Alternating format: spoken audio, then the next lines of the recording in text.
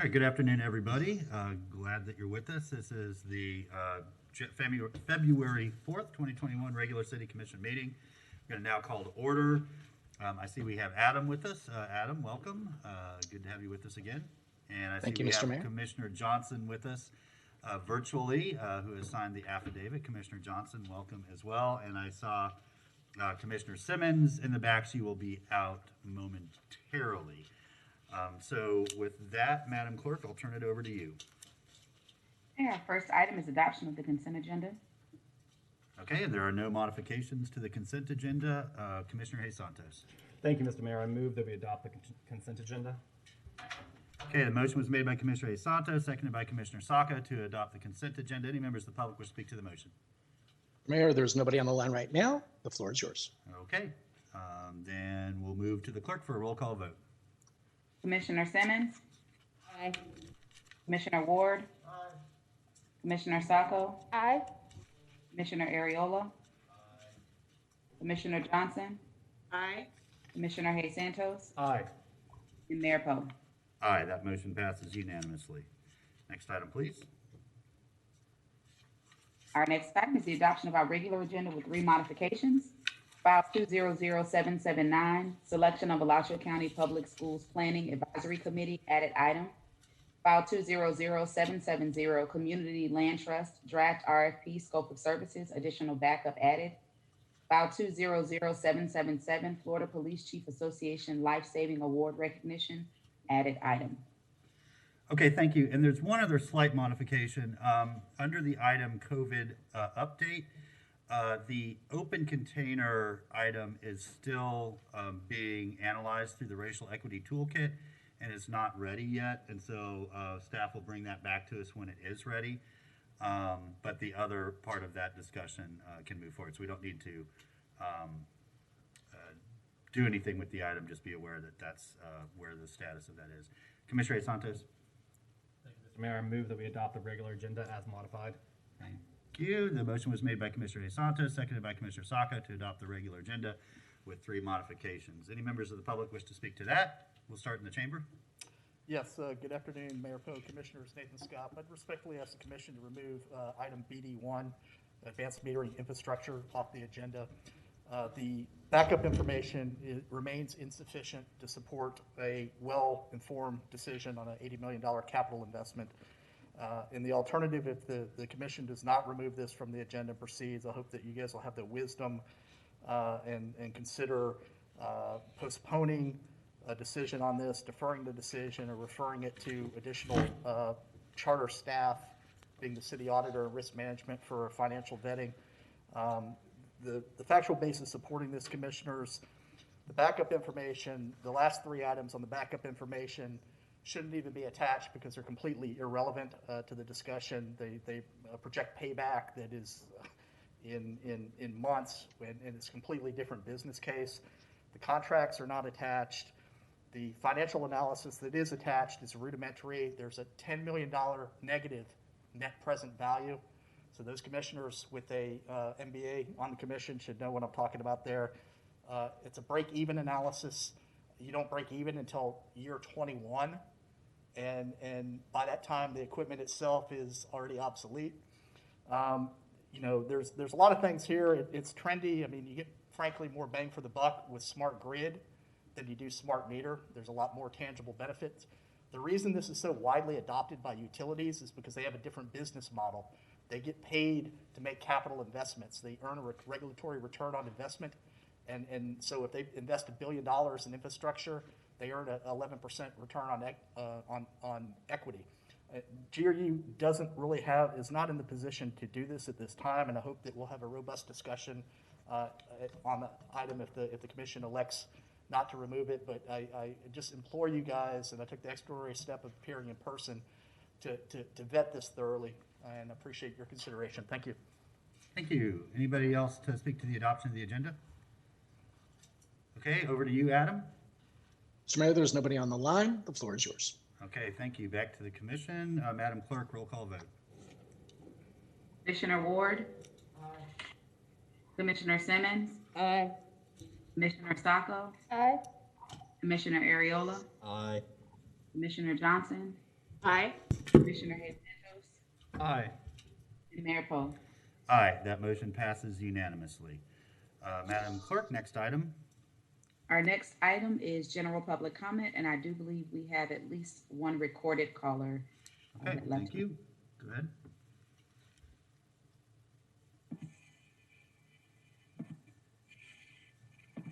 My name is Bruce Brendall, 352-888-1042. I live in the city limits of Gainesville. The two comments that I want to make is about the gender neutrality issue. I am in support of gender neutrality for the city of Gainesville. I think that there's been some reactionary comment about that, fearing that women are going to go all over town without tops. I think that is totally unfounded. But I think that women need the same freedom that men have enjoyed since the 1930s. Okay, that's number one. Number two, the panhandling ordinance that affects homeless people. I am a homeless advocate. I have my own program. It's called Gator Bruce Homeless Relief. It's not a corporation. It's not an organization. It has no money transpiring, everything, nothing. It's just my own personal efforts to help homeless people, because at one time I was homeless. But the panhandling ordinance has to provide some way of homeless people to make the money that they need to get ice, to get food, to get whatever they need, little things from the drugstore that they need for help. You can't just cut out panhandling totally. You have to give them an avenue, a safe way to panhandle, maybe from the sidewalk instead of the median. Give them something. You have to give them something. That's the most important thing. You have to amend that ordinance to give the homeless people some way of making money. They can't always get jobs. They can't always get a shower. They can't always get clean clothes. Don't be heartless and cut out everything from them. Okay? Thank you very much. And I will come to the city commission this on Thursday, the 4th, and I will speak about these matters then if I'm allowed to. Thank you. Bye.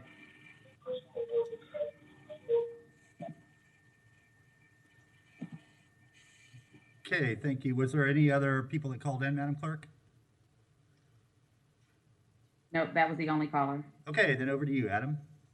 You're still good. There's nobody on the line, Mr. Mayor. The floor is Okay, yours. thank you.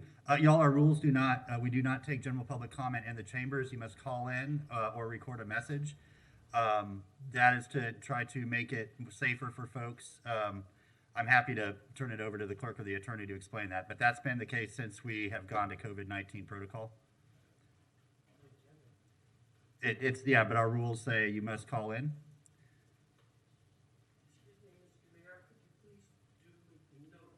For the record, that there are, I think, 3 of us here to make public comment, and we've been denied. No, you haven't been This is denied. This is Joe Beatty. Yeah, you haven't been denied. There's 2 ways to do it. You can call in and record a message ahead of time, or you can call in on your phone and speak during, as Mr. Scott's been doing the past several months. I feel I've been denied Yeah, my okay, thank you. ability, and it's on the record now. Appreciate that. From now on, y'all, I think, are aware of the rules. We just want to keep people safe. That's our main goal. Okay, Madam Clerk, next item, please.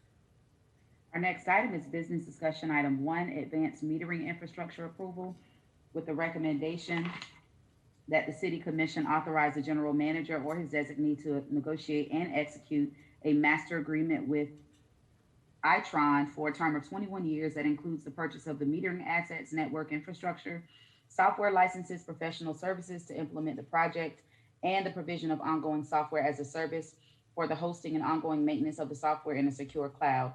The master agreement set of documents includes SAS, the statement of work, order document, and MSA, which are all subject to approval by the city attorney as to form legality, and also to authorize the general manager or his designee to negotiate and execute an agreement with Aclara SGS for the installation of smart meters for the AMI solution. The agreement and the statement of work are subject to approval by the city attorney as to form and legality.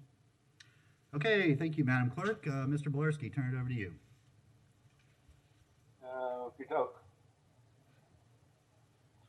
Yeah, Commissioner, this is Ed Bolersky. I have Tom Brown here with me today, as well as Chad Parker and Claudia Rasnick, who will have Tom jump right in, I suppose. with introducing this item to you once again. Okay, thank you. Mr. Brown, welcome.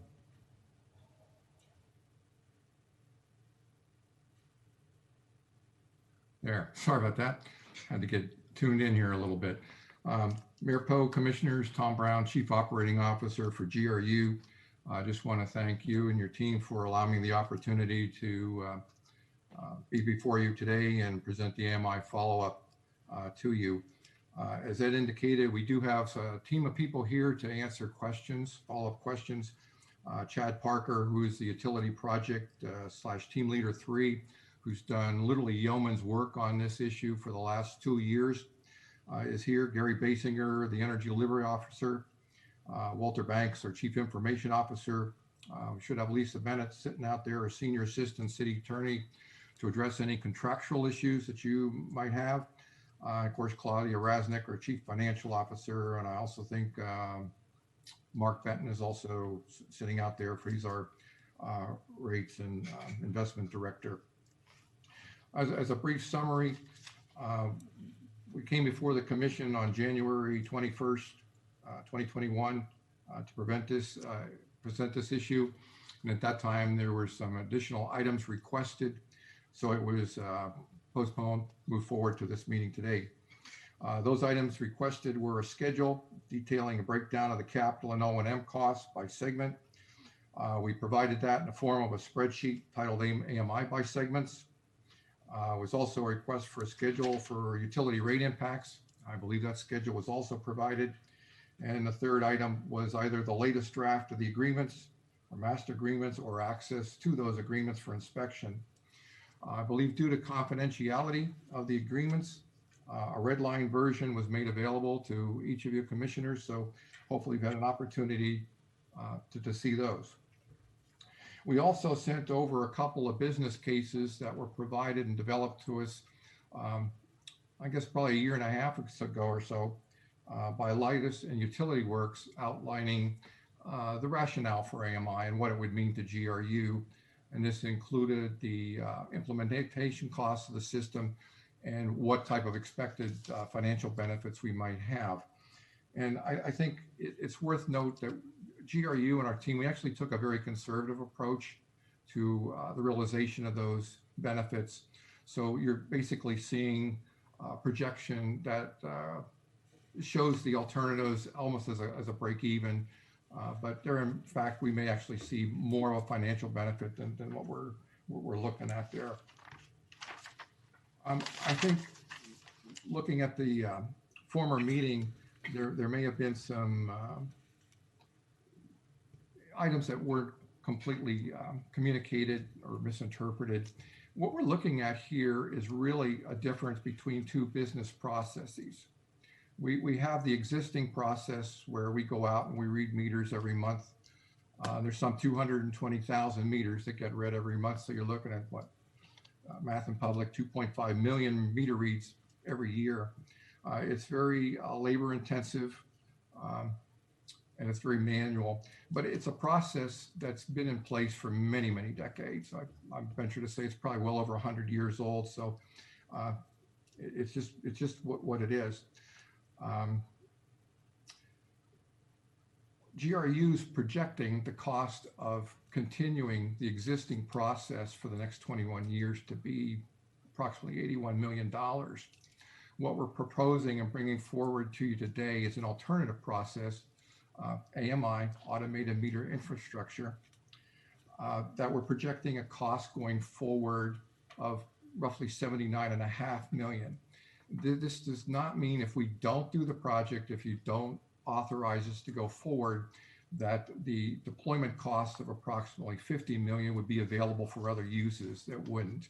The existing process would basically consume those funds during our normal business process going forward. So again, GRU is looking at this. We're projecting what I would term as a cost neutrality. There'll be enough savings from doing the project to recover the capital, recover the interest on the capital, pay our O&M expenses, and come out about equal to what the existing process is in place. I think it might be worthwhile to some people to maybe talk a little bit about some of the benefits that our customers might see. And I think when I go through these, I'm going to turn it over to Chad Parker briefly. Since the last presentation, Chad has put together a little bit of an animation that kind of explains the process. I think most everybody on the commission is well aware of how this works and what it might do. But there may be some people that are looking in today that may not be familiar with what it does, and hopefully that might be helpful. But some of the benefits on the customer side, in particular on the water side, for example, is early detection of water leaks and high usage.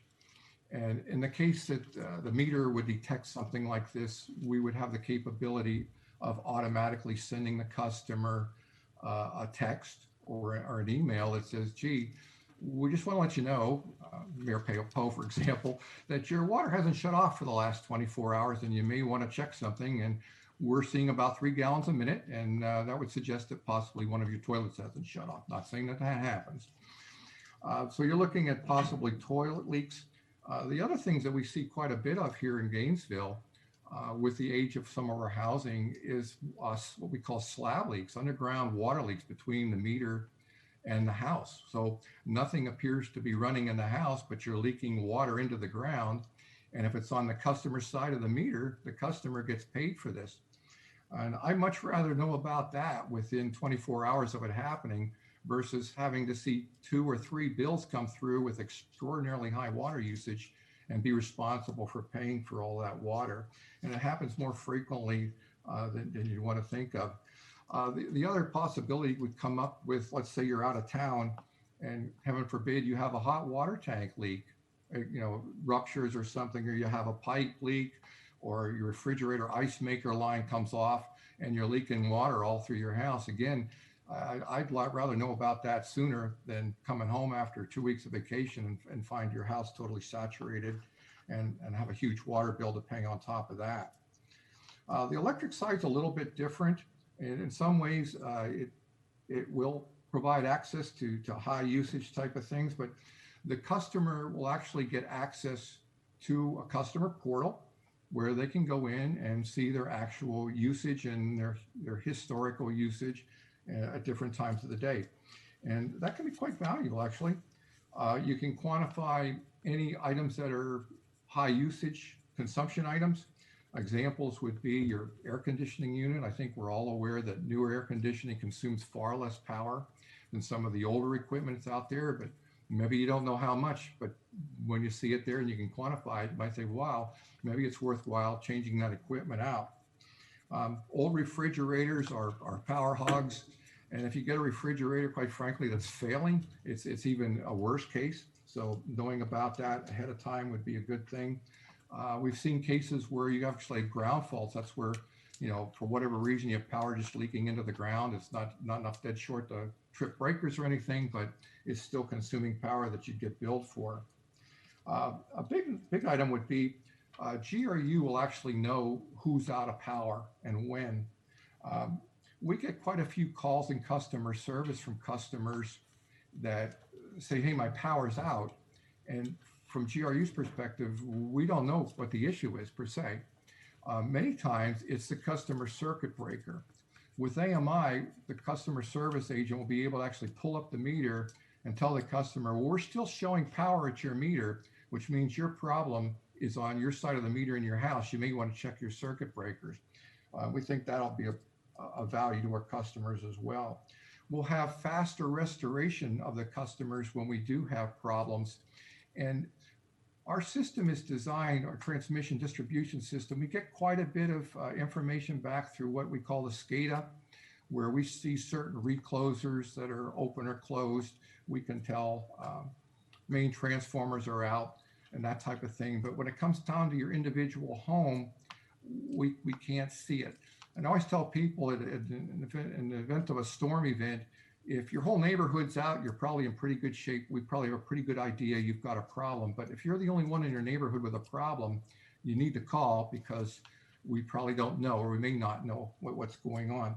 But with AMI, they have what they call a last gasp, which means when the power goes out to your meter, The last thing it does with the battery backup, it sends an alert out to the system. It says, hey, we just lost power. So by seeing how many meters on what circuit went out at the same time, we can automatically roll that up and kind of diagnose exactly where the problem is, where to send our crews, and what to look for. And that's about as simple as I can explain that. The other thing that this system would do for you is actually monitor the quality of power that's delivered. And this doesn't happen very frequently, but we do have cases where transformers start to fail and they may provide either over voltage or under voltage to the home. Now, some of the monitoring equipment you have in the home is more than capable of dealing with it. Some of it isn't.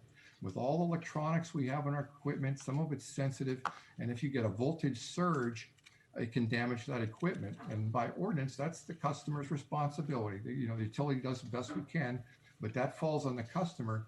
So, if your TV gets juiced because it's over voltage, it's unfortunate. But with AMI, we should be able to see some of that stuff happening before it actually fully fails and be a little bit proactive on the transformers. And that goes to actually preventing outages. When we see equipment starting to fail out there, we can go out and address it before it becomes a failure. And we think that provides some good things. We also think that this is really, the MI system as a whole is an integral part towards the smart home technology that's coming, and ultimately what it means for demand side management. Getting that two-way communication to the homes with power, or with going in and going out, at some point will enable the smart home to become a reality and be able to maybe control the demand in individual homes as needed and where needed. We think it'll be actually provide an enhanced customer service experience for our customers when this system would be integrated with the new customer integration information system that's being deployed. It will mean a whole different experience for customer signups. We could do it online. We could actually turn the meter online, turn it on online, and actually turn it off online when the case is warranted as well. So we're looking at the possibility for customer prepays. For some folks actually prefer to pay their bill that way. We've learned from other utilities that upwards of 10% of their customer base actually prefers to use a prepay system where they just essentially put so much money in the parking meter. When it runs low, they get a text and they put some more money in the meter. And people that are financially challenged, what this would mean is that they could sign up for that type of system. And when the meter gets low, they get a text. They could use a credit card or whatever they do to replenish the supply of money there and keep their power on. If the power goes off, as soon as they put money back in the meter, it can come right back on. We think that would be a big change in how we interface with some of our customers. From the utility perspective, there are a lot of benefits. We would see, the real-time customer outages, the last gaps that I've already described to you. We would have far less truck rolls than we have now. Basically, we'll roll trucks now for non-outages. I mentioned about the circuit breakers in people's houses. We'll roll a truck and find out it's really not our issue. We're able to resolve the customer issue faster by letting them help themselves. The automated customer turn-offs and turn-offs, that's a big deal. We have like 37,000 apartments in the city of Gainesville. With all the students that reside here, they transition in and out every year. We have a tremendous amount of turn-offs and turn-offs. If all that can happen automatically, seamlessly, we can save a lot of dispatch from our truck rolls. To a lesser extent, the newer meters are less susceptible to theft. There's technology integrated into them that I won't go into, but it will help us with theft detection. And it's been one of the surprises for me since I came to Gainesville is that, it's multiple events per week that we find with people that are trying to perform theft of services. So hopefully that will help. It's not fair to all the customers that actually pay for it. We'd be able to see transformer loading, which means we could actually put the proper size transformer in a given neighborhood. If it's oversized, we're spending more money than we'd have to. We put the right size transformer in there and meet the load. We'll be able to see the transformers failing. We'll actually be able to see the loading on the various legs of the transformer to give better customer service, better customer voltage. Real-time customer analytics is a big thing for us too. I think it'll become even bigger as these systems become more deployed. And that is basically understanding where our power is being delivered, where it's being consumed, and how it's being consumed. And again, this kind of goes back to the demand side opportunities that may be coming available in the future. There's also less exposure to our personnel in the field using AMI. Our meter readers go out there every day.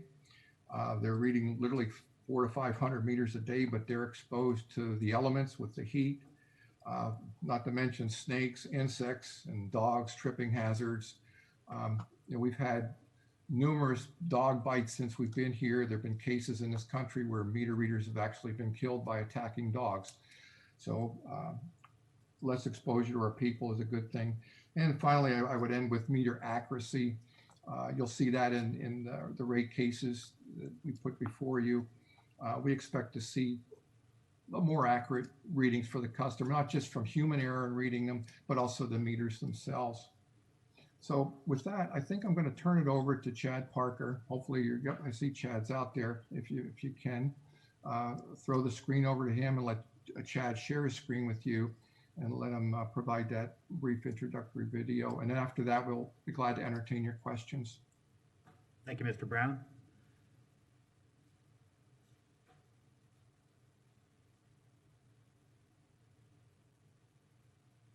Mr. Parker, welcome back. I'm sorry, Commissioner Simmons, go ahead before we start this next presentation. Are we saving questions towards Sure. the end, or we can ask questions? Go ahead if you've got Okay, one. Yeah, I go have a right ahead. question. You talked about the prepaid utility service. Can you speak more about that? If it's how soon could that be implemented and how that works? And explain more to the commission how that would benefit the customer.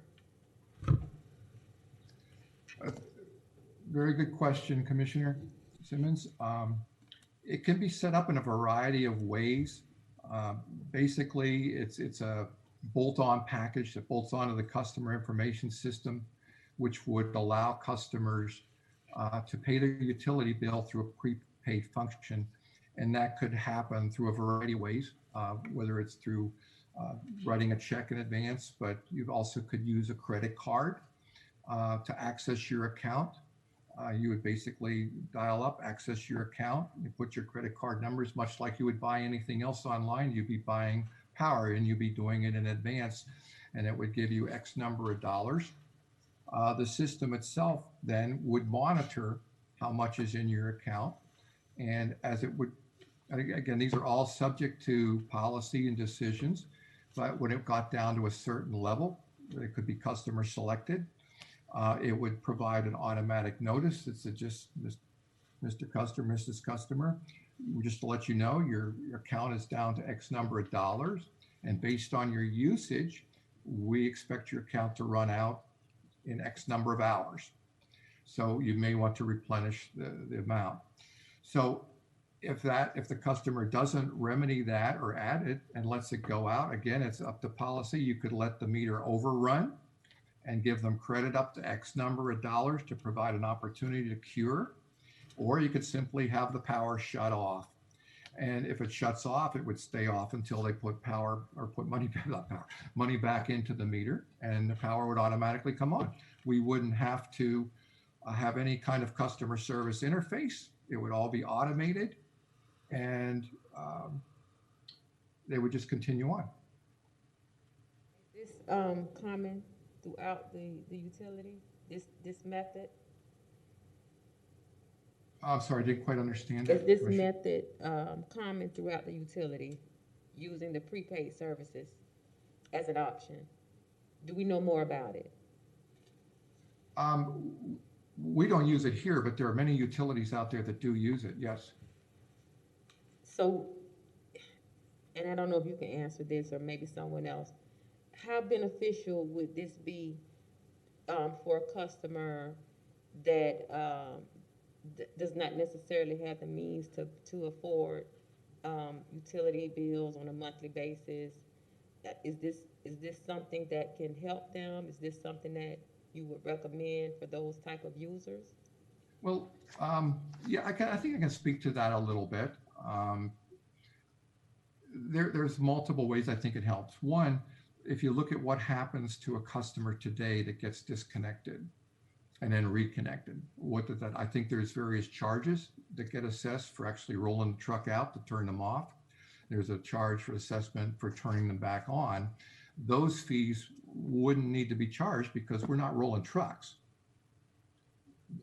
And I think that's a big deal. And I also think that it would void, again, it's policy and decision making here, but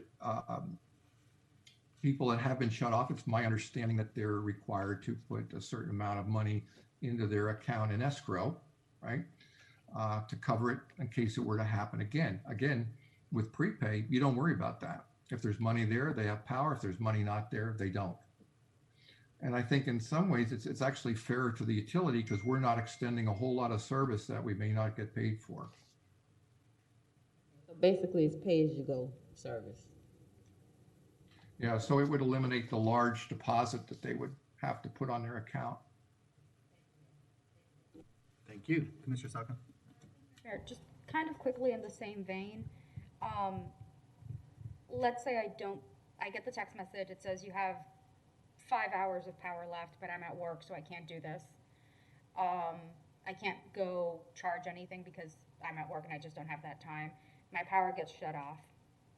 You said there wouldn't be fees because you're not rolling trucks out. It would be an automatic shut off.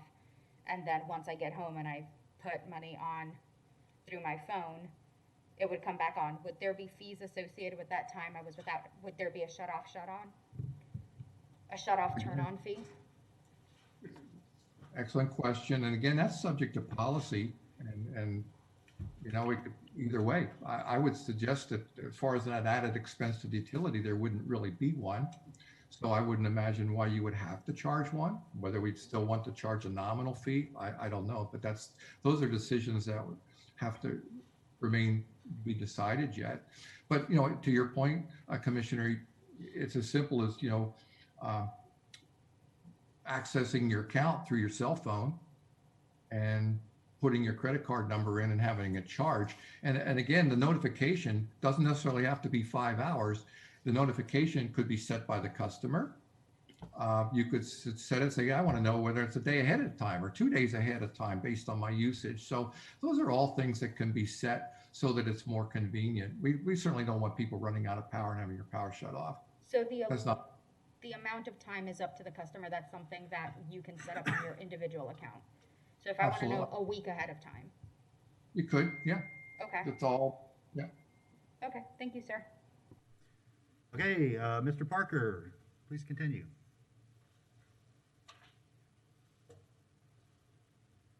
Can't hear you, Chad. All right, can you hear me now? We can. Okay, thank you guys for having me back. This was just a quick slide that we put together for Commissioner Simmons to just kind of show the process of how this works. I think it'd be good for not only the commission, but the general public to see. So basically you have your city here. And the first thing we would do is we'd go out and we'd roll a truck. And what we'd do is we'd install a collector on a pole or a router that would take the meter data. Then we'd start truck rolls out there to install meters. This would be electric, water, and gas meters. And once the meters are installed and we have routers on the poles to take that data and route it, we start to have data and information, for example, like power quality issues, voltage, leaks, tamper alerts, reads. And I put value in there because this is where a lot of the value is in an AMI system is right here in the data. And once it gets to that router, it'll leave that router and it'll go up into the cloud, all the same information that we see coming from that meter, and it would go into Itron's data center.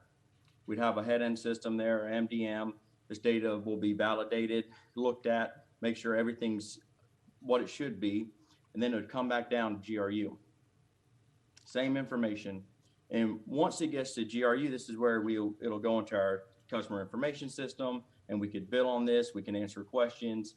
And then through a customer portal, that information would come back to the customer.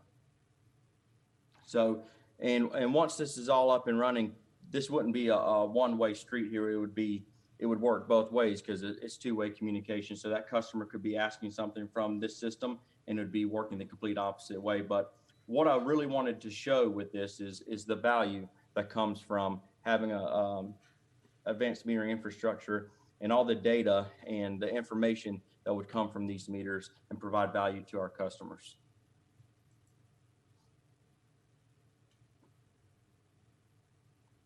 Anyone have any questions on that? We do not. Thank you, Mr. Parker. Looks like you had a little fun with that. Yeah. All right, back to you, Tom. Okay, thank you, Chad. I'm sorry, if you pause for a question, Commissioner Ward, I believe, right? Yes, thank you, Mr. Mayor. Mr. Brown, I just wanted to thank you for the discussion about the user benefits. Those were questions that I had, and I appreciate the opportunity for you to go through that for everyone's benefit. We talk a lot about, you know, about the backside of things and how it works for the city and how it works for the people doing the work, but we don't talk a lot about why we should be doing this for users of our system. So I really appreciate that, and I just wanted to mention that before we moved on. Thank you. Most welcome. All right, Mr. Brown. Okay, with that, that's about all I had to present. If there's any other questions, I'll be glad to address them. If not, I'll turn it back to you, Mayor Poe, and the commissioners to maybe address our recommendations that we provided from the first presentation done on the 21st. Sure, and I'll just, I've got Commissioner Sacco here in queue.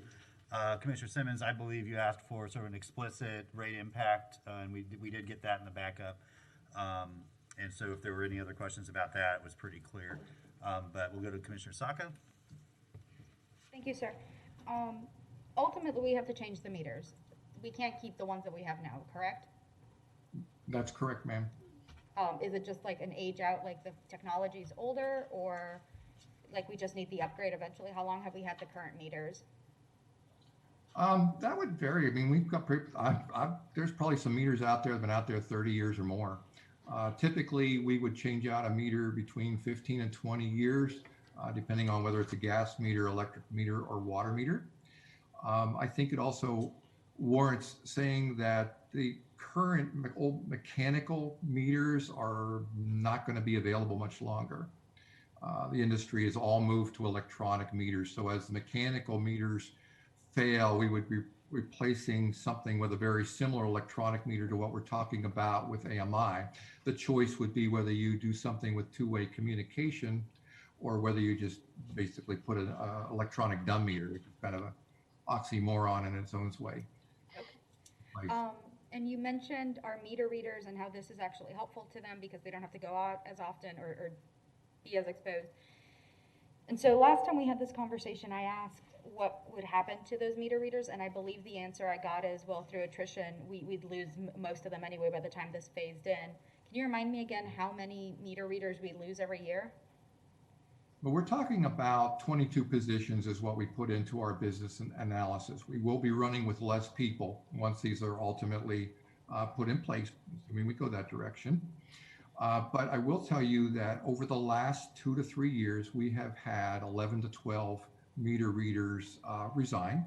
Total? It's a per year. Per year. So we lose a meter reader every month? Pretty much, yeah. It's a tough job. And I mean, they get assailed from a lot of different fronts out there. And unless you went out there and did it, you got to remember our meters, a lot of like the water meters and stuff fill with sand. They literally have to dig every meter out, clean it off before they can even take a meter or a reading on that meter. So it's a difficult job. You're down on your knees, up and down, and a lot of folks don't. and they resign, or quite a few of them actually moved on to other positions within the utility. Now, the ones that don't resign, we're hoping to either retrain them, that they could become AMI technicians qualified to go out and repair or substitute our new AMI meters, or they can transition to other sections of the company. But it's potentially possible at the end of the day, in a couple of years, we may still have an overstaffing situation that we have to address. So I'm glad you mentioned the training for other positions, because I think that's the only way I'm comfortable making my choice today, that I know we won't just lose 22 employees, that's 22 families that won't have a good job at GRU anymore. So I'm happy to hear the retraining aspect, to move them into other positions. So I just wanted to make sure that that was said and get clarification on that. Thank you, sir. You're welcome. Thank you, Commissioner. Commissioner Ariola. Thank you, Mr. Mayor, and thank you to everybody at GRU. I appreciate you all taking the time to explain a bit further and answering our requests for more details and whatnot, because this is an important project for the utility. It's going to be important in how it gets rolled out. I understand that this is going to be over the course of a few years, and that gives us a lot of time to plan for how we integrate this into standard operating for GRU, and I think it's going to have a large effect. So what I would like to do is continue to get operational updates on the implementation as we go forward, particularly with the costs of the implementation. I want to make sure that we're on target, but also as we begin to shed other costs because of what the automation is going to provide for the utility.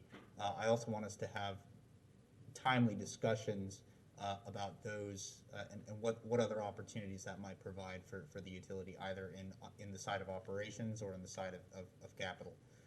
So with that, Mr. Mayor, I'd like to move that we authorize the general manager to execute the master agreement. Okay, is there a second? Second. That was you. Motion by Commissioner Ariola and seconded by Commissioner Hayes Santos to authorize the general manager to move forward with the agreement. Commissioner Hayes Santos. Thank you, Mr. Mayor. A question on the budget or the rate impacts from AMI and CIS, and the short-term increases would be attributed to capital, to recover capital expenditures. Is that correct? Yeah, I'll turn that over to Claudia, let her address that. But like under gas and mainly just, I guess, gas. So there's, sorry, Claudia Rasnick, GRU. There's a couple of components that go into the rate impact. The primary one is the O&M cost up front, and then the capital cost over time. So you're seeing the 3% in the gas system because of those. And I believe those dollars are in your backup. And then as far as I see in future years that the expectation is that this would have a downward pressure on rates. And is that just from a reduction of O&M costs? Is that the main reason that's be reduction? So it's a mix. It is a projected increase in revenues and a projected decrease in O&M cost after implementation. Okay. All right. Thank you, Mr. Mayor. Thank you. Commissioner Simmons. Yeah, Ms. Resnick answered the question that I was going to ask, but I wanted to also ask about the security level for us. How is it in terms of potential terrorist attacks or cyber attacks? How have we addressed that? I think, Mr. Mayor, would you like me to address that question? Sure, yeah. The question's about security, both from sort of cyber attacks and any other sort of nefarious, intrusion into the system. Yeah, my understanding, Mr. Mayor, is that Itron has a very sophisticated system internally to code the information that's being transmitted up into the cloud, and that it has not been an issue. It isn't a type of transmission where they could back into the utility, back into our control system and cause massive outages or anything like that. I think the worst case scenario would be they could access a particular customer. How you would do that or why you would do that, I don't know, but they have taken great steps to make sure that that's very, very difficult to happen. And, you know, to my knowledge, it's not an issue out there. Mr. Mayor, this is Walter Banks, the CIO. It is encrypted from point to point. So the likelihood of someone trying to intercept data going from the meters to the actual collection boxes or back to the head end at EOC, slim to none. We already have a robust cybersecurity program in place, both on the corporate network as well as the operational network for the utility. So I don't see that as being a problem. Thank you, Walter. Thank you, Mr. Banks. And there was an awful handsome fellow right behind you there, Mr. Banks, while you're talking. I don't know exactly where you are right now. And I also have to assume that whomever we would use still has to meet the federal regulatory standards, right? He did the old finger on the nose symbol of yes. That is correct. So there's a sort of federal regulatory backstop to security as well. I'm confident. Was that it, Commissioner Simmons? Okay, thank you, Commissioner Ward.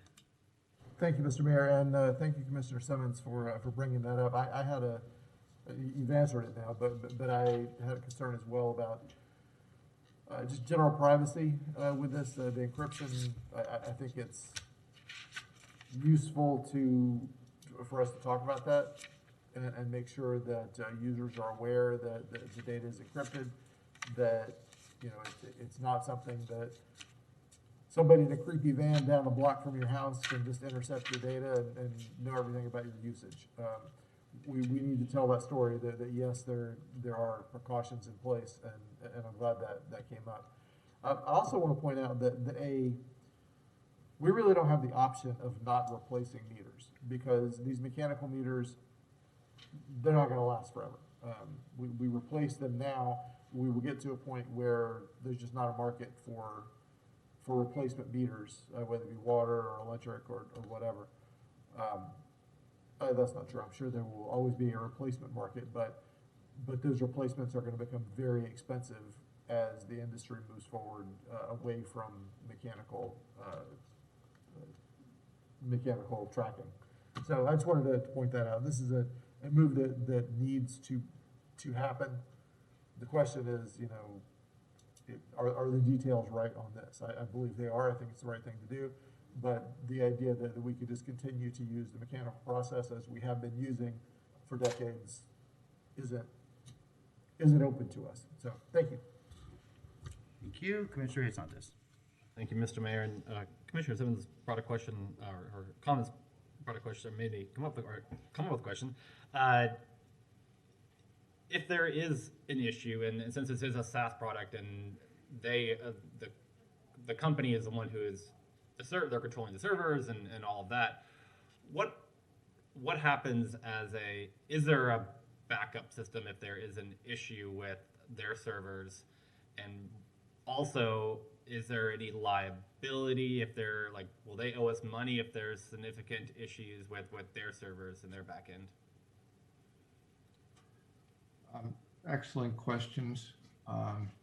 First, we can start at the meter, and the meter has a certain amount of internal memory within the meter. And I believe, depending on how often you set the reading frequency on the meter, it will store at least 30 days worth of data, in cases even more. If you're if water reading once a day instead of every 15 minutes, it could be many, many months worth of data. In addition to that, I think the backup is in the cloud. They have backup systems prepared as part of the package. Walter, I see you come on there. Would you like to expand on that a little bit? Sure. Itron, the hosted system, the SaaS system that we're looking at, fully robust, multiple sites within the United States geography for us to be able to draw on in case we have an outage associated with a particular site.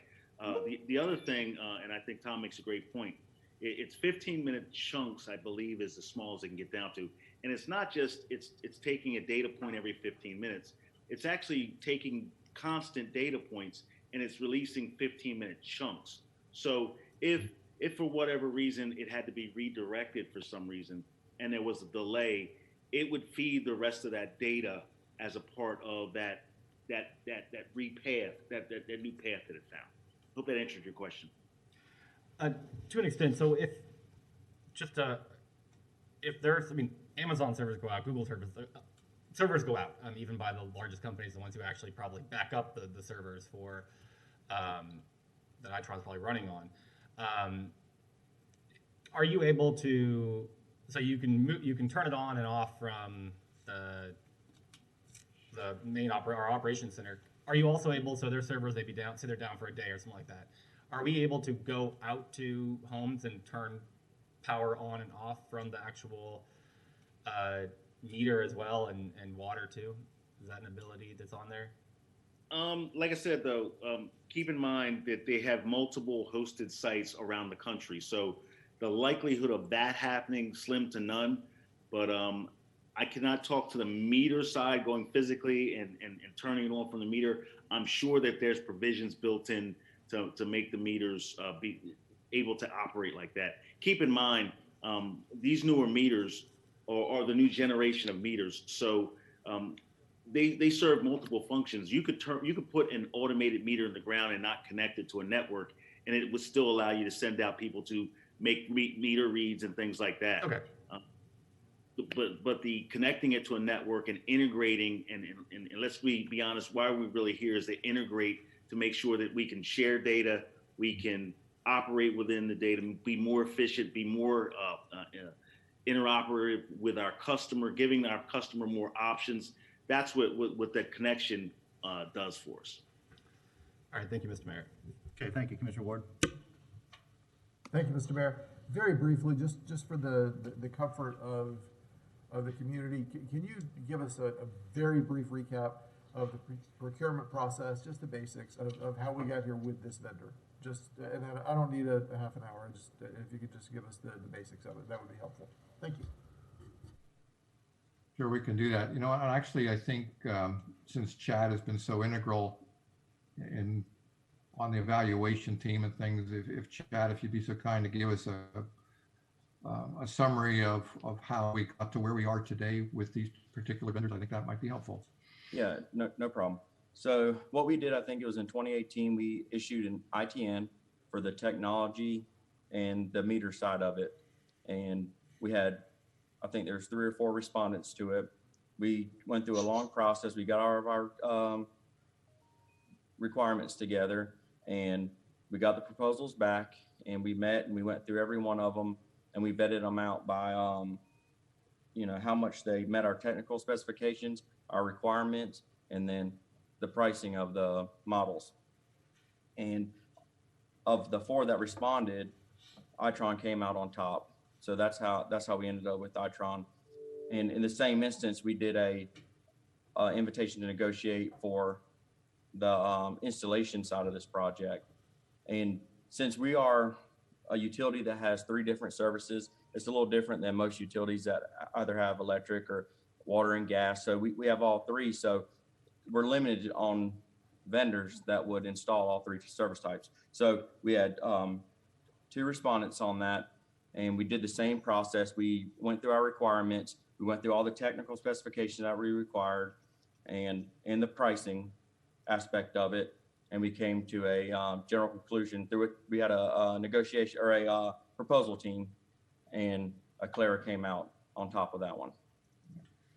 I might also add, Mr. Mayor, that because we're kind of on the backside of this on implementation that so many other firms have already implemented, it's kind of a mature industry, and the bids that came in were highly competitive with each other.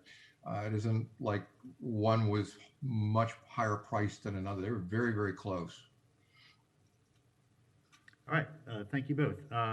With that, we'll turn to members of the public. We'll start with anybody in the chambers, and then after we move through them, Adam, I'll turn it over to you. Mr. Scott, go ahead. Yes, good afternoon, Mayors, Commissioners. Nathan Scott, former Commissioner, Florida Public Service Commission. As I stated, the financial analysis and backup information is insufficient to support an $81 million capital investment. There is a negative $10 million net present value associated with this project. The contracts are not attached as backup. The public is not given the benefit of having access to contracts for $81 million investment. Most of the backup information is outdated from 2018 consultant reports and is completely irrelevant to evaluating this capital investment. No tangible cost savings exist, as the break-even point doesn't even exist until 21 years after the investment is made and the assets are depleted. From a financial perspective, GRU customers would be much better off if GRU used these funds to pay off its $1.7 billion mountain of debt rather than making this investment today. Commissioner Ward talks like authoritarian, like he's a utility expert. Commissioner Ward, you're not. Many electric analog meters have been in place over 50 years because they're reliable. You don't have to replace these meters today. You can, but you don't have to. The commission should not be bamboozled into approving another terrible $81 million investment. Unfortunately, it appears you guys are. The economics for this capital project are terrible. The economics destroy $10 million of net present value that could be better used to pay off debt today. You don't have to do this project today, commissioners. You can defer it for a year. You can defer it for 2 years. Does it need to be done? Eventually, yes. GRU is not in a position to do that today. GRU's request would get laughed out of any other boardroom and outright rejected by the Florida Public Service Commission based on the economics alone. There are no tangible savings. It's a terrible investment. In lieu of approving the GRU request, please take the time to consider having other city staff, the city auditor, and risk management properly vet and provide an independent, objective analysis on the poor economics of this capital project. You don't have to take my word as a former utility executive public service commissioner and somebody with an MBA in finance. Ask your staff. They'll tell you the same thing. You're just listening to GRU, and this financial analysis that they provide in the backup is a joke, commissioners. It's terrible. We talk about rate impact, wastewater. You're looking at 5% across the board, multi-year wastewater increases. What's driving that? GRU is making this up as they go. The general fund allocation from electric to gas has a variation of $7 million on a year-to-year basis. I don't know what describes that. So as the commission shows no interest in addressing these valid concerns before the public, I believe the time has come to challenge GRU's rate structure as GRU is making up as they go methodology before the Florida Public Service Commission. And the bonds, nowhere in the bond offering statement was it said these proceeds are going to be used for AMI. Thank you. Thank you, Mr. Scott. Mr. Washington? Welcome. If you just pause for a sec, we're going to clean it for you.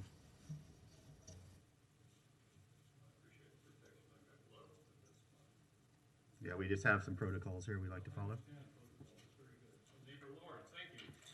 What I'd like to do here is to thank my friend Nathan Scott, although I don't think he's right about several things. Number one, that this commission doesn't understand. You have an economics professor yourself, so-called, a couple of MBAs here. You know exactly what you're doing here, and it's not GRU bamboozling you. I had a very nice employee from GRU come to my home last year who took out my smart meter for water, and I asked him how many were being taken out. He said thousands, but their guess was a project or something, and he replaced it with an analog meter. Thousands. Mr. Washington, can you leave your mask Thousands on? of analog meters are going on. I'm not going to put my mask on so I can be heard. We can I'm hear you. 6 We can feet hear you away. Mr. Poe, you're using my time. Please stop it. I'll give you extra time. Please stop it now. Okay, I need to adjourn this meeting until we resolve this. Mr. Manager.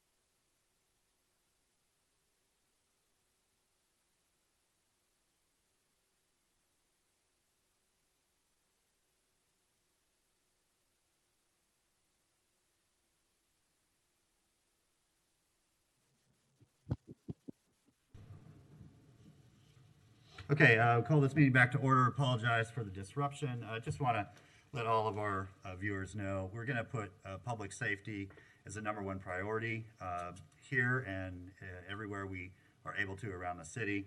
And the minimum for that is wearing a mask and observing social distancing.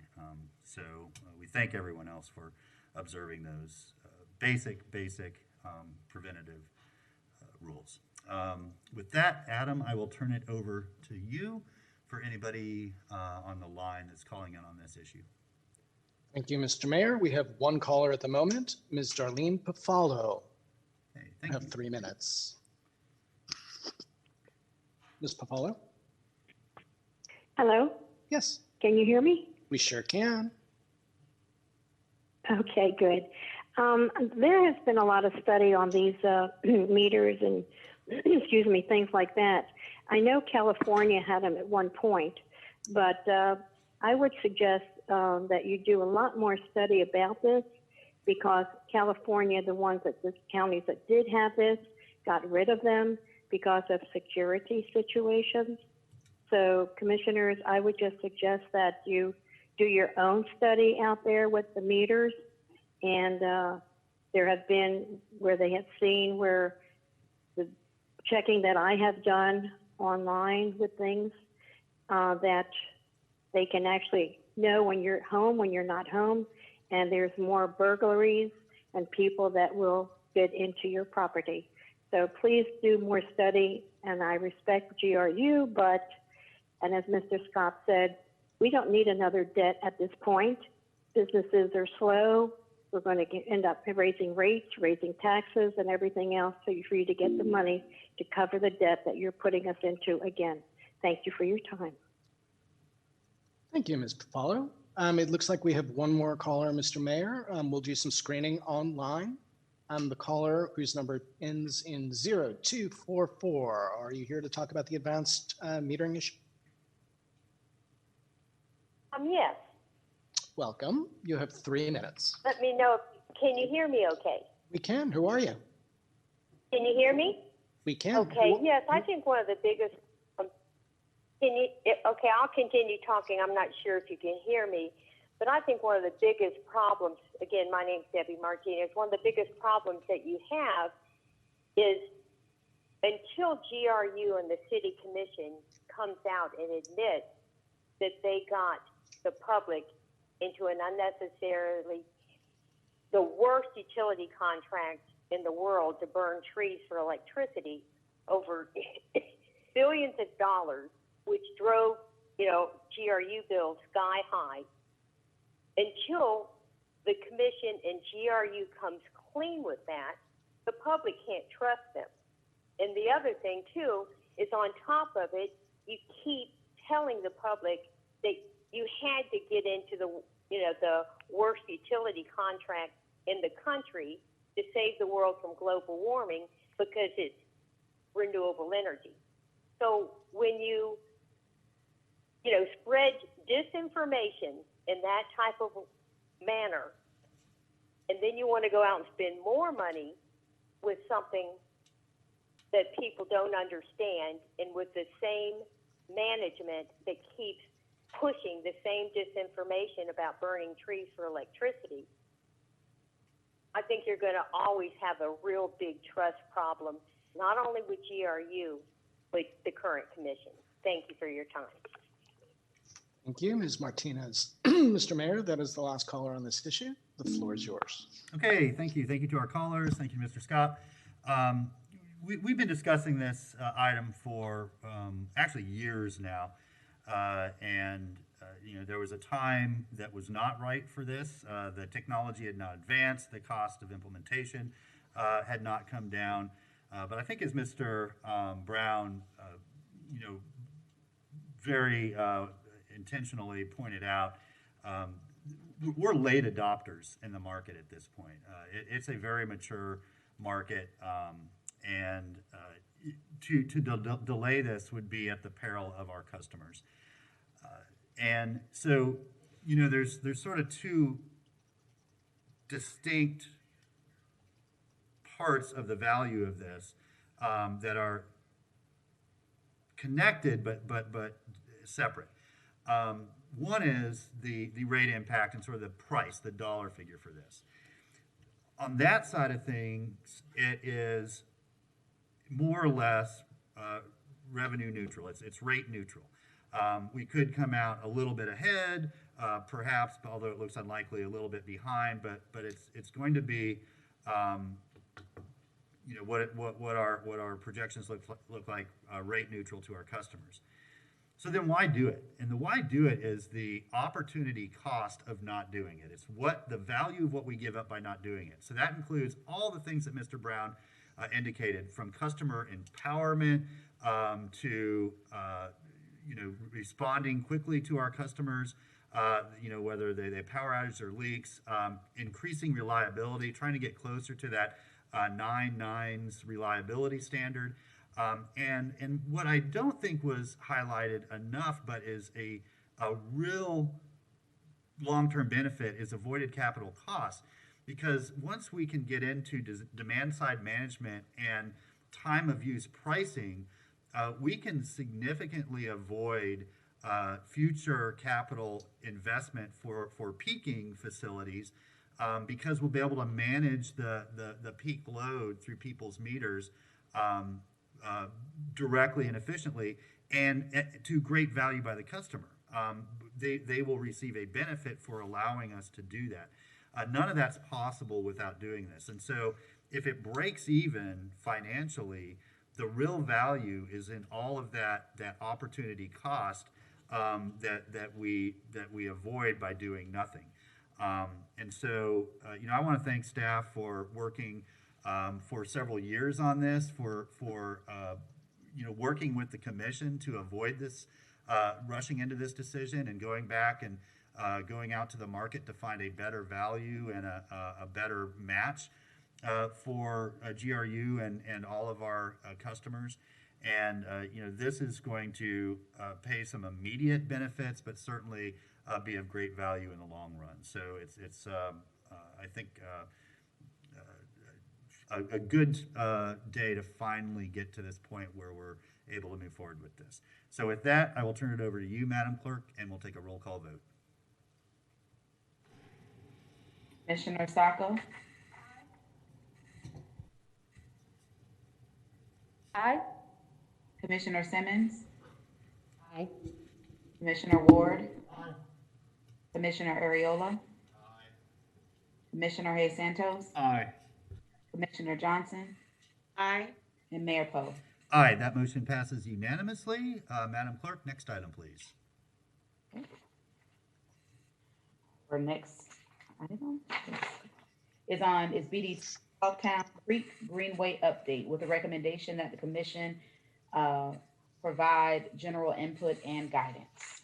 All right, thank you. Mr. Feldman, I'll turn it over to you.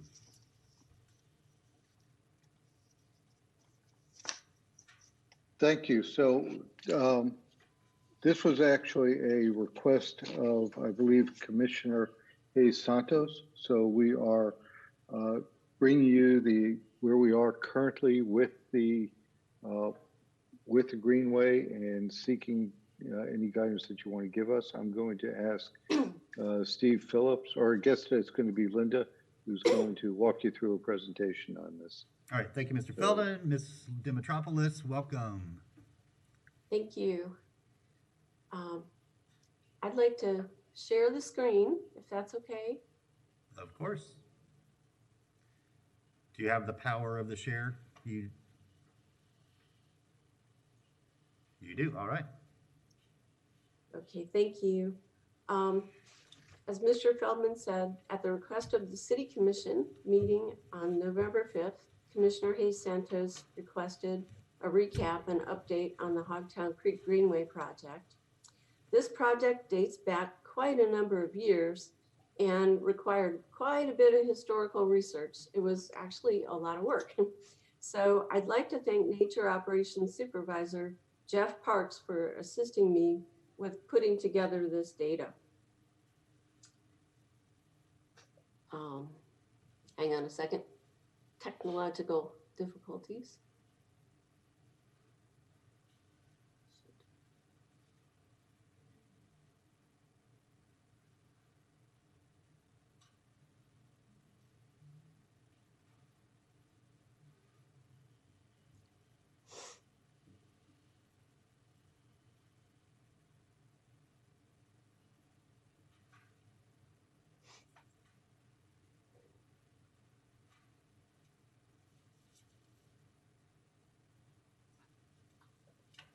Okay.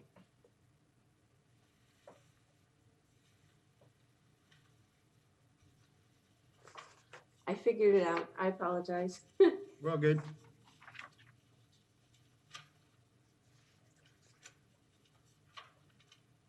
It's not letting me forward because I'm sharing. Oh, here we go. Okay.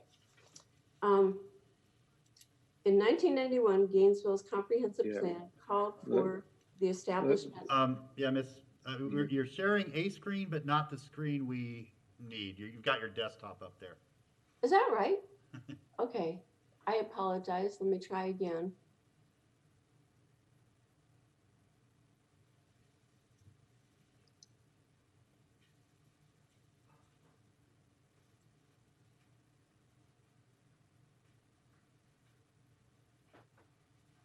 Do we have it right this time? Yes. I'll see if I can. Okay, here we go.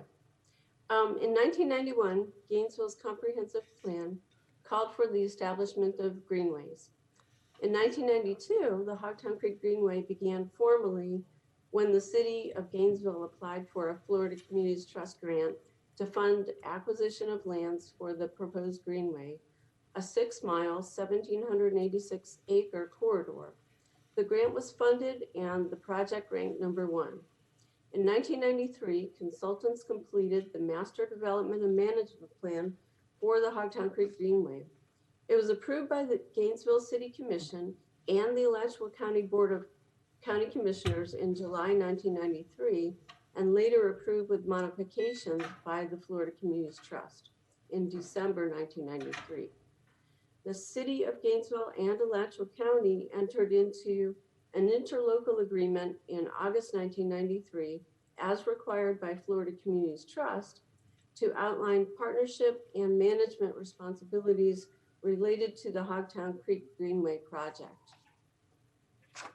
The Master Development and Management Plan shown here depicts the Greenway as originally envisioned. The plan, however, acknowledges that 16 parcels located between Northwest 39th Avenue and Northwest 23rd Boulevard were not included due to an error and omission of the parcels in the city's comprehensive plan. As a result, these parcels could not be included as part of the plan, but the intention was to designate them as greenway parcels in the future.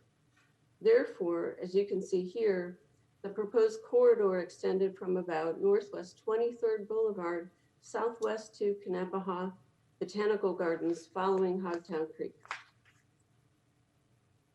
The Master Development and Management Plan stated that the project's primary objective is to protect, restore, and preserve the remaining ecologically sensitive and important landscape features along the Greenway corridor, and secondarily, to provide structured and controlled access to these lands through a comprehensive network of trails and other public facilities. The Florida Communities Trust Grant Award Agreement stipulates that trail development must be compatible with the protection of natural features and values. Accordingly, the Master Development and Management Plan acknowledged that sensitive landscapes, including steep slopes, habitat of rare plants and animals, wetlands, and the natural creek channel and the floodplain are a primary concern for protection. The plan stated that it is the city's goal to avoid or minimize disturbance to all jurisdictional wetland areas of the project. In order to ensure that the Greenway Trail did not have detrimental impacts on these natural resources, a combination of trail surfaces, earthen trails, boardwalks, and paved trails were envisioned based on the circumstances unique to different trail segments. For example, the plan specifically identifies Ring Park as having pedestrian-only trails.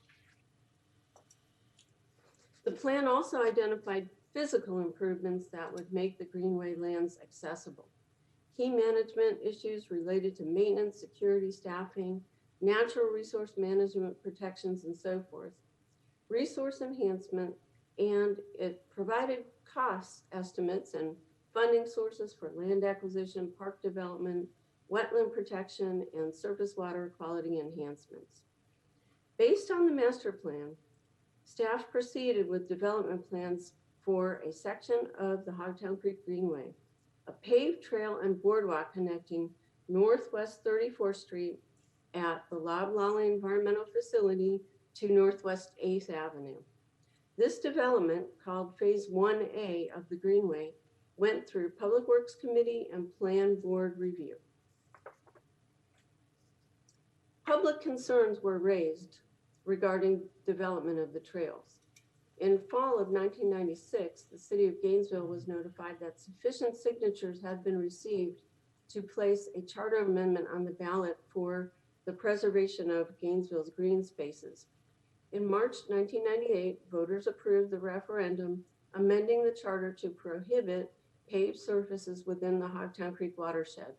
It read, "The city of Gainesville, Florida will not expend, use, nor seek any city, county, state, or federal funds for the construction of any paved surface for the transportation use or recreational facility in the area designated under the City of Gainesville Comprehensive Plan 1990 for recreation use or other conservation use in the Hogtown Creek watershed." The charter amendment had greater ramifications than preventing the trail through the Greenway. As worded, it prevented all paving for recreation facilities, not just trails, and not just in conservation lands, and potentially limited paving for transportation as well. To address this situation, in 2005, the Recreation and Cultural Affairs Committee discussed the issue, and subsequently, the City Commission approved proposed revised charter language. The City Commission approved the ordinance upon second reading in January 2006. In March 2006, voters approved revised language to the charter amendment allowing paving on recreational but not conservation areas within the Hogtown Creek watershed. And most recently, this past November, voters approved the elimination of this charter amendment entirely. The city attorney's office has confirmed that the paving prohibition in this charter has been repealed and the prohibition is inapplicable as though it had never been in effect. This is the 1998 map that accompanied the charter amendment. The 1998 map shows the Hogtown Creek watershed as it was delineated at that time and the lands that were impacted by the paving restriction. The conservation lands shown in green included the conservation area at Possum Creek Park, 29th Road Nature Park, Ring Park, Loblolly Woods, and Sugarfoot Prairie.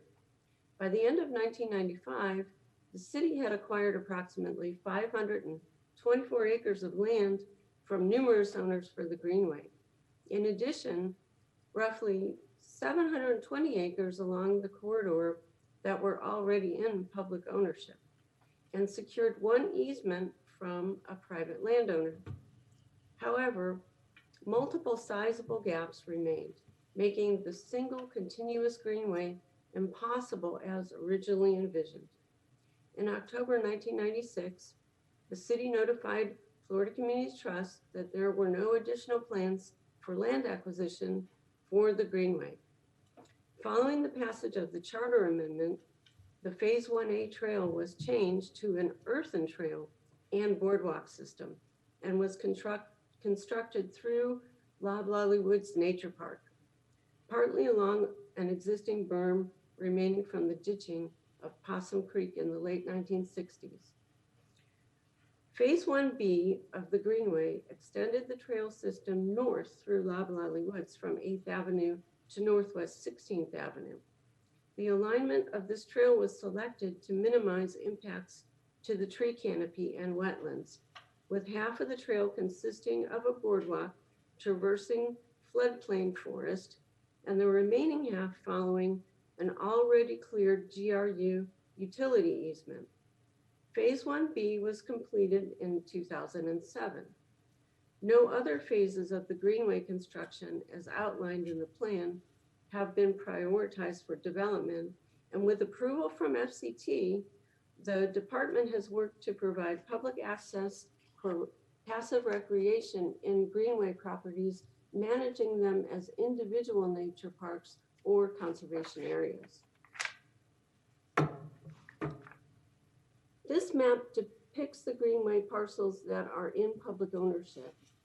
The purple color are parcels that are owned by the city but were not funded by Florida Communities Trust. The peach color represents parcels that were acquired by the city utilizing the Florida Communities Trust grant funds. The green parcels represent other ownership, that's Lake Kannapaha and Kannapaha Botanical Gardens. The red lines are Phase 1A and Phase 1B of the Greenway, the only trails to be constructed specifically for and in accordance with the Master Development Plan. Nature operations staff have continued to work towards completing the Greenway acquisition. To date, there are now approximately 1,361 acres of Greenway properties in public ownership. That's 908 city-owned and 453 other public. And in fact, we are scheduled to close on another small parcel acquisition tomorrow. This map is a similar map, but it shows how the Hogtown Creek Greenway parcels line up with the current bicycle and pedestrian trails layer. This is just one idea for making potential connections. Once you do this, you can begin to see alignment and also identify gaps. Existing multi-use trails are shown with a solid green line. Proposed multi-use trails are shown with a dashed green line. And we've drawn some green arrows depicting where some gaps might be. And you can see in sort of the lower left of your screen, there's a proposed trail for Celebration Point with timing unknown. And then there's a trail along Southwest 62nd Boulevard, which is currently funded. So with that, does anybody have any questions? We do. Thank you, Ms. Dimitropoulos. I appreciate the, first of all, the significant amount of research and going back through that original master plan. Even the graphics and font spoke of another era. So it must have, I don't know, been almost nostalgic, going through all that, old research and stuff. But thank you for getting it before us and, kind of bringing us to the point where we can start looking forward to how we might be able to take advantage of the charter amendment that our voters approved this past November. Commissioner Santos? Yeah, thank you very much, Mr. Mayor, and I want to thank staff for, that's a lot of research going back over 30 years, and I also want to thank the Charter Review Commission for placing this on the ballot and for our neighbors voting to remove this. As you saw from that, one of those slides, I think the third one up, where it shows the watershed of Hogtown Creek, it covers almost 2/3 of our city. And then when you include all of our other creeks, I mean, our creeks are what connects our city. There's a creek that probably goes through almost every single neighborhood in our city, and they're all pretty much interconnected. And I think that is what connects our city. So I'm hoping that we can start taking steps to start creating multimodal trails that really do interconnect our city, and I think this is how we can do it through our creeks. I think there's a lot of opportunities for purchasing land and things like that. I've also been I've spoken to property owners of some of the larger multifamily properties along the way, along even Hogtown Creek itself, and they are open to the city acquiring easements for trails. I think people now understand that they are an amenity and they actually raise property values and are really a huge benefit, both for leisure and also for people to get to work. One of the things that I'm hoping that we can give direction to is I would like for us to, I mean, the plan is 30 years old. It's probably time that we create a new one that reflects kind of our creeks now, proper zone, but also I think the standards of how trails were made and new things that were made from there. So that would be, I would like for us to do is to ask staff to come back with what would it take to create a plan. And I think probably using wild spaces, public places, dollars would be, I think, a good use of using those dollars to help create the plan. There are designated dollars. One of the allowable uses is a trail network in there. And for staff to come back with what would it look like for us to move forward with creating a new master plan for our greenways. Thank you, Mr. Mayor. Thank you, Commissioner Simmons. Mayor, I would like to see that we partner with the North Florida Regional Planning Council and utilize some of their staff and some of their connections, because remember when we had the joint city-county meeting, we were looking at trails and how we can connect not only in the city of Gainesville, but throughout Alachua County and various counties. So I would like to also add that we work with the North Central Florida Community Planning. I'm going to say North Central. You got it. Regional Planning Council. Yeah, we're going to work with Barzella, but not on this. But yeah, if we can add that to the motion, if you're going to make a motion. Sure, and I mean, I think at this point, you know what, we don't have a motion yet, but really just asking staff to come back to us with a proposal of how we would either create a new plan or update the plan. And in that, I think we can ask them to look for other partnerships. You know, we're obviously going to look at funding sources in that, and a variety of other things. I think there's probably some great assets at the University of Florida that would love to participate and offer, you know, grad assistance and things like that. So anyway, you know, I think we're preliminary here. Commissioner Ward. 30 years ago, more than 30 years ago, we were kind of at the forefront in Gainesville of talking about trails and recognizing the benefit to the community, all the community, of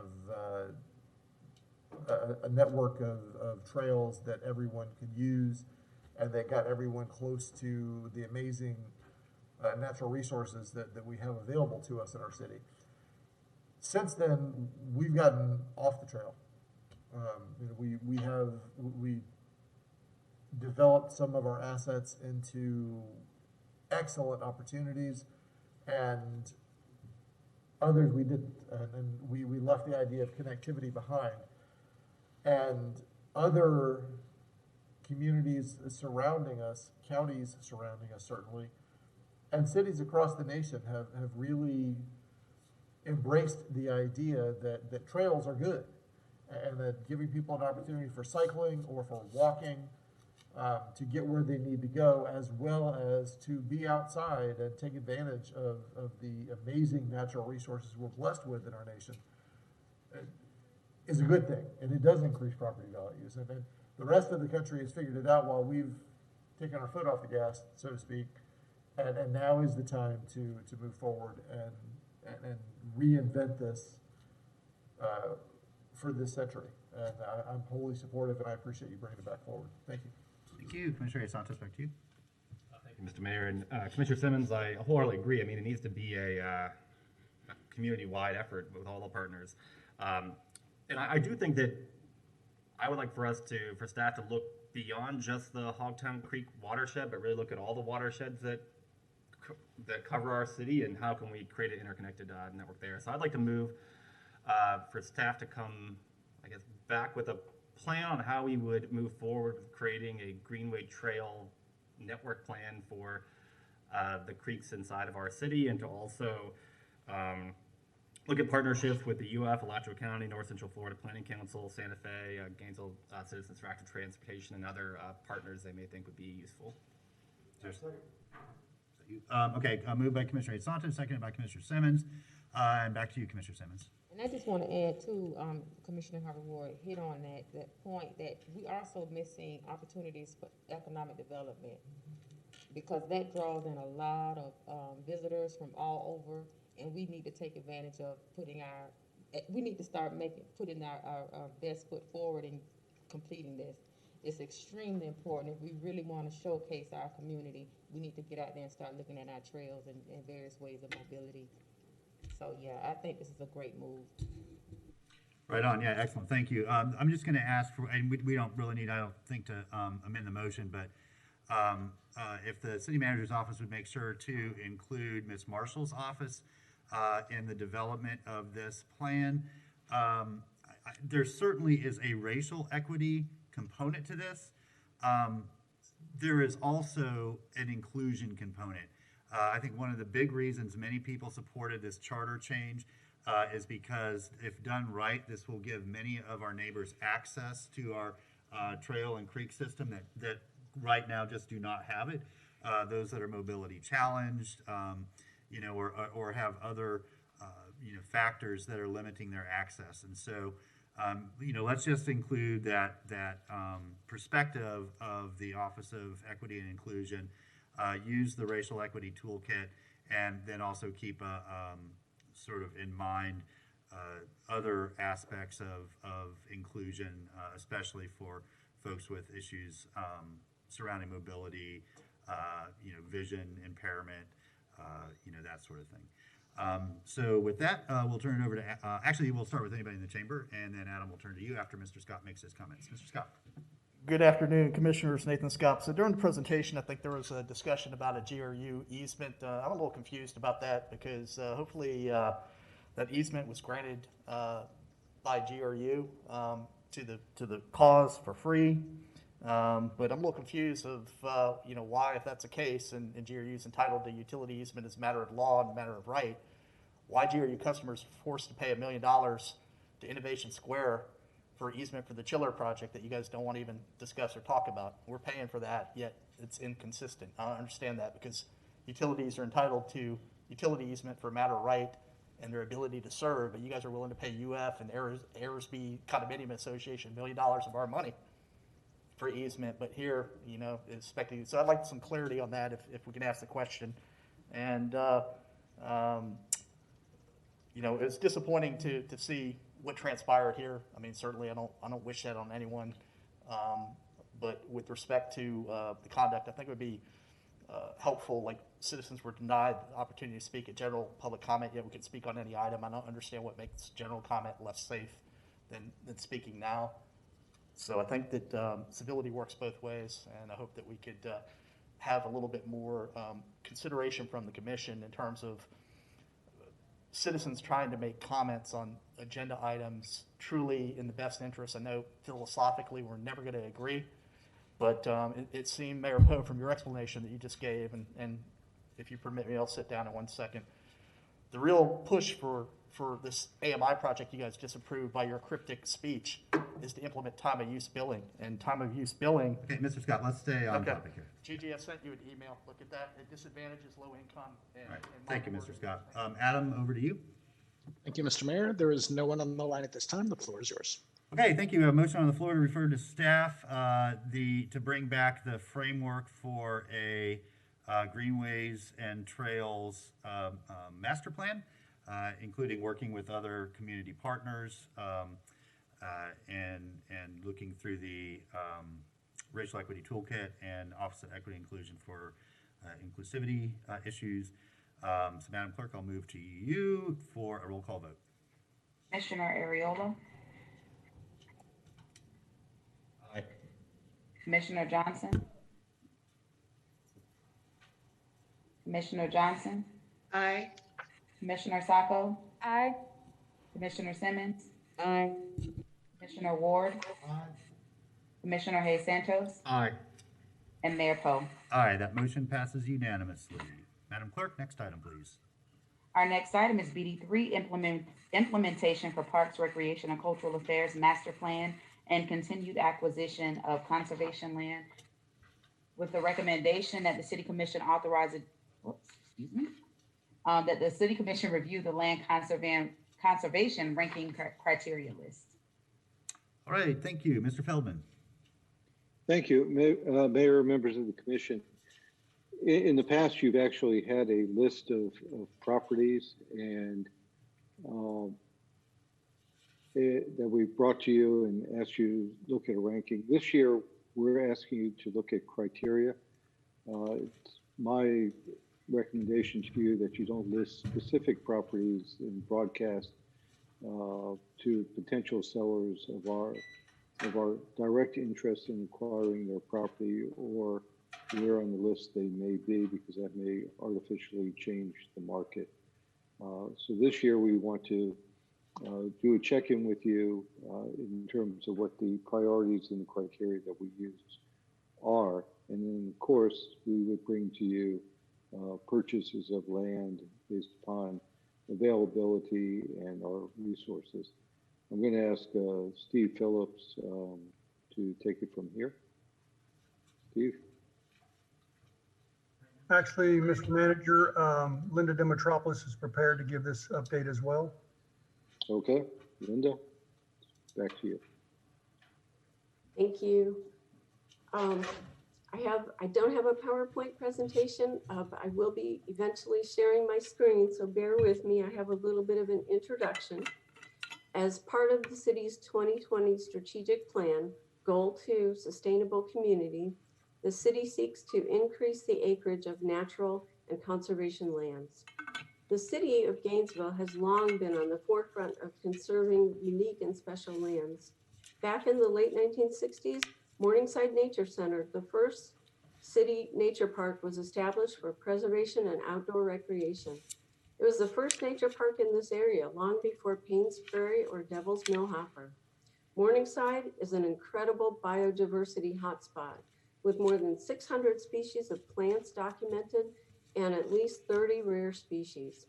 With the foresight of previous city commissions like you, the city has continued to value the importance of conservation land.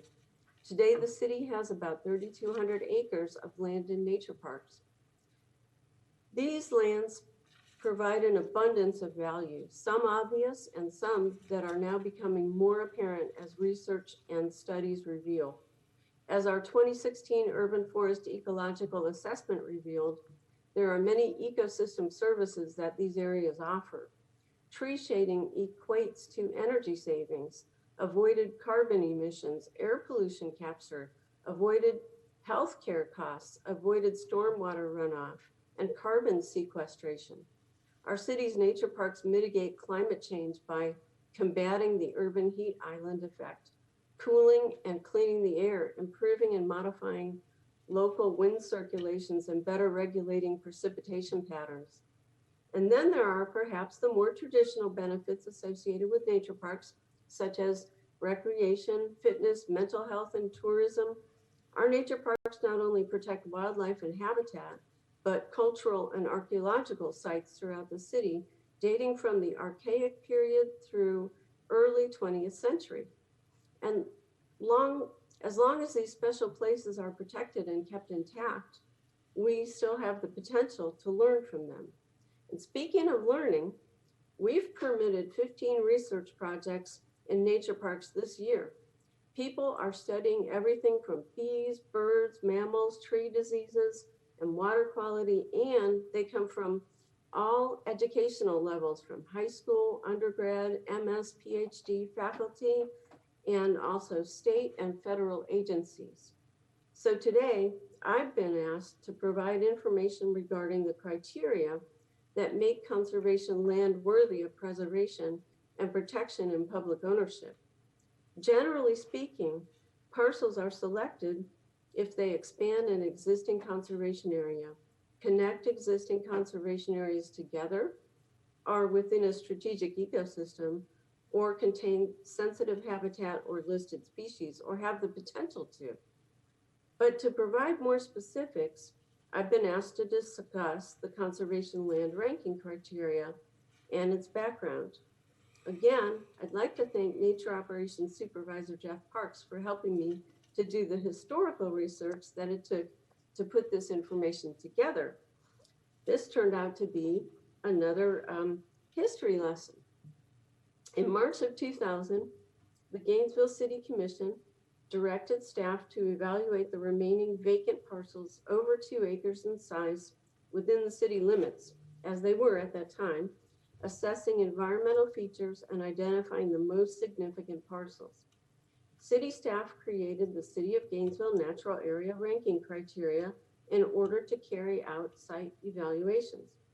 These criteria were modeled after ranking criteria used in the 1996 KBN Alachua County Ecological Inventory Project and the Dade County Environmentally Endangered Land Acquisition Program's biological scoring criteria.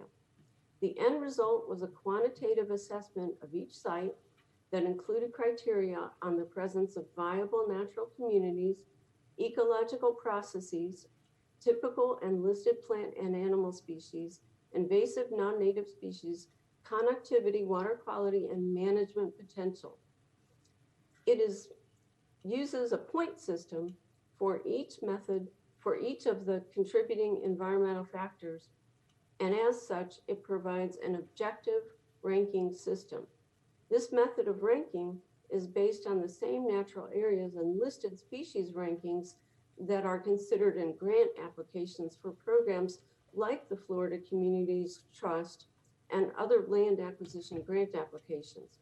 Therefore, lands selected through this ranking are more likely to be funded by these grants.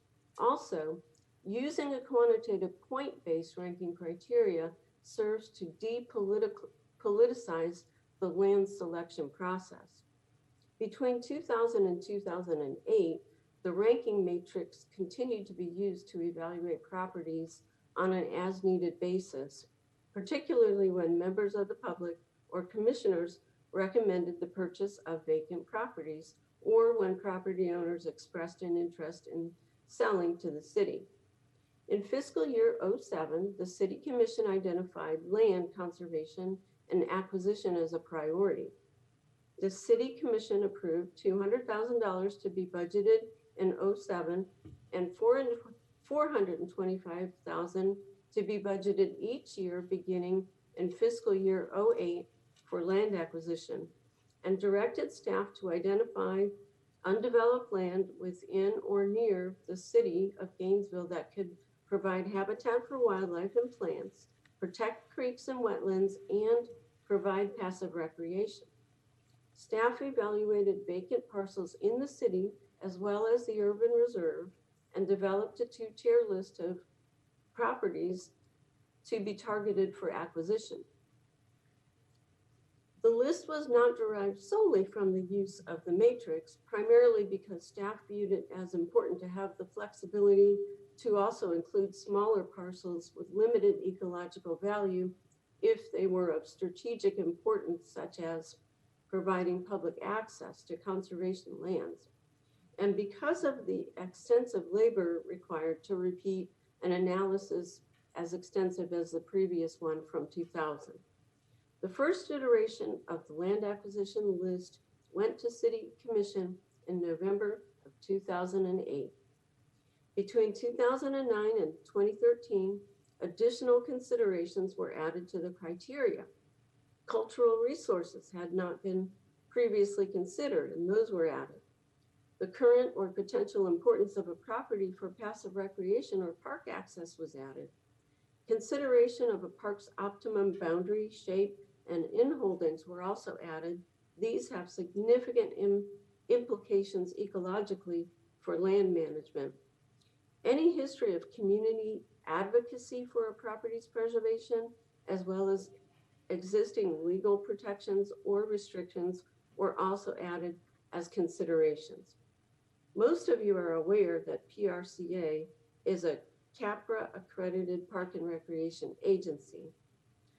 As part of agency accreditation, staff and the Nature Centers Commission Citizen Advisory Board review this criteria at a minimum of every 5 years and provide updates if necessary.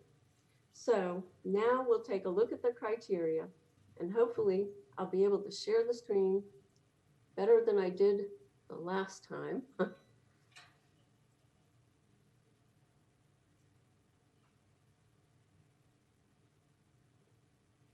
Are you seeing my screen now?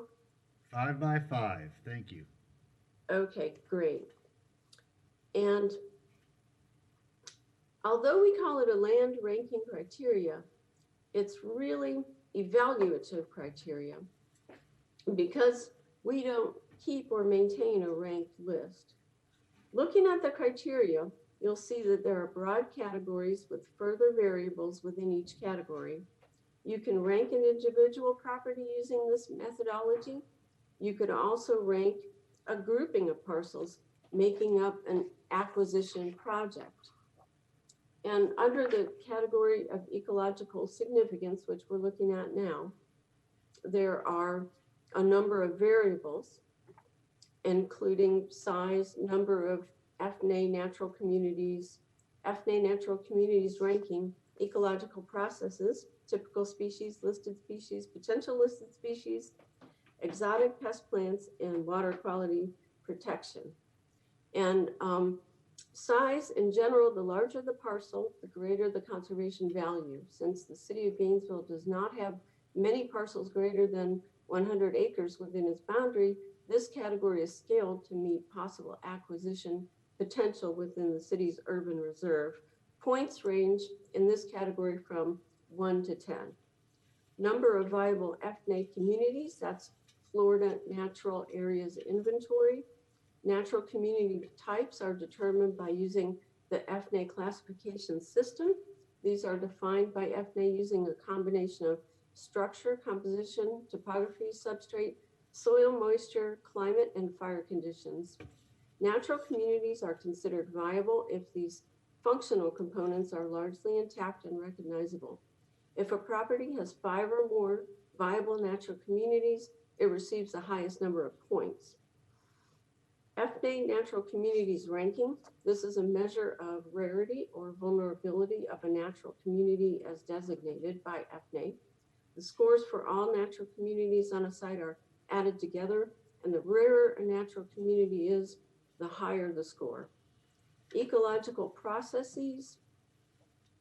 I'm going to scroll down a little bit. Ecological processes, fire and hydrology are the two most common processes that shape and characterize Florida's natural communities.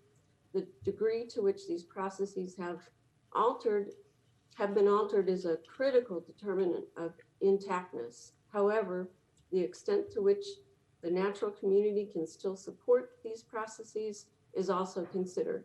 The more intact a property's ecological processes, the higher the score. Typical species, the property is assessed for typical species as listed in the FNA Guide to Natural Communities. The more typical species present, the higher the score. Listed species.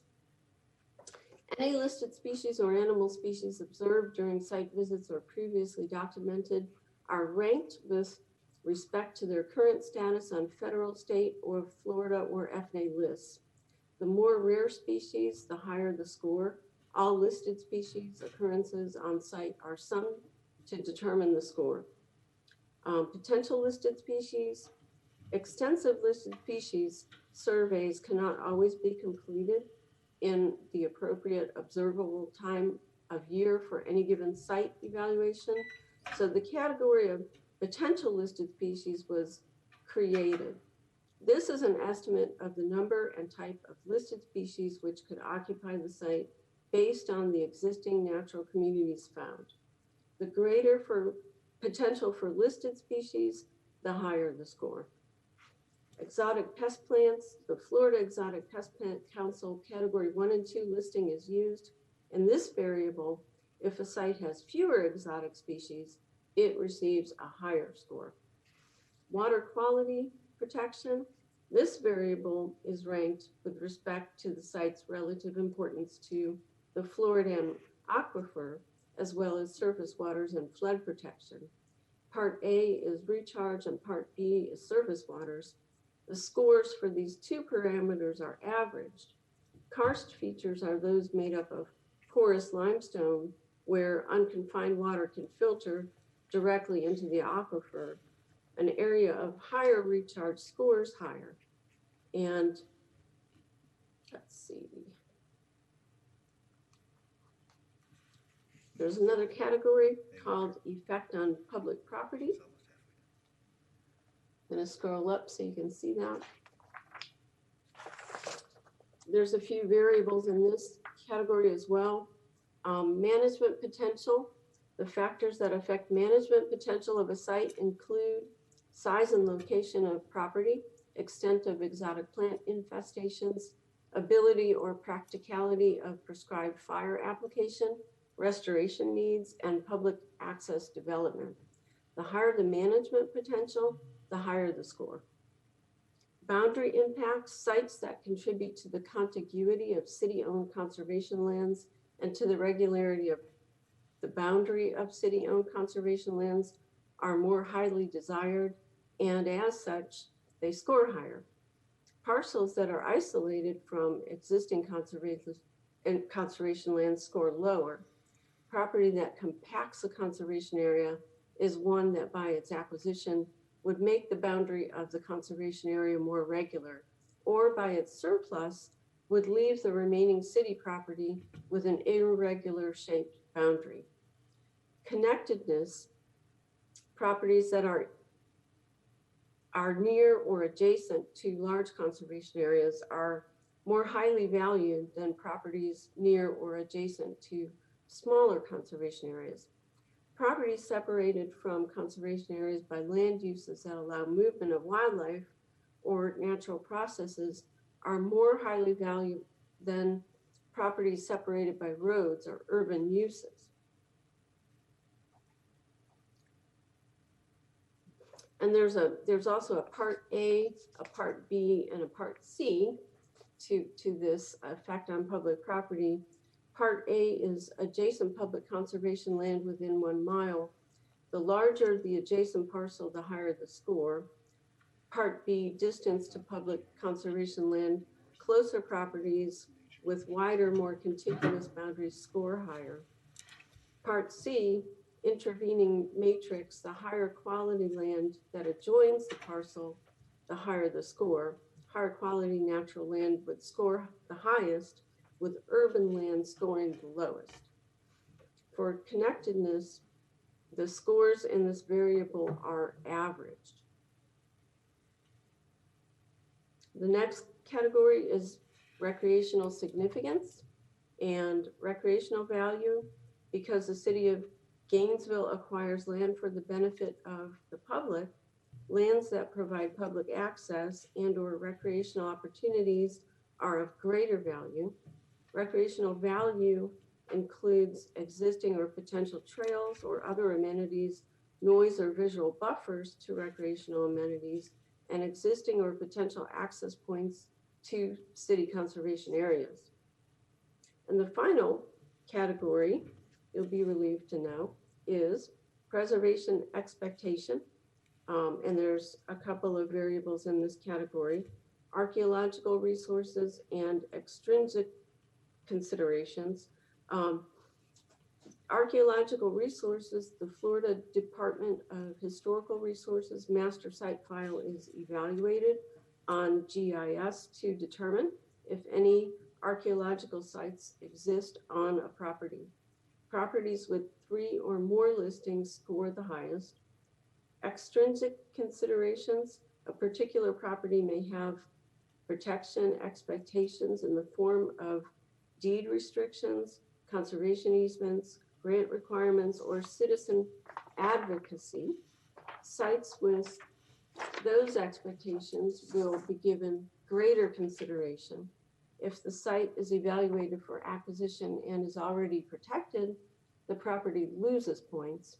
If the site is evaluated for disposition and has protection expectations, the score will be high.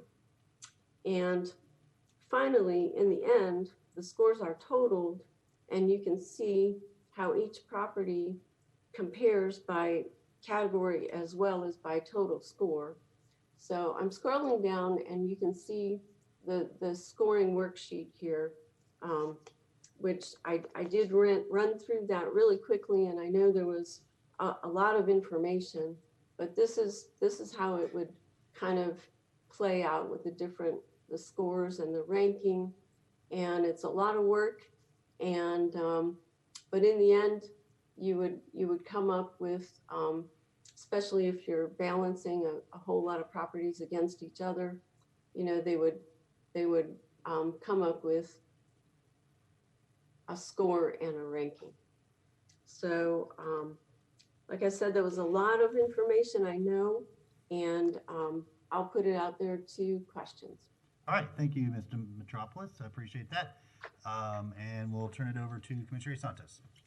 Thank you, Mr. Mayor. I'm wondering how our new realtor, now that we have a realtor representing us, do they know what we're looking for and they're just going to go out and try to find properties that may meet those standards too? Some of these properties may go up quickly and sell quickly and they probably have a better idea of what's on the market and not on the market. Is that something that we're asking our realtor to do, Mr. Manager? Yeah, yes. Okay, so they're going to look at the list and they'll, okay, sounds good. Yeah, which is why we want to move away from specific properties and move towards categories. Okay.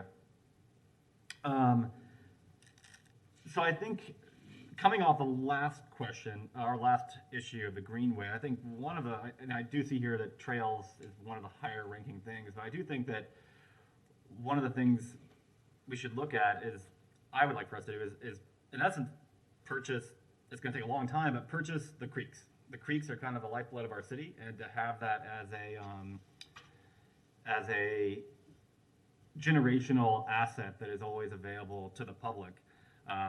There are a lot of homes built on creeks. Where I grew up was built on the creek, and we in essence owns the creek.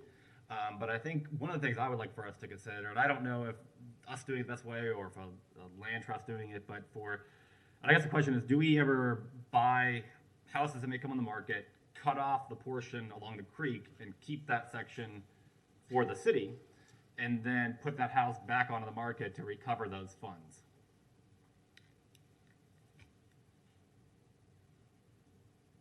So I don't know if we have done that in the past, but I don't see a reason why we couldn't do it in the future. So that's something I would like for us to consider, and I think one of the goals I would like for out of this is to buy up the creeks and to have, so we can create a trail network, and I think that should be one of the top priorities that we have. Let's see. And then as for easements that we're purchasing, do some of the easements that we purchase, can we put trails on them, or are they just straight up ones where nothing can happen to them? I guess that's one of the things too I would like to get a better idea of, and I would like for us, if we're going to purchase easements, that we should be purchasing easements that we can at least put a trail on or have some kind of public access.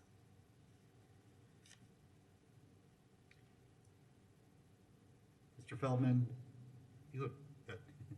Did you hear that? Yes, I'm sorry. Yeah, I did. I was just making a note. Sure. Yes.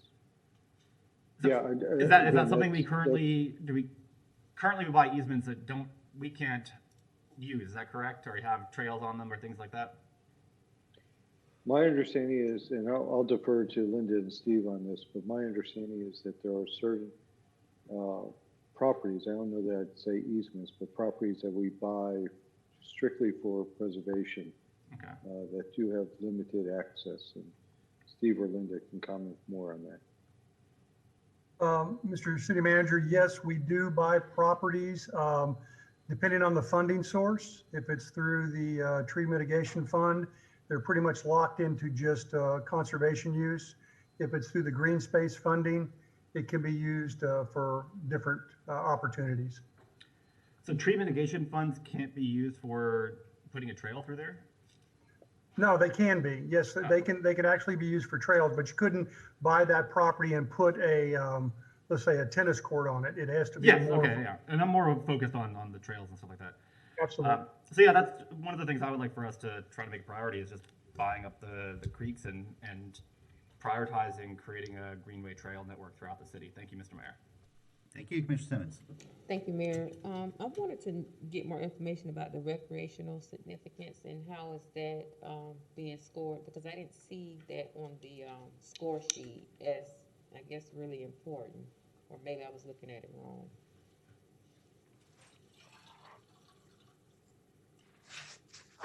Ms. Dimitropoulos, go ahead, Mr. Philman. The question was about recreational significance and how that plays into the overall scoring. Right, and I'll defer to Linda, but I think it comes down to also definition of recreational, whether it's active or passive on there. Right. Linda? Yeah, sorry.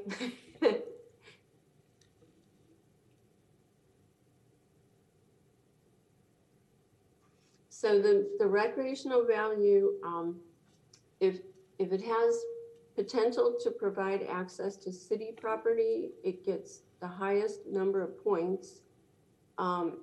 If it contains public trails and amenities, so the highest number of points in that category is 20. If it contains public trails, amenities, it gets 15 points. Potential for public trails or amenities, 10 points. And if it's just a buffer for existing public trails and amenities, 5 points. And yeah, so how are we defining recreational?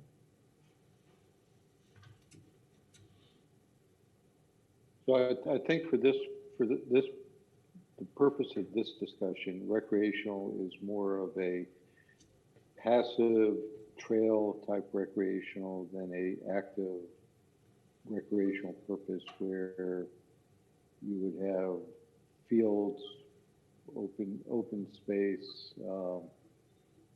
potentially even playgrounds and a more active park. Steve and Linda can correct me if I misspoke on that. Yeah, I would agree. I mean, in our definition, passive recreation are things that you really don't need to build structures for, but rather things that you can do outdoors with very little built amenities. So it would be things on a trail and certainly, but bird watching, hiking, biking, photography, things of a very passive nature are those things that we value and typically put in a nature park. So do we have to even use the term recreational if it's so passive? Because I think when you use the term recreational, people will assume it's not passive.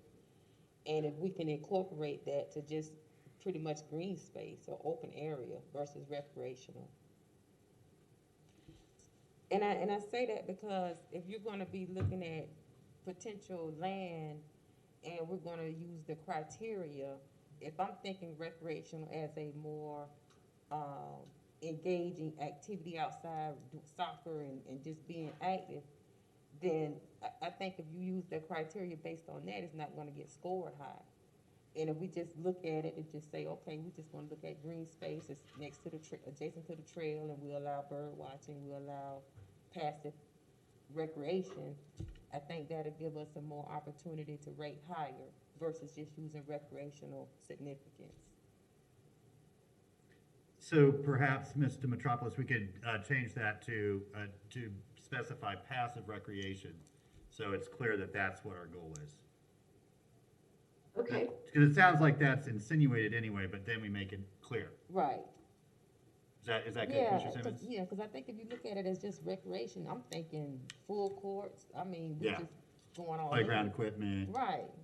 And Ferris then it's going wheels. to get great or low criteria. Right. Yeah. So let's just look at it as an open space and passive recreation. Very good. Yeah, I think that works well. Commissioner Ward?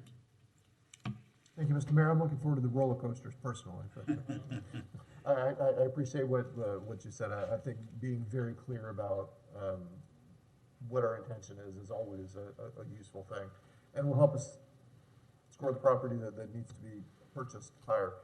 A couple things. I hope that we will plan to, where possible, work with nonprofit partners who might be in a position to pick up conservation land that easier than we can sometimes. The process for one of our conservation partners might be far faster than it could ever be for the city of Gainesville to pick up some property. Another thing that occurs to me when we talk about purchasing creek land or creek adjacent properties is that we have seen, as rain events have become more severe, that there are multiple reasons for us to own some of these properties, including the fact that some of it, there are homes that we could drive by any of us and predict that at some point they're going to get flooded. And they're homes that we could have driven by 30 years ago and not made that prediction. But knowing what we know, I would like to see us think in that direction. That as property becomes, not to try to move anybody out of a home, but as properties become available that may be flood prone, that's an opportunity for the city of Gainesville or one of our partners to pick up conservation property, but also to pick up property that is in the new floodplain, so to speak. We know that rain events are much more serious than they used to be. It's easy to forget that this time of year, but in about 3 months, we will all remember that when it rains, it's raining harder than it used to, and more water is being dumped on parts of Gainesville and flowing through parts of Gainesville than we really ever expected. So there are multiple reasons to consider purchasing some of this more riparian property. Thank you. Thank you very much. Appreciate all the feedback. So it'd be nice to get a motion to approve the land conservation ranking criteria, I think with one modification to change recreation to passive recreation. Be very explicit about that. Commissioner Santos? Thank you, Mr. Mayor. I move that we approve the ranking criteria with modification that we specify more about the recreation to be more passive, and then we also, I think, putting a high priority on the purchasing of creek, trail, and greenway properties. Okay, thank you. Is there a second? Seconded by Commissioner Ward. Motion was made by Commissioner Santos. Commissioner Simmons? Okay, thank you. We'll then move to public comment. We'll start with anybody in the chamber. Welcome, Mr. Shepard. Good to see you back. Wish him Happy New Year. My question is that I'd like it to be noted also that the probability of that be put in the proposal of the paperwork towards a home buyer or a purchaser to buy the property, that be put in the paperwork so that when they purchase this property, they know that it is whether it is or is not a property hazard that they need to know. I know they can find out through the property appraisal office this information, but this being dictated within the city agenda, I think it speaks louder. That's all I have, sir. All right, thank you. Adam, over to you. Thank you, Mr. Mayor. There is nobody on the line right now. The floor is yours. Okay, Madam Clerk, over to you for a roll call vote. Commissioner Ariola? Aye. Commissioner Johnson? Aye. Commissioner Sacco? Aye. Commissioner Simmons? Aye. Commissioner Ward? Aye. Commissioner Hayes Santos? Aye. And Mayor Poe? Aye, that motion passes unanimously. Next item, please. Our next item is BD4, COVID discussion, with the recommendation that the commission hear an update and take action deemed as necessary. Okay, thank you. So a reminder that the open container discussion item is still being analyzed through the racial equity toolkit, and so that's not ready for the commission yet, but we do have a item about face covering and masks. I'll turn it over to the city manager first. Thank you, Mr. Mayor, members of the commission. So the discussion today will really center on facial coverings and whether the city wants to venture into having an order promulgated that would be different than Alachua County's. My only, thoughts at this point are, certainly the commission can create its own order. We have to talk about how we would enforce that order, how we would deal with the different messaging between the city and the county. And to me, those are the primary two issues from my standpoint. I included in the backup a order that's currently in place with Hillsborough County that has a slightly different approach than Alachua County's order, and I think sort of meets where the commission was moving towards, at least in discussion at your last meeting.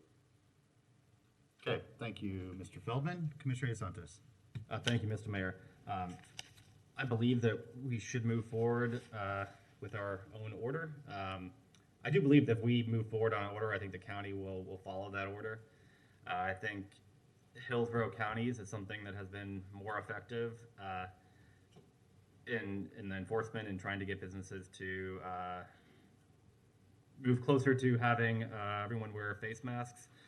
And then I also believe that because through the Hillsborough order, there's like multiple steps the business has to go through. And I do believe that if a person is still not wearing a mask, then the business should call the city, and the city should come and ticket that person who is not wearing a mask indoors. We can still do that under the emergency orders that the governor has put in. We just can't collect the fine until after the emergency orders are done. And I believe, speaking with the city attorney, that the judges have upheld that as well locally too on our current orders. There's also an order that the city of Tampa put out, I believe, last week or in the past few weeks concerning their entertainment and outdoor areas, mainly related to the Super Bowl, but they are mandating masks in areas where people are close together, and I think that's something that we could look at as well. And in essence, our entertainment districts, mainly downtown and midtown, that if you can't social distance from another person and like a number of people, mainly focused on when you drive around, you see 500 people in line or 1,000 people in line, this would mandate that they would have to wear masks in those situations.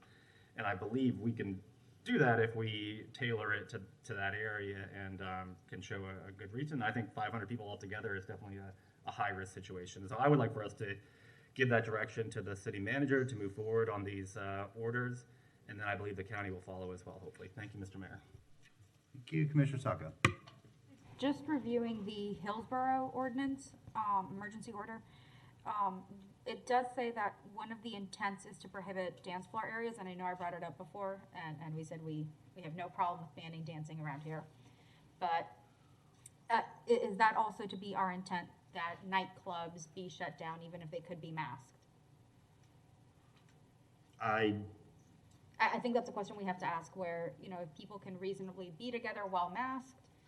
Yeah, we don't have the authority to do that. Okay. It's part of the emergency order that we have in here. That's why I'm asking if that's also part of our intent. Well, let's get the attorney in on that question. Okay. So, Madam Attorney, does the city have the authority to shut down a nightclub or a dance hall?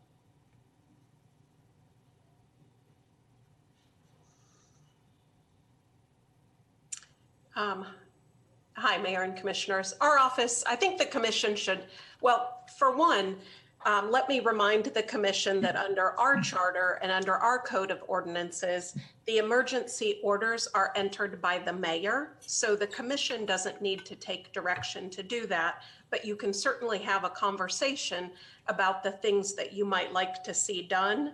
And then what would happen is the mayor could speak with the city manager and with our office, and we can review and determine what can lawfully be done. So to the extent the commission wants to have a direction around things that you're interested in, that would be fine. And then, like I said, the mayor can sit down with the city manager and my office, and we can determine the legal extent to which we can do any of those things.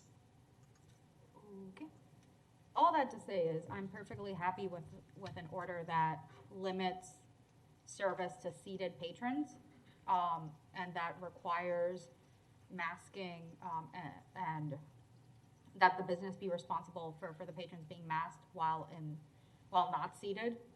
I just thought that was an interesting piece of it, in that it could shut down some businesses that, last 2 weeks ago we were trying to get them to stay open but safely.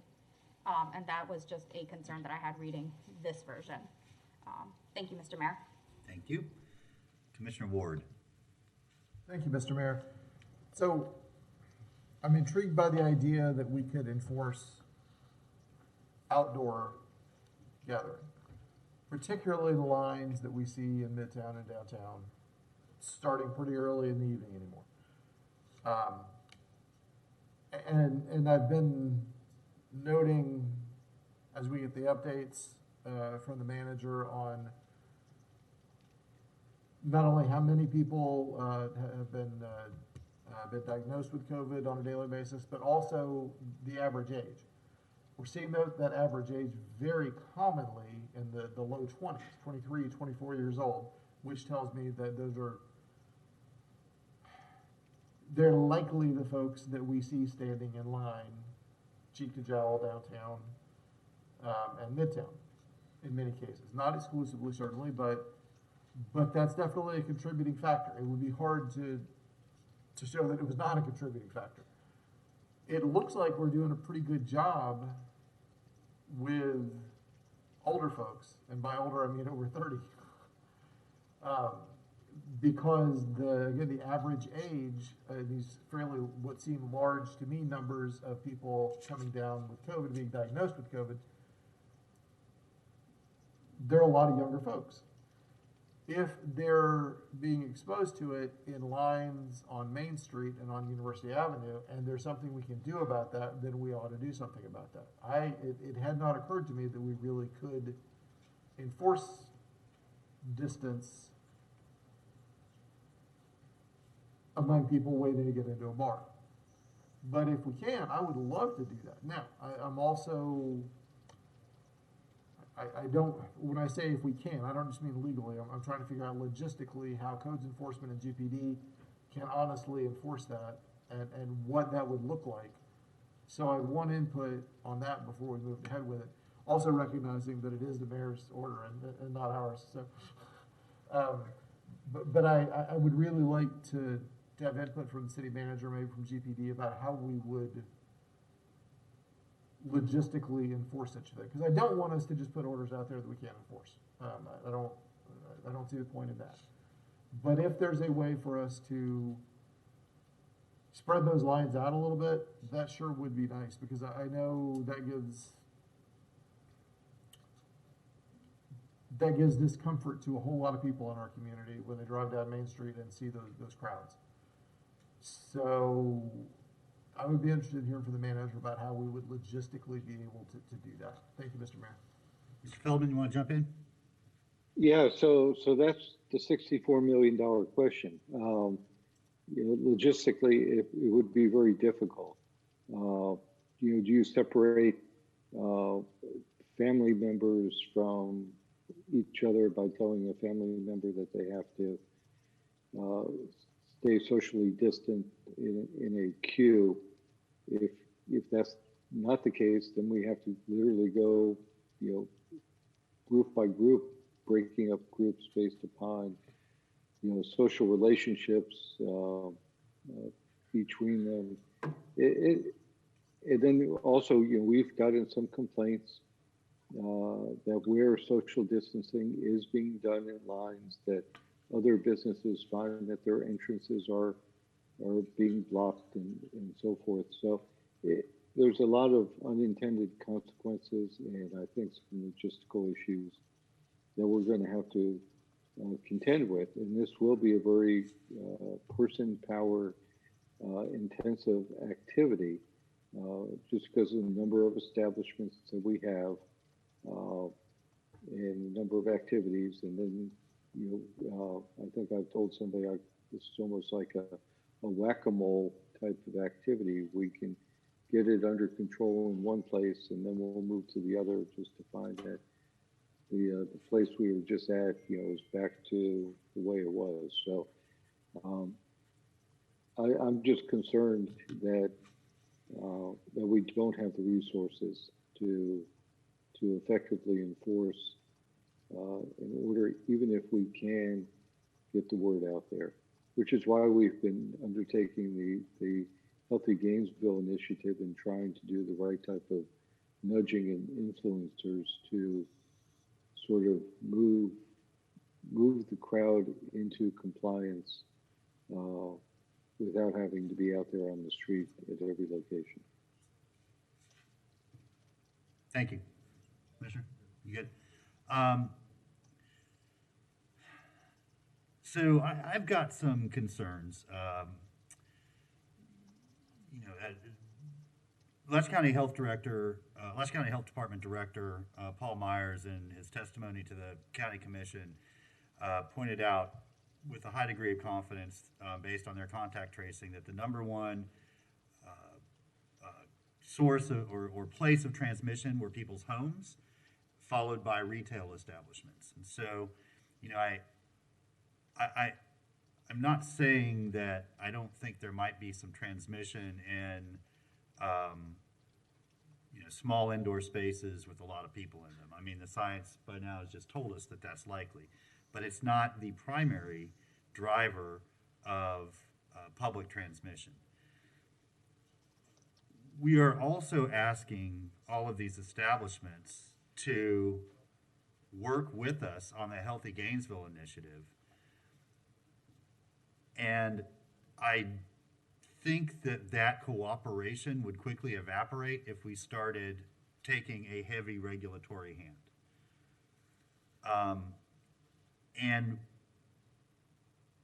I believe the Healthy Gainesville initiative is our best option for increasing positive social behavior. I just do. I think that's our best route forward. They put a lot of time and effort into getting to that conclusion. They didn't start out with a preconceived idea of what they needed to do. They did the field research and then came to a conclusion based on everything that they learned. I think we owe it to our community to see if that actually works. Now, I think we can help that work. I am willing to support an indoor seated requirement. But I think that bumps up against the governor's order with, you know, can't limit capacity. So, you know, I think that's something I need the city manager to help me understand, that if we required seated patrons only, does that conflict with the not allowed to reduce overall capacity or not? You know, and as far as the outdoor mask enforcement, I think that's, again, where Healthy Gainesville is going to come in. I think that we can nudge positive behavior for when folks are gathering, whether it's in a line or anywhere outside, that it's just safer and more socially acceptable to be seen with a mask than without. I'm also willing to revisit this in a few weeks, once we start getting Healthy Gainesville implemented, and just have some time to see if it's having the desired impact on, you know, let's face it, those small number of establishments that are seeing packed houses and packed lines. It's not, I don't know how many bars and restaurants we have in Gainesville. It's hundreds, and we can count on one and a bit more hands that are problematic. And so that's the other sort of problem I have, is that, you know, kind of using a broadsword instead of a scalpel to try to address this problem. So, you know, I think we've done a lot of work to put something forward that will significantly move the dial with these few places. And I just want to see, I want to give it a chance, because I think if we do this, then the owners and the patrons are just going to ignore that, and it will all be for naught. You know, and the final thing is, homes are the number one source of transmission, and if we push people out of the public spaces, they're going to go to homes, which is a more dangerous environment, and we're not going to be able to address it or control it at all. I mean, we're going to be helpless at that point. and that's been our thing all along. I mean, when we knew if we didn't provide outdoor space and some opportunities that there were going to be a bunch of house parties and talk about whack-a-mole, like the manager said, that was just going to be an impossible situation. So yeah, I'm hesitant. I think there's a part of this that I could go along with. I mean, I really do think seated patrons indoors creates a much safer environment, especially for the workers. I mean, those are the folks that I'm really just terrified for. They don't have a choice to be there or not. They have to pay their bills. They're not getting relief from, the federal government, at least yet. And so if things are more spread out and it's just a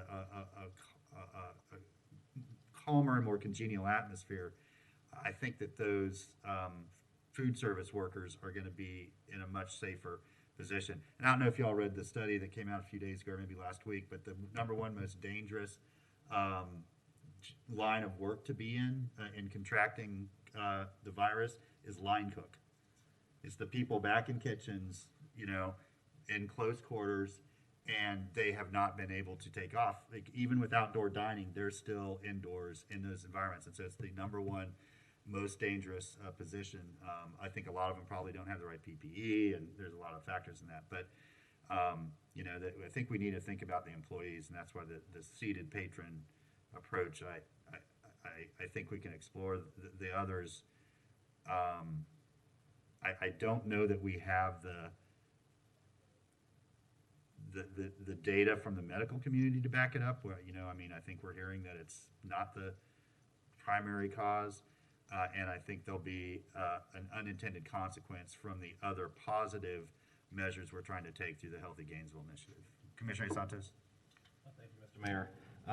There would be difficult to enforce, but it would give us leverage and ability to deal with, to your point, there are a few ones that are causing, I think, the most issues, and having the regulatory power would give us an ability to deal with those.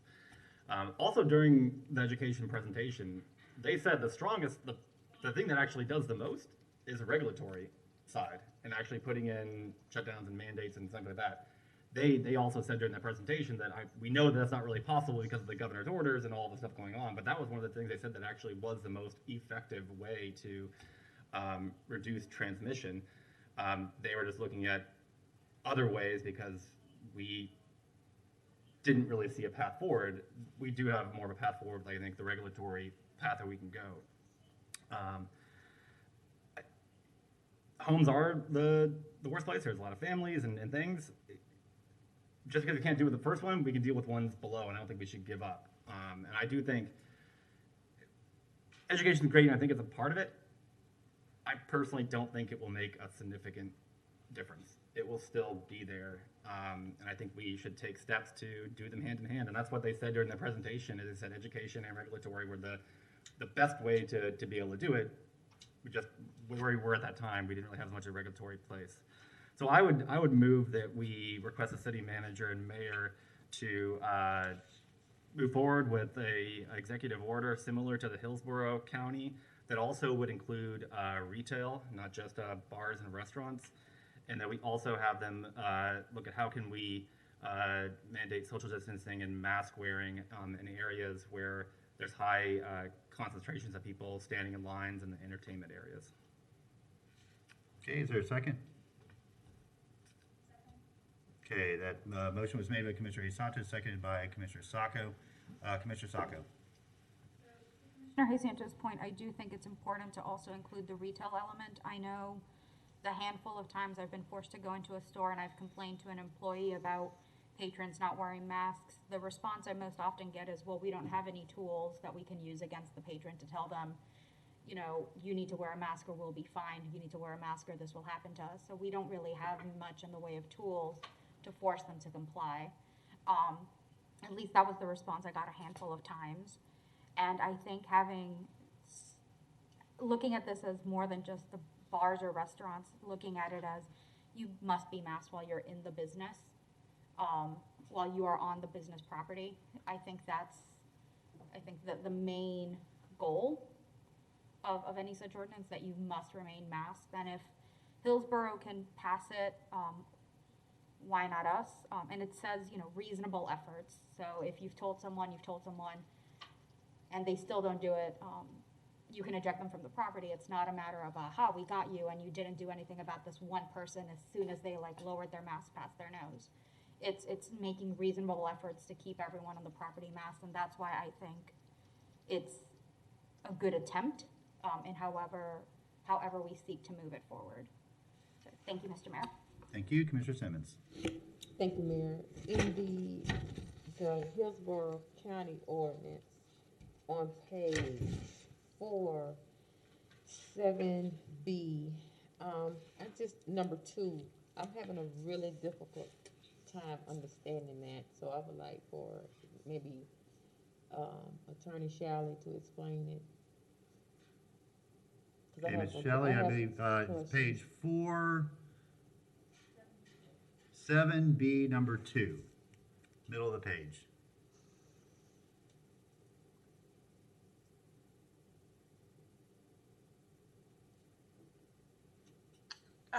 So Hillsborough County's order includes some requirements around business establishments, including bars, nightclubs, and restaurants. And basically what that section says is bars and nightclubs shall not maintain spaces that allow the congregation of unseated people. So all folks in there need to be seated.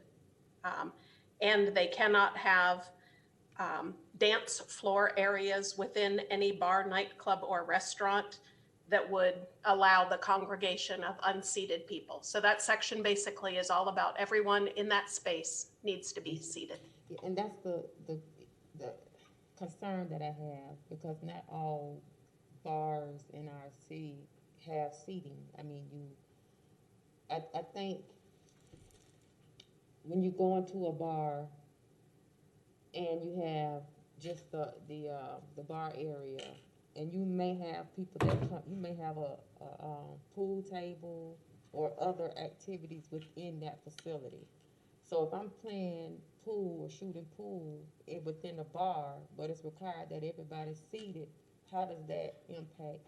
What's the effect of that?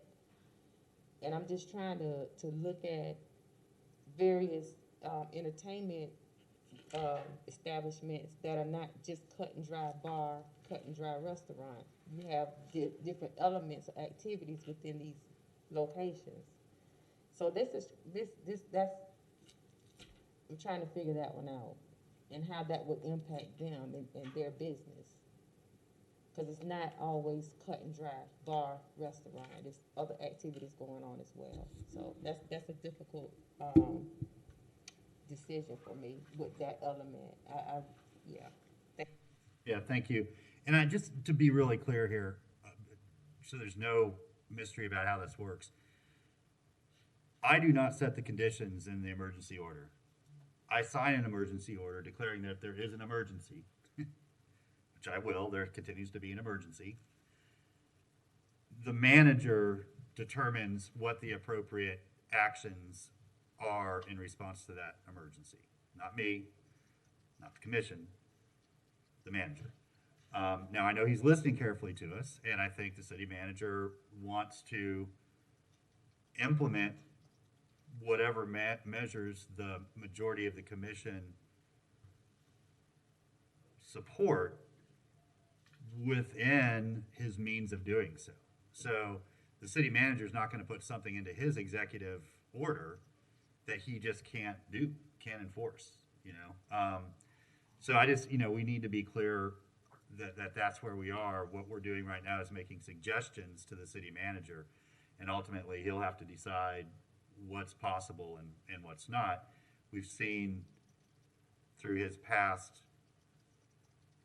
actions that he bends over backwards to achieve the will of the commission. There's no question about that. But that doesn't mean that everything that we want or say is most desirable is achievable. We need to keep that in mind. Commissioner Ward? Thank you, Mr. Mayor.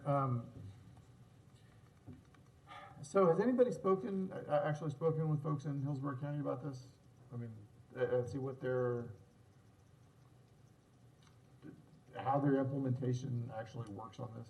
Sort of the effectiveness, you mean? Yeah. Yeah, I don't know. Because it is absolutely one thing to put things in an order that are unenforceable, so that to have the weight of the law behind whoever is trying to do the enforcing. But I don't want to put our workers, again, be they GPD or codes enforcement or the manager, in a position where they're trying to meet our stated goals in an unwinnable environment. I don't want to put them in that position. I do want us to recognize that if we shut down bars, which we effectively do, if we say there will be no dancing here, there will be no pool shooting, and there will be no dart throwing, people are going to congregate anyway. They're just going to do it in places we can't enforce anything. We can't make good suggestions. And we can't do the Healthy Gainesville stuff if they're doing that.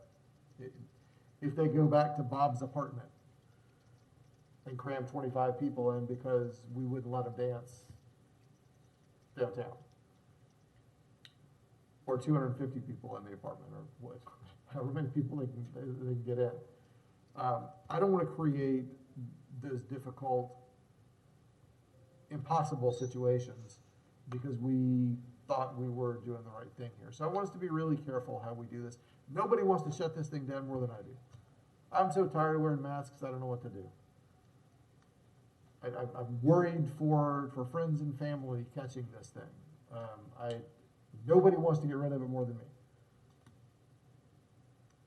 But I don't want to send our workers into the field with things they can't enforce, feeling like they have to enforce it anyway. Or that they can enforce it, but they can watch the crowd leave and go somewhere else where they can't enforce it. I don't want to be in that position. So I want us to think very carefully about how we do this.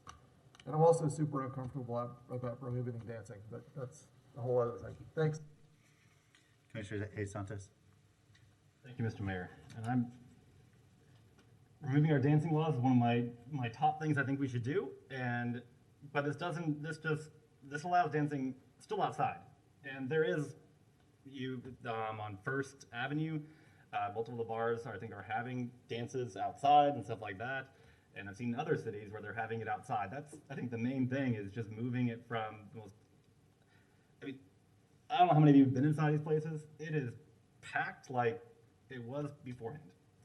And while home parties are usually not as packed as a bar is, in my experience of going to them.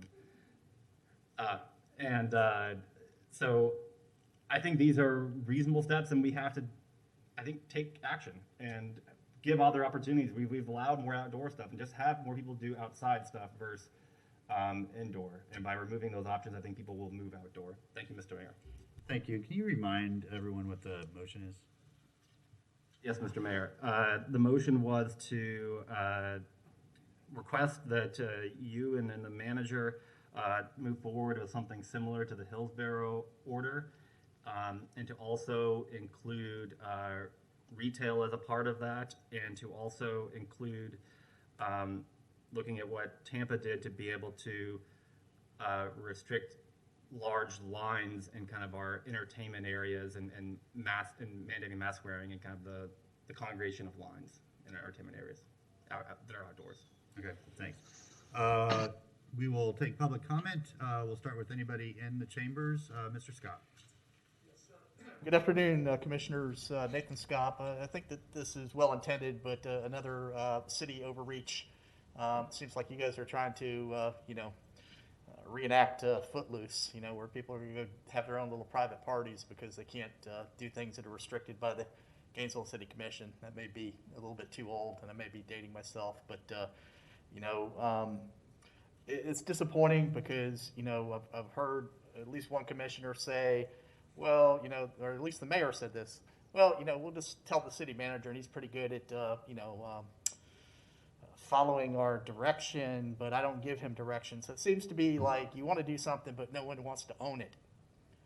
And if the county ordinance, which has numerous exceptions that don't require masks, isn't acceptable to you, then change it and own it, commissioners, and feel the political fallout when struggling businesses continue to go out of business. Now, do I condone the behavior of irresponsible UF students that can't seem to social distance and wear masks? No, I do not. But, you know, people who've been into this over a year now, and more restrictions, I don't think is the solution. I think that the terminology was nudging rather than mandating, and encouraging good behavior, and I think UF's tried to do that. You know, you talk about enforcement, you know, and putting people at risk. You know, imposing this is just going to resort in more and more litigation. You know, we have an instance with a candidate that was unlawfully denied the ability to qualify for election. You know, this commission talks about social justice and equity. Not one of you have spoke out about that, yet we're going to face a lawsuit. I'd rather you guys just do the right thing than rather to continue to spend taxpayer money, you know, defending lawsuits. You just had somebody arrested here or taken into custody today, even though the county ordinance doesn't require wearing the mask. They indicated that they had trouble breathing while speaking. We are socially distanced. You don't wear a mask, Mayor Poe, when you're in the basement talking half the time. So dual standards apply, and yet, you know, we're going to spend money on that too. And I don't understand that, because the city commission talks about demanding GPD not arrest people for minor offenses, but what just happened here? That's hypocritical, commissioners. So again, I don't think more restrictive ordinances and what have you and the like are going to do anything. But I mean, you know, education I think is key, encouraging people, but forcing them to do something, they're just like one commissioner said, they're just going to go do it elsewhere where you can't see them, and that's not. We'll have more block parties.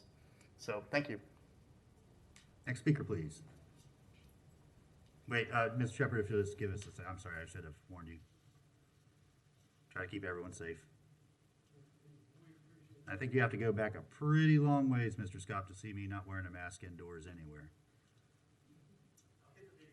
Yeah, it's probably from last year at least.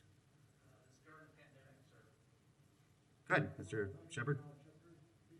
Representative, and the mic was a little bit loud. What I wanted to talk about is this Mason's thing. And in Ocala, we had a board meeting about the police officers being let go and the security officers being let go because of this.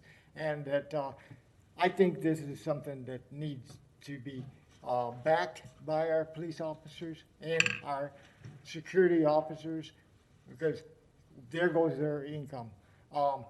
That there is critical. They're only doing a political service for us, and for us not to be able to take and wear a mask in the public places and places we've been asked to wear them, then we should not be allowed there again. We should be banned from going there. And this act about the other city that you mentioned was also another entity that should have been made aware that this is here something that we need to back as cities to take and make this accountable of the public. Public is taking it as like, I'm tired of wearing these masks. No, you should not, because when that next person next to you takes and dies because of that, that there is critical. And as a political person myself, and as a representative for the people, I say that we need to be hands-on with this, so that there was also mentioned about wearing double mask. At times I wear a double mask when I don't have this here mask, is because of the factor that the double mask do give you additional coverage. And so I tried wearing either this mask or double mask to help cut down on this, because if this goes further, as President Biden is stating, then here's more responsibility on our citizens and our mayor and our commissioners to take an hold. And so I thank you for your job, and hope that we take it soon effect. Thank you. Thank you. Adam, over to you. Yep, we have one caller on the line. Ms. Debbie Martinez, you have 3 minutes. Yes, I'm hoping you can hear me. My name's Debbie Martinez. I just wanted to say that early on, this commission earned the public's trust with the way you handled the pandemic, especially with the face mask ordinance. But however, with your recent outdoor alcohol open container, for people to be able to walk around the city streets drinking alcohol, that ordinance, it's an activity that attracts young people, many under the age of 21. You didn't need to do that. And I know you were trying to micromanage things, help bail out bars or whatever, trying to reduce the spread of the coronavirus. You thought that this would help, curb the spread of the coronavirus. But like GPD has made it clear many times that young people under the age of 21 have their friends that are 21 years old and older purchase the alcoholic beverages at the bars for them, or they bring their own alcohol. And this ordinance has turned out to be a total public health and public safety nightmare. And the problem that you have now is the public perceives this as a double standard. You want to make sure that people are wearing their mask in grocery stores and, other retail stores, et cetera. And I applaud you for that.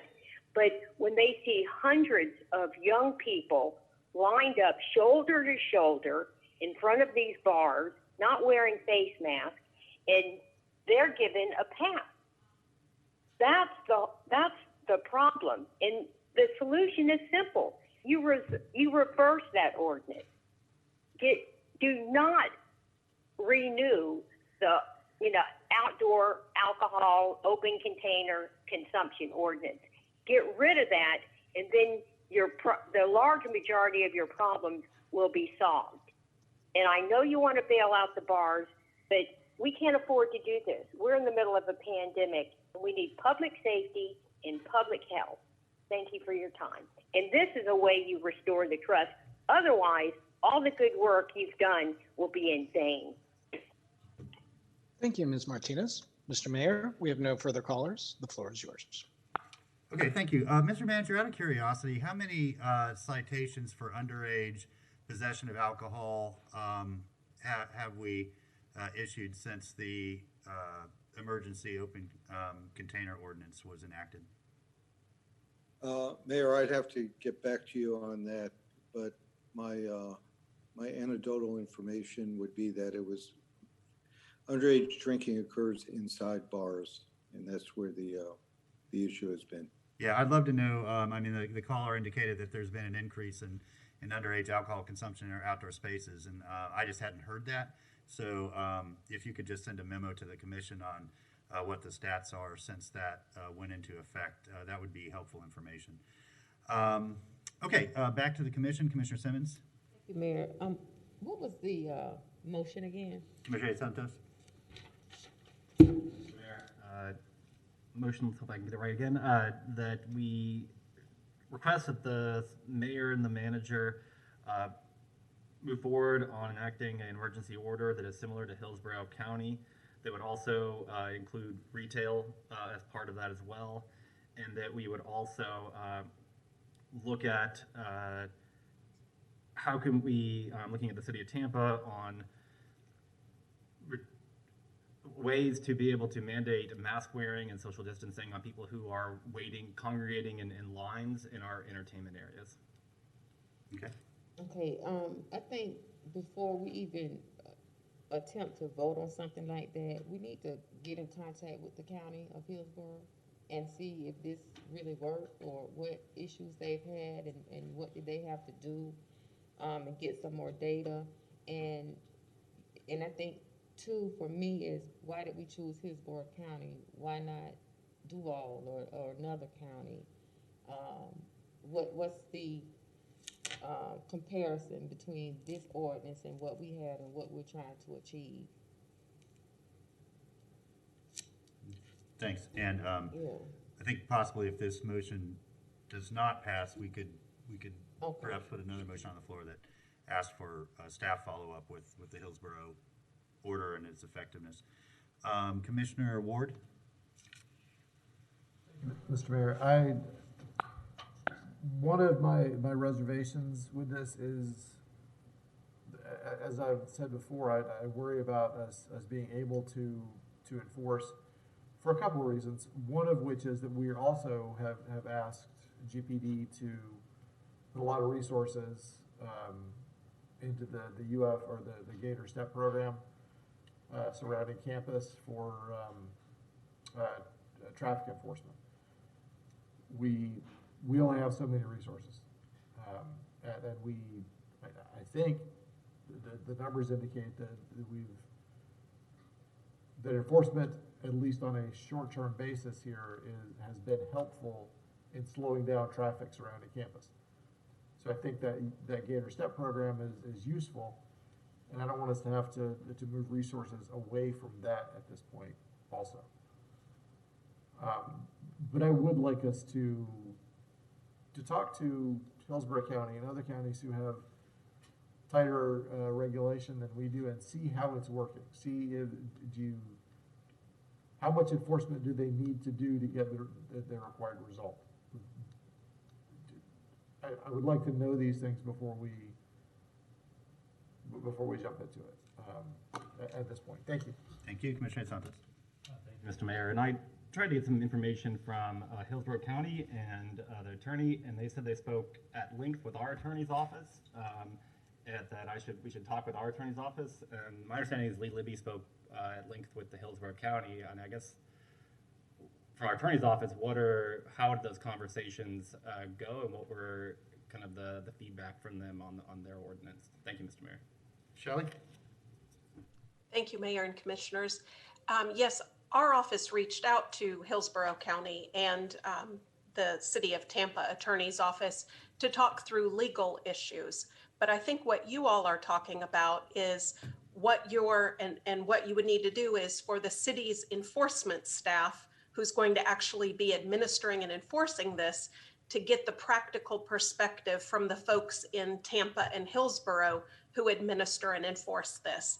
That's not the attorney's office there. That would be their code enforcement staff, their law enforcement staff, because that's where, as you all have correctly identified, that the burden lies with this. Again, we were looking at legal issues, how were the orders written? How far did they go in mandating things on businesses? So those were the things that we discussed. Okay, thank you, Ms. Shelley. So I'm going to split this motion.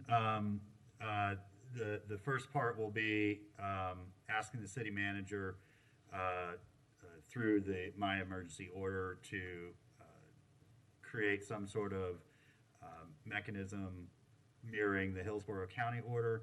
And then the second part is asking our staff to look at the potential for how we might be able to create an outdoor mask enforcement policy similar to Tampa's.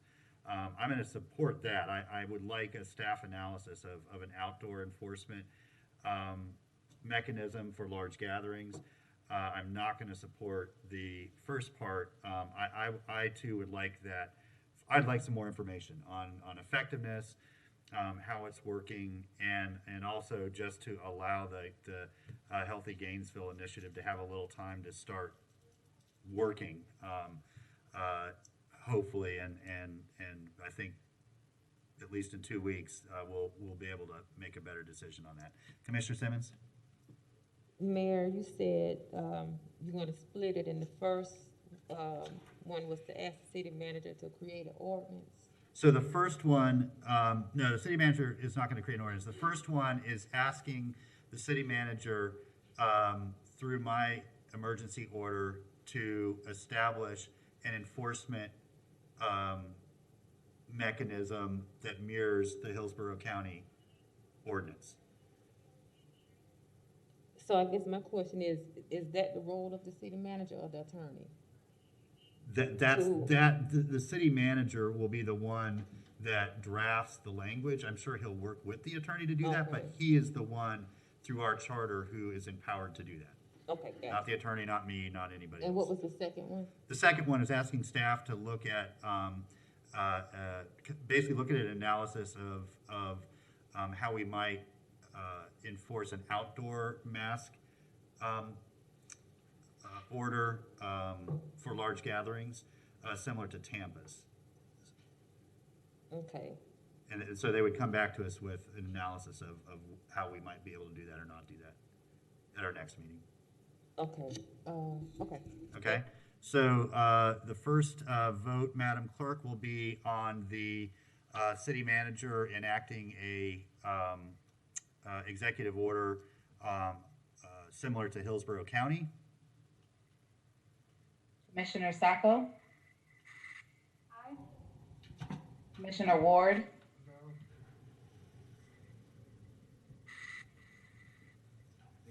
Commissioner Ward? No. Commissioner Ariola? Aye. Commissioner Hayes Santos? Aye. Commissioner Johnson? Aye. Commissioner Simmons? No. Mayor Poe? No, that motion passes 4-3 with Simmons, Poe, and Ward in dissent. The second vote will be for staff coming back to us with a analysis of an outdoor mask enforcement for large gatherings similar to Tampa's. Madam Clerk? Commissioner Sacco? Aye. Commissioner Ward? Aye. Commissioner Ariola? Aye. Commissioner Hayes Santos? Aye. Commissioner Johnson? Aye. Commissioner Simmons? Aye. Mayor Poe? Aye, that motion passes unanimously. Thank you all very much. Next item, please. Next item is BD5, Special Magistrate Request, Release Liens. Okay, this was continued from our last meeting. I think there were some folks that just wanted a little additional information. I don't know. We'll start with Commissioner Simmons. Mayor, I was one of the commissioners that wanted some additional information from the last time we had this discussion. And I want to thank staff for putting in additional information, particularly the contract and how we go about selecting the magistrate and just those type of details. And the question that I have is based on the contract, the original contract, the initial contract that was agreed upon in 2015, and I don't know if Mr. Fred Murray is on the call. Mr. Murray?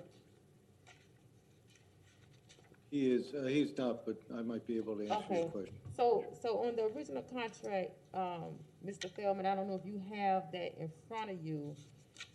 It was dated in 2015. And so I guess the question I have several questions. First, do we have any subsequent contracts? Or is this the only contract in the backup or that you know of since 2015? And I have a good reason for asking you that question. All we have are one-page extensions for the renewals. You do have extensions? The current contracts go through September 30th of 2021. So we're in the process right now of preparing an RFP for services that would take place on October 1st of 2021. And in the past 3 years, have you done an RFP? Do we have RFP information on these contracts? No. We had one contract with Mr. Braswell. It was for an initial period of time with renewals. And so the last RFP is what was included in your package. Okay, I guess my question is, because on the initial contract in 2015, It was based upon, I think 4 one-year terms, I believe that's the language. Correct. And so each year we grant a 1-year continuance, and those run through September 30th of 21. From 15 to 21, that's 4 years. 15 plus the additional 4 years after that.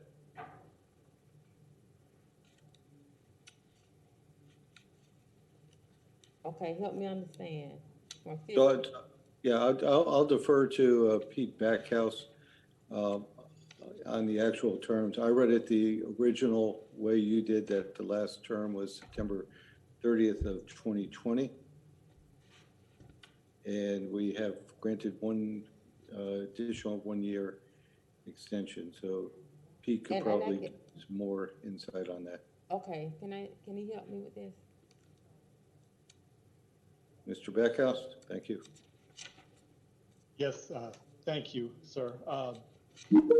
Ms. Murray forwarded me the extension, which I understood was allowed under the previous agreement of the RFP, which was the 6th extension of the contract, which was signed for this fiscal year, which expires September 30th.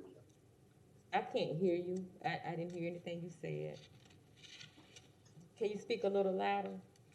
I will certainly try to. I'm sorry about that. That's okay. Ms. Murray forwarded me the extension, which was the 6th extension from the RFP that was originally completed in 2015, which expires September 30th of this year. And that's what I signed in the fall to continue with our current magistrate. We're now going to put out the RFP to solicit to see if there are any other parties interested in participating in this process, and we'll evaluate the RFP when we get the bids in. Okay, and I think the concern that I have is that the original contract was dated October 2015 with 4 years, additional 1-year terms up to 4 years. And I'm under the impression, and maybe I'm wrong, but after that, shouldn't it have went out the RFP? Shouldn't it have been out the bid after that? Or you just automatically renewed it for another year, and now we're gonna go out and do a bid? So Commissioner, let me jump in. I think you are correct that the contract could not be renewed past September 30th. I'm looking, this came to my attention earlier today. I'm double checking. We did renew it for a 5th year. So there may be a question as to whether that could happen or not, but that's a matter that I'm reviewing. The short answer is we are going out for an RFP for new special magistrate services. If we did enter into the contract incorrectly, I will be looking at what type of remedies we would have on that.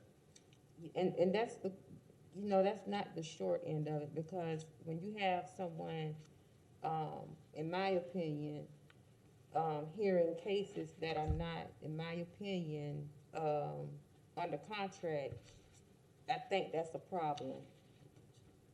So I take issue with that, and maybe I'm wrong. Maybe my math doesn't add up, and maybe I'm not seeing it correctly. But I think that's the issue here, because if someone is hearing over cases that is not signed into a legal agreement, in my opinion, and over a case and issuing whatever judgments, I think that may be unfair to the people that are being issued these judgments. And so I would like for us to continue this, look into the matter of the legality of it, and hear this another time. But I just want to put that out there and have a conversation with my colleagues. Thank you, Commissioner. Commissioner Jesus Santos. Mr. Mayor, I'd like to discuss the foreclosure on liens memo that the we requested at the last meeting on kind of a policy for moving forward on foreclosing on liens. I'd like for us to move forward on that. There's a lot of properties that we've seen that have 20 years of code violations and millions of dollars of fines, and we should move forward on trying to get those properties back into use. I would like, one change I would request is that it does say the property has to have a current code enforcement violation. There may be properties that don't have current code violations, but have had many over the years and still have millions of dollars in code violations accrued. And I think we should probably foreclose on those because I don't think anything's going to happen with those properties. Thank you, Mr. Mayor. Thank you. Commissioner Sacco? Mr. Manager, is such a procedure like, let me backtrack, is reducing the fees or the fines normal or typical? Do other communities do this? That's been our current practice, has been that that special magistrate has heard the matter and then has basically in the past has just reduced fines. I took exception to that because I felt that under the statute, fines run in favor of the not fines, but liens run in favor of the governing body, and that the commission has to be the one that takes the action to reduce. So that's why last February, a year ago, we presented the idea that these were going to come to the commission for final adjudication, and that the magistrate would only provide you with a recommendation. Is there a reason that, this isn't my area of law, that's why I'm asking. Is there a reason why it goes towards this type of lien instead of, say, putting it on property taxes and just attaching the fines to that so that when the property is sold, it has to be covered? So the liens are recorded against the property. So when the property is, as long as the sale of property occurs within 20 years of the placement of the lien, we do have a likelihood that we will recover. We do not put interest on our code enforcement liens on there, so we're only recovering the amount that has been assessed to compliance on there. Whether you can convert these to special assessment liens and be put on property tax may come down to the type of lien. Clearly, if these are fines that are related to bad behavior, such as an abandoned vehicle on a property that has accrued fines, I think it's recognized that you cannot convert those to a special assessment and put those onto property tax. There are communities throughout the state of Florida, however, that will take liens that are involved with board ups, lot clearing, demolition, and convert those to a special assessment. I don't want to speak for the city attorney's office, but they've indicated to us that they have some concerns about that approach, and so that's something we may be able to look at for the future, but that won't happen for this year, since there are some statutory deadlines that have come and gone. Okay, so thank you, Mr. Manager. I'm of the opinion that if we're allowed to, reduce these fines to get these properties back, because there are, how to put it, there are factors in deciding whether you reduce or eliminate the fines on the lien. So I'm of the opinion that if the cases have met those conditions, that we go through with it, given the magistrate's recommendations. However, I would like to see in the future how we can collect on those, on behaviors, on liens that aren't corrected in time and just don't meet these factors for forgiveness, that we do find a way to actually collect on those. Because in some of these cases, this is a lot of money. And it could be that the situations here do warrant that kind of forgiveness, but in other cases it doesn't, and we're just not collecting on that money until the property goes to sale. So I'd like to see a way that it does come back as a special assessment. And that's a separate matter, but while we're talking about it, to bring it up, I think that's worth investigating because it could be a considerable amount of money that goes towards other services. Thank you, Mr. Mayor. Thank you. Commissioner Johnson. Thank you, Mayor. If we are talking about potentially a policy about foreclosing on people's properties because they, they owe these outstanding fees, then I will say that I am hesitant about that. Mainly because each property has a story to it. And, part of this, I heard that it's possible that some of these could be either now or in the future heirs property. So a blanket, solution to this in terms of a specific policy foreclosing on properties to me is something that I can't support at the moment. Thank you. Commissioner Simmons. Thank you, Mayor.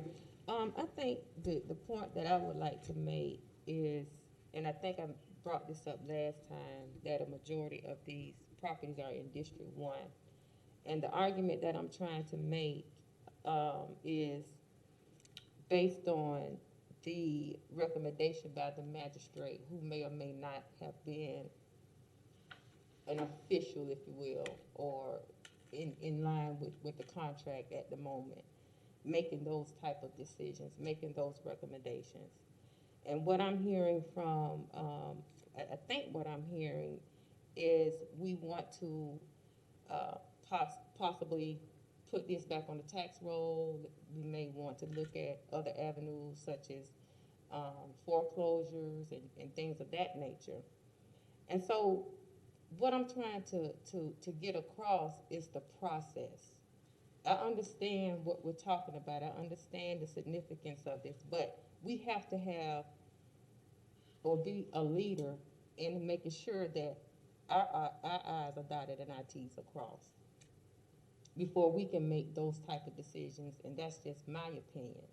We have to make sure that our process works, that our process is intact, so we don't have these type of conversations when it relates to these type of situations. You're talking about people's homes, you're talking about land, you're talking about property. And so we dropped the ball. In my opinion, we dropped the ball. And so I think it's unfair to have this conversation as it relates to real estate and property when we drop the ball in the process, during the process. So I can't support anything that's related to this particular topic today until we get our process right, until we make sure that we have the right processes in place. So when we have these type of discussions, there's no loopholes, there's no type of questions that can go unanswered. And I feel that it's unfortunate that we're having this conversation today regarding the pandemic we're in. We're talking about COVID. We're talking about people that can't pay their rent. We're talking about people that don't have jobs. And this is the conversation we're having today. I think this is something, we know this has been going on for years. I don't understand and I don't see why we just can't put this on the back burner until we figure out how we're going to make sure that the magistrate and the RFP and all that process take place and reevaluate the process. Because you had a contract, a legal binding document in place. It was in effect, and we continue to act on something that's not in place. And we acted on making recommendations about people's homes. And I just think this is not a good time to have this conversation. So I'm not going to support anything today based on this topic. I think it's inappropriate, and I think we need to we need to put our process, get it back in place, and make sure that whenever we make these type of decisions, that we're doing the right thing. So I can't support, and I'm not going to support anything related on this topic today. Thank you. Thank you. And I think, Mr. Feldman, we do need to get some sort of clarity, and not necessarily today from, I don't know if it's Ms. Shalley's office or your office or procurement or whoever manages the contract, because I do think that Commissioner Simmons brings up an important point that if this particular contract was extended beyond what the original contract allowed, and extensions are nothing out of the ordinary. I mean, we have contracts with outside providers of city services with extensions all the time. We do it with waste hauling. We do all kinds of stuff. But if it went beyond what the original contract allowed, I share that concern that if there's being decisions made that become invalidated later because the contract was not valid, then we're wasting people's time. So I think that's an important issue, and it sounds like that's an issue that we need to get clarity on and get resolved before we have any other discussions. I do, I want to respond to Commissioner Santos and Commissioner Johnson's comments. Commissioner Johnson first. I think this was the intent of the city manager that these issues do need to be brought back before us, so we are the final arbiter of what happens. Because, in some cases, there's just abandoned property that racks up code violations, to the tune of what we saw some, $1 million or more, versus people that are just struggling and having a hard time. They're doing their best, but they just, have fallen behind and can't keep up. And so we need to, we're the right body to hear that testimony and make a determination whether, these are just folks that don't care and have abandoned the property and are just uninterested, and therefore we, should foreclose on that and get it turned over, perhaps restore it so it can be put on,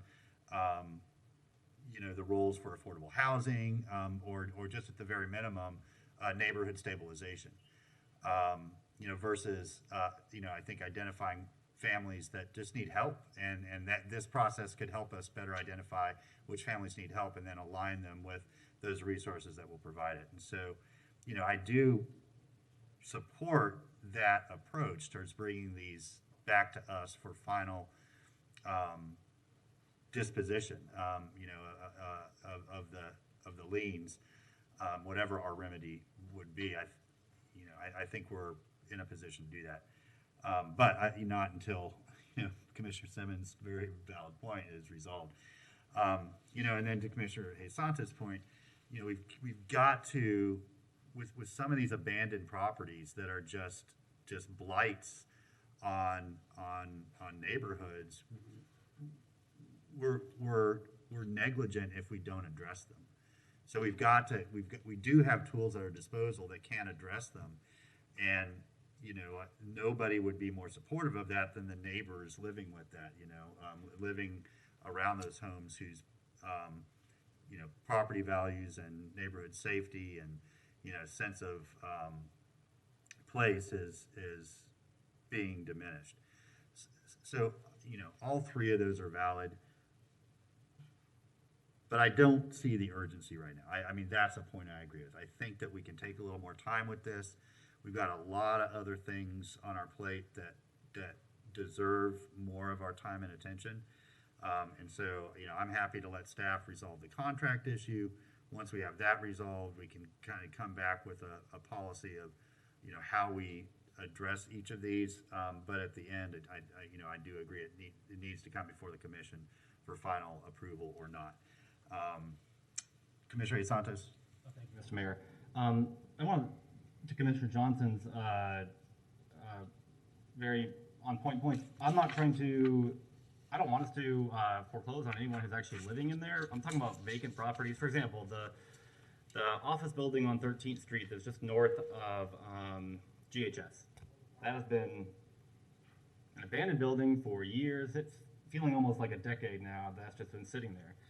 And why I do think this is an actual something we shouldn't just kick the can down the road. And for that reason is we've made affordable housing one of our top points to work on. And there are properties out there, for example, that property on 13th Street that just sitting there, but that land could be used to create affordable housing. These properties that are out there. So I think it fits directly with our strategic goals of trying, and that's what I would like for us to do, is either use the profits that we sell it for affordable housing or to build affordable housing on these properties. And this is a mechanism for us to do that. And that's why I believe we should move forward.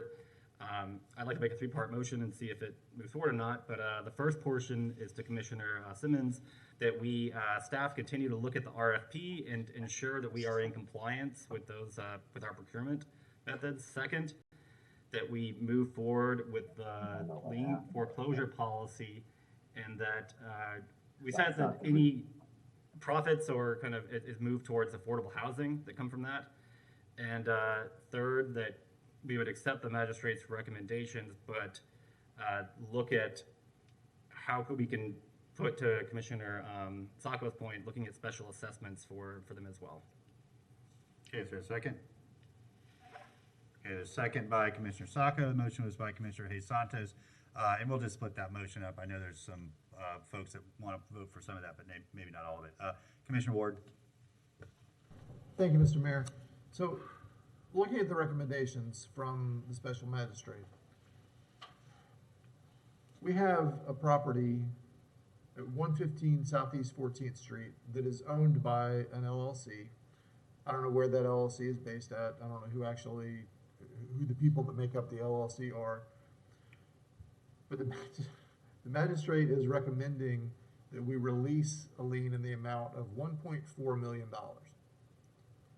Now that's a lot on Southeast 14th Street. And I looked at a picture of it on Google Maps just now.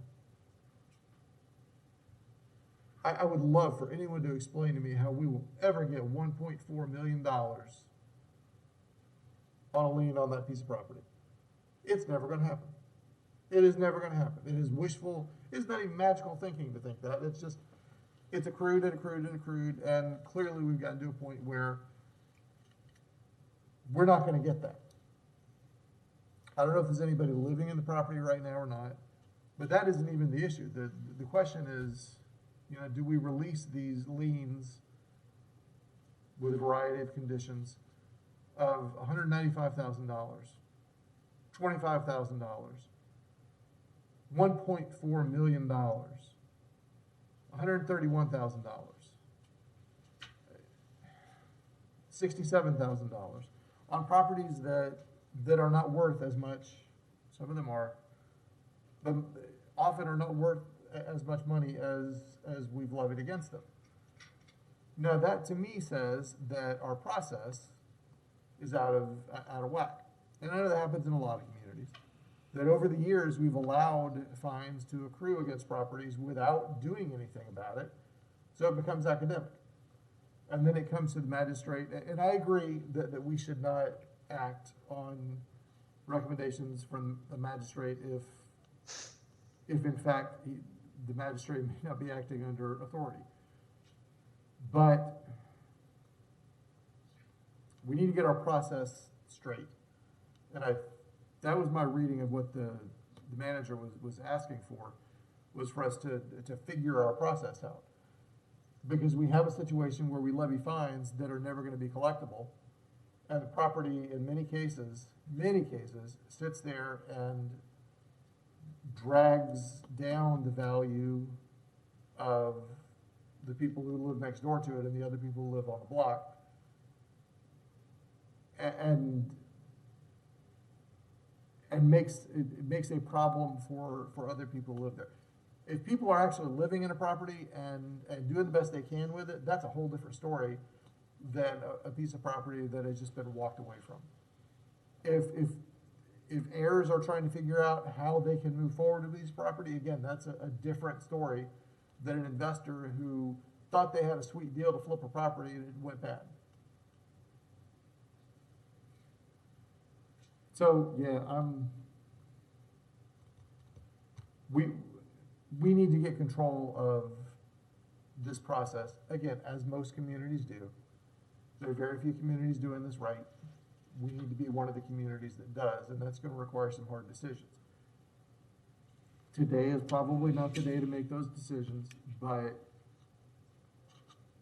I would encourage everyone to take a look at these properties that are the six properties? Yeah, the 6 properties on this list, and compare actual value of those properties to the liens that we have allowed to accrue on them. Thank you. Commissioner Simmons? Mayor, and I understand, we talk about the $1.4 million be released, and that's all fine and good.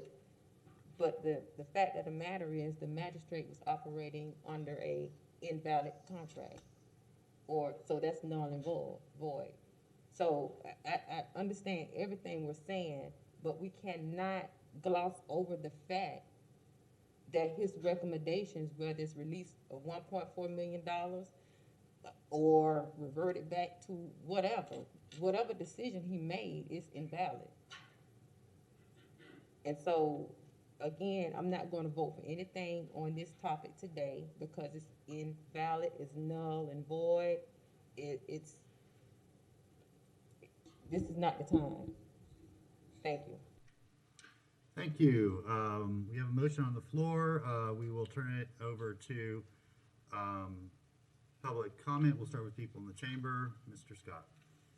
Yes, good afternoon, Nathan Scott. So I too took interest in the prior agenda item where the magistrate had made the recommendations because they are eye-opening. But as the magistrate stated, there's an evidentiary basis that he didn't really go into on each particular item based upon the facts, based upon the testimony given. I mean, the guy's a member of the Florida Bar. He didn't just get up there and flip a coin. So to some degree, whether I agree or disagree with the conclusions as a matter of laws based on the special magistrate's recommendations, for the most part, I don't. But it pains me to see a professional seemingly be disparaged by the commission that doesn't like the findings. So I think that the commission should, despite myself and you guys hopefully not liking all the findings, I think that we should show civility and be professional. We can agree to disagree and be professional about it, but running somebody through the mud and claiming they have an invalid contract and a whole bunch of other things, they're operating effectively in a capacity of a quasi-judicial capacity for the city in evaluating these claims. Just because the city makes a code enforcement claim and just because liens or fines accrue doesn't mean necessarily that the city is entitled to recovery of those assets as a matter of law. Certainly, you put a lien on the property, and then in an action to quiet title, the property owner could probably take that before and challenge them or whatever due process the property owner has to administrative actions and codes and fines levied by the city. But I do agree, when the point where it's a $1.2 million fine or whatever that is,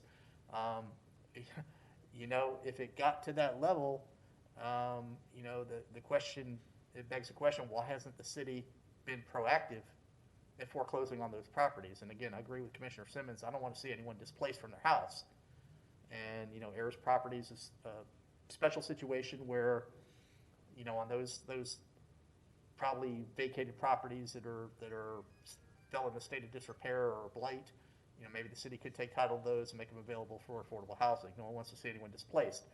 But, that being said, just because you guys impose a fine doesn't mean that it's going to be enforced. I mean, I use a former mayor, numerous code enforcement fines on their property that used to be posted out there. We used to laugh at them.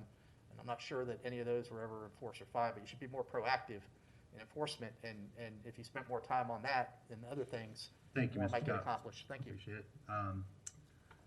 Just pause for a sec for a quick cleaning.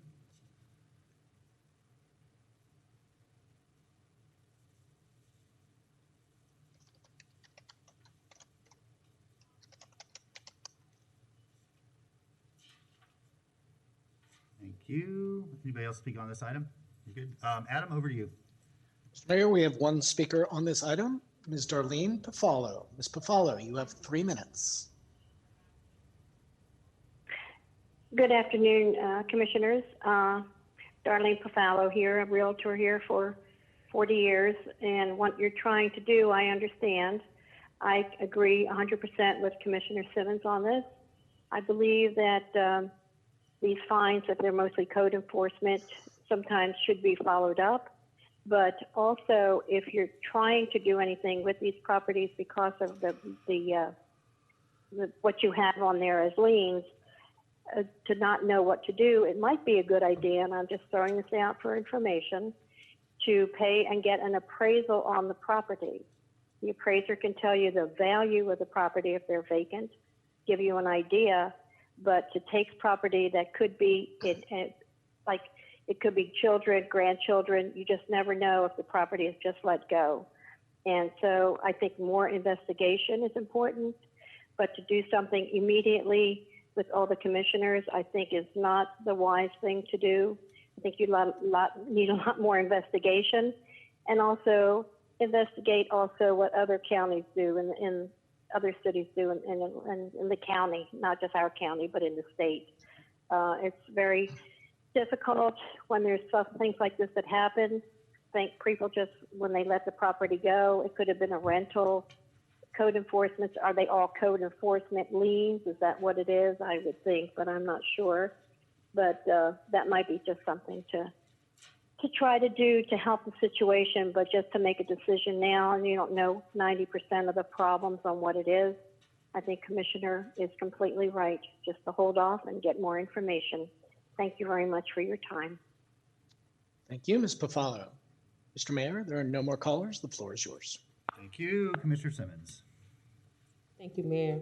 I just want to say that I have no intentions of making this about the magistrate.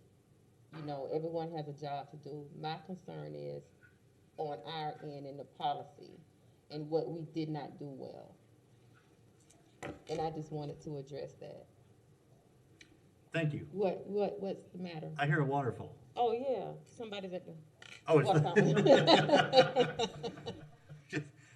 we have virtual backgrounds. I thought there was like a virtual audio track that was going with this. Not the worst idea.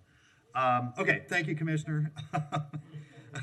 Sorry for my distraction. It was a sound I wasn't used to hearing. Commissioner, can you repeat the motion? I know it's got 3 parts. Yes, Mr. Mayor. The first portion is to have staff continue to look at the RFP for the magistrate, ensure that we are in compliance with our procurement policies.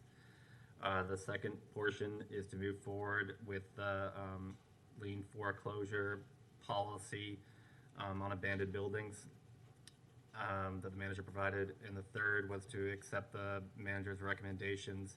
However, in the future, look at how we can add liens as special assessments to what Commissioner Sacco was speaking of. Okay, thank you. So I'm going to split those 3 up. So our first vote, Madam Clerk, will be on looking at the RFP and the compliance to the current contract for the magistrate. Madam Clerk? Commissioner Ward? Aye. Commissioner Hayes Santos? Aye. Commissioner Sacco? Aye. Commissioner Simmons? Commissioner Johnson? Aye. Commissioner Ariola? Aye. And Mayor Poe? Aye. That motion passes unanimously. Second vote will be moving forward with the policy set forth by the city manager. Madam Clerk? Commissioner Simmons? No. Commissioner Ward? Aye. Commissioner Sacco? Aye. Commissioner Ariola? Aye. Commissioner Johnson? No. Commissioner Hayes Santos? Aye. And Mayor Poe? Aye. That motion passes 5-2 with Simmons and Johnson in dissent. The third vote will be to accept the magistrate's recommendations for those 6 properties. Madam Clerk. Commissioner Sacco? Aye. Commissioner Ward? No. Commissioner Ariola? Aye. Commissioner Hayes Santos? Commissioner Johnson? No. Commissioner Simmons? No. Mayor Poe? No, that motion fails with Ward, Johnson, Simmons, and Poe in dissent. Okay, thank you all very much. And Mr. Manager, I'd say once we get the analysis of the contract status resolved, we can work on re-agending those 6 items for further discussion.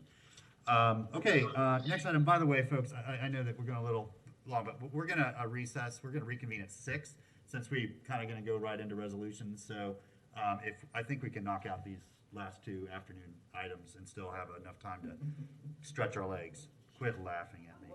I know. I'm full of mirth and optimism. You can't see it behind the mask. Okay, so up next we have, I'm sorry, Madam Clerk, this is your job. Madam Clerk, next item. No worries. 6, Community Land Trust Draft RFP Scope of Services with the recommendation that the commission hear a brief staff presentation and direct staff as deemed appropriate. Okay, Mr. Feldman. I'm going to hand off to Mr. Bradfeld. Good evening, Mayor, members of the commission. Nice to see you all today. I want to just review the text of the agenda item and then talk about what our approach was here.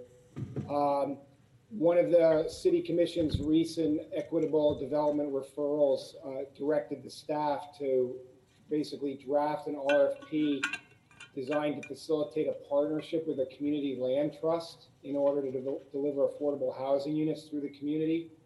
I was tasked along with a small team, which consisted of Meadow Lewis from Housing and Community Development, Kara Brecken, the Land Rights Coordinator, and Sophia Corredo, a Research Fellow, to begin the drafting of a scope and bring it back to the City Commission for review before we even went out with an RFP to get your thoughts and consideration about it.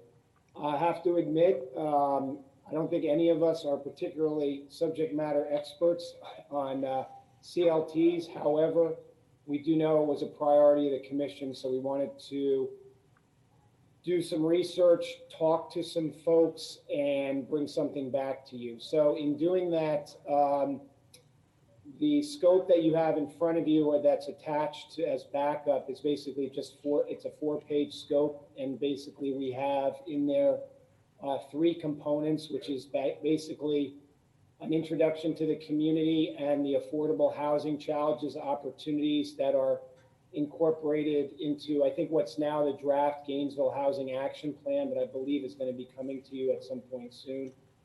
And then scope of services and objectives. And then finally, the proposal requirements. The approach that we took in the scope was basically we are not definitive on putting out there what it is the city is providing in the partnership. We wanted to ask the question from this interested CLT as to what the responders need in terms of getting this thing done. We know that in terms of our research that it seems like CLTs around the state, they're either typically provided with operating funds, in-kind services, or land resources to actually get their programs done. So I don't know for sure certain, but I don't believe the commission has really discussed an actual level of participation or amount, but we were going to put this out on the street basically and then get the assessment and sort of the feedback from interested CLTs. In terms of how we did who we consulted with, we did talk to a couple of organizations and review requests for proposal. We also talked to the Florida Housing Coalition. We talked to the local group that's interested and is in the midst of formation of the CLT and has been involved with it, I guess, the last couple of years.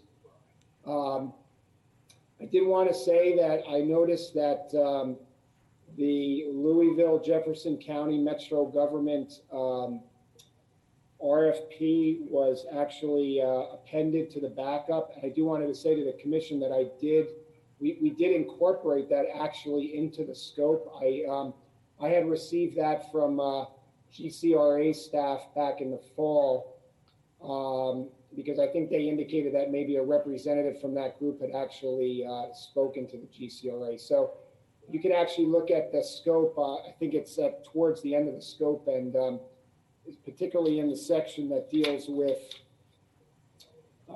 proposal requirements. We thought that was very strong in the document, and it's really kind of verbatim in there in terms of what we would be looking for as a city in terms of the requirements. I believe that's it at this point. Be open to any questions or suggestions on improving the scope from your perspective. I think the commission is aware that the manager has an affordable housing working group, which has different participation from members of the staff, and we circulated the scope to that group as well to take a look at, to give us any comments. And basically today we're here to present it to you and get any thoughts or considerations so that we can pursue the actual letting of an RFP. Thank you. All right, thank you. Appreciate the work, Mr. Bredfeld. Members of the commission, any questions? Commissioner Ward. Thank you, Mr. Mayor. I'm excited that we're at a point where we can consider partnering with the CLT. We've talked off and on about this for a long time. I've been talking about CLT since before I was on the commission. I think it is not the answer. There is no the answer, but it is an answer and part of the scope of answers. And CLTs can work extremely well to support and move forward a community, and I hope that we're able to do that. And I will, if you have any other lights up, I'll make a motion that we direct staff to move forward with this. Motion and second to accept. I have some thoughts. Sure, yeah, I'll get you. To move forward with the structure of the proposed RFP. Commissioner Simmons, and then I'll get you next, Commissioner Johnson. Thank you, Mayor. I just wanted to also echo Commissioner Ward's thoughts. It's been a long time. It's been a long time. And I think this is really a day to celebrate. You know, we're actually moving forward with the CLTs. And I think putting the RFP out so we can get a variety of interest parties to come in and really take a look at how we can really make our city better. And I just want to thank staff for really going out and doing this and listening to us and making sure that just the community voices are being heard as well as the commission wishes, you know. And this is gonna make a big difference. This is gonna impact a lot of people, a lot of families in our community. So we've been talking about CLTs forever. And so this is just great, and I'm happy to finally get to this point. So thank you guys. Thanks, staff. Thank you. I think the first meeting we had together, Commissioner, we had a sunshine meeting after you were elected but before you took office, and this was one of the main topics we talked about. That was only 3 years ago. So just the pace of government, but here we are. Commissioner Johnson. Thanks, Mayor. I'd like to get into just a few details and just think this process through at every step. So I wanted to find out, first of all, thanks for your work on this. I'm really thrilled that we are continuing to pursue this avenue.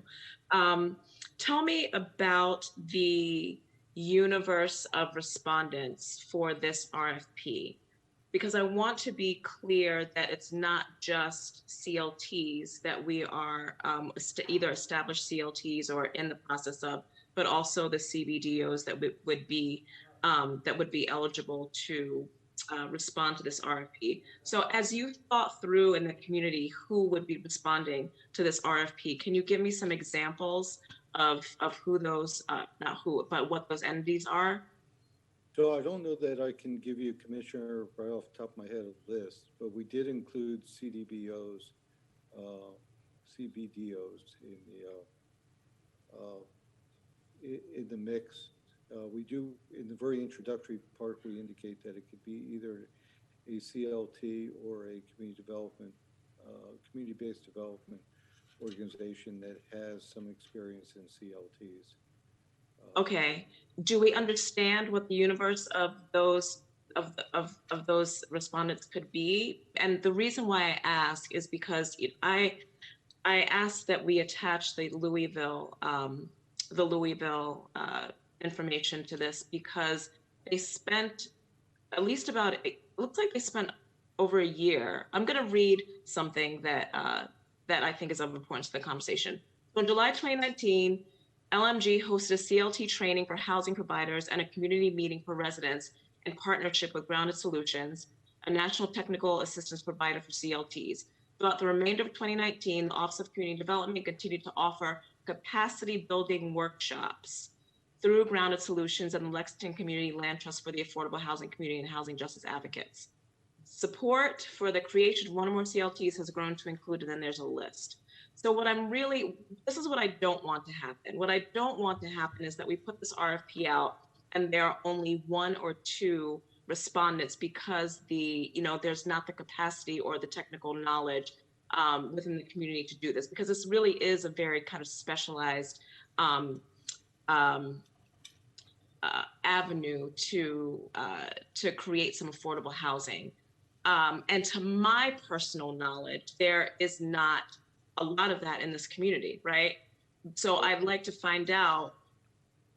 The only one that I know of is the CLT that is being established, right? So I don't want to create this RFP and then only one can respond to it. So what's the universe of potential respondents for this? So I think you're absolutely right that there's a very limited universe, that there may be what I'll call non-local CLTs that are in the north, central, northeast, and central Florida area that might have interest in coming to Gainesville. But we, or at least I haven't seen any express interest from that. We certainly can take the approach of bringing in a group like Grounded Solutions and try to build capacity and training for CLTs on there, but that will take time. And so, and we're certainly willing to do that. Depends on what the commission's direction to us is. I don't think you can do both simultaneously. You can do both what? I don't think you can do both simultaneously. Develop capacity and be out on the street for another. Right. So I want to make sure that whatever we do, we're doing it in the right way and that it actually works.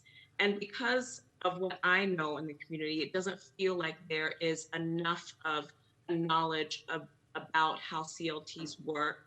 Well, there is, but with one particular group. And I don't, I want to make sure that we have a good group of folks to choose from, that there's the actual knowledge base in the community to do this and do this the right way. And a lot of this really stems from community. That is the way that CLTs have very much worked in the past, right? So we're doing this a little bit differently, and I appreciate that we're taking this avenue, but I also think it's really important for us to be able to work in community so that this is a successful venture. I have some reservations about the respondents here. I'm really not sure that we're going to get the group of people that, not the group of people, but the group of organizations that can respond to this and can be successful in carrying out what the will of the commission is with this. So I like the idea of building some capacity in the community and educating the community about CLTs to be able to do this the right way. So I'm going to leave that point. I'm going to go on to my second point is take me through the process of how the decisions will be made about the CLT, about the people that have responded to the CLT. So is there a panel? Tell me about who's on that panel. Tell me about the point system. Tell me, walk me through that. So we haven't established who would be on the panel, but it would most likely be staff members that have been part of our affordable housing working group. So we would probably have representation from the GCRA, from HCD, from Sustainable Development, from Eric's shop. That panel would hear presentations, review the material. They would make a ranking or recommendation. In this particular case, that would come to the commission, because the big issue here is, and I think as Eric pointed out, the big difference between Louisville and what we're doing is Louisville said there's $2.1 million that we're going to put towards this. And here we're saying, tell us what you need, and then what you need is part of the review on there. So they may, the CLT may come in and just say, we just need land, or we need land and dollars, or we need land, dollars, and something else to make this happen. So we don't know what the ask is going to be. So we're looking for a CLT or CBDO, CDBO that has experience and capacity to deliver what would be the first CLT operating in Gainesville. Tell me about your research about using this method of saying, well, just let us know what you need. And I'm not familiar with working in this way with CLTs. So tell me what your research. Well, I think you have the approach. You could do it with the Louisville approach, or you could do it with, trying to find a group that has capacity and since they would be the subject matter experts, try to determine what the ask would be of the city. CLTs are really good affordable housing tool. We all know that, but they don't raise money necessarily on their own. They need some sort of seed to start. That seed could either be land, dollars, or some combination thereof. And until we know the particulars of the CLT, we don't know whether they're already funded and they're want to expand into Gainesville. We don't know what that universe is potentially going to be. The Louisville example was, going back to your first point, was let's see if we can grow our own CLTs and we will seed it with dollars. If you came to me today and said, how much money should we seed CLTs with? I don't know. We could put a number out there. I wouldn't know if it was too much or too little. Okay. I make one comment, Mr. Mayor, Mr. Manager.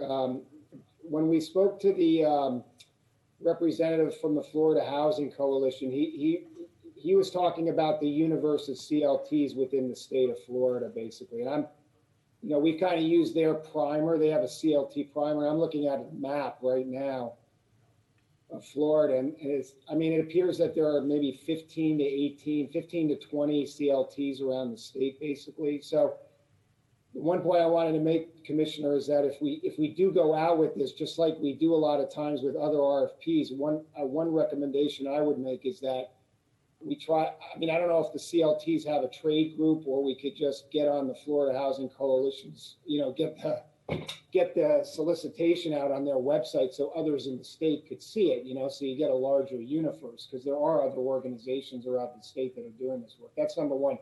But the thing I wanted to talk to you about, the capacity issue, is the representative, he indicated that, so many of the CLTs that spring up, they spring up out of actually local government housing and community development offices or similar situated entities. And he was thinking that was a strong approach. And then the other universe is, the avenue we're taking, where we're going out with an RFP to just try to partner with them. And those are really the two primary approaches that he discussed with us. Okay, so if this RFP goes out, does this mean it's national, that it's just Florida based, that you are, what are you thinking with that? Well, I was thinking that just like we've been trying to do, on the equity front with more of the RFPs that go out, we're putting them out with GARE, or we're trying to increase the universe at the top of the filter when we're putting these solicitations out, so more people can see them up, at the top level. So I would say certainly you'd want to put it out so that, the universe of CLTs in the state could see them. And if we wanted to go farther than that, I guess we could try to research the publications where folks might see them. What's the time frame that you were thinking it was going to be out? As soon as the city manager tells me to. Oh, I mean for the time frame that people have to respond. Something like this, probably 60 to 75 days to make sure that we can hit a larger group as possible.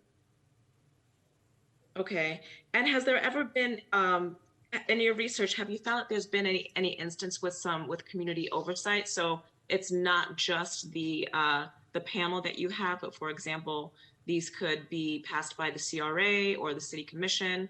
Tell me about that. Well, they would come back to the city commission on there, and you always reserve the right to bring in and talk to the groups and do your own interviewing. I don't know that I would recommend that, but certainly you would be the one that would review the procurement and ultimately select which CLT we would be moving forward with. Has there ever been another, in your research, like a community oversight board outside of, the governing board that's going to make some decisions about this? I've heard of those and on there, but we have a very lengthy process to create boards that provide recommendations. Well, I don't think we need to create one. I mean, they're there. The CRA board is there. The CCACD board is there, which I feel like, it could be appropriate for either one of those. I will say that I am most interested in making sure that I would rather this be a community kind of homegrown effort. And I don't think that we have the technical, the technical know-how in this community to be able to do a CLT. And I can't actually, and this is anecdotal, right? So we might not know until we actually get the responses back. But just, being in the community and having conversations, it feels like there is potentially one. And I want to make sure that we have, a good group that's going to be able to execute this well.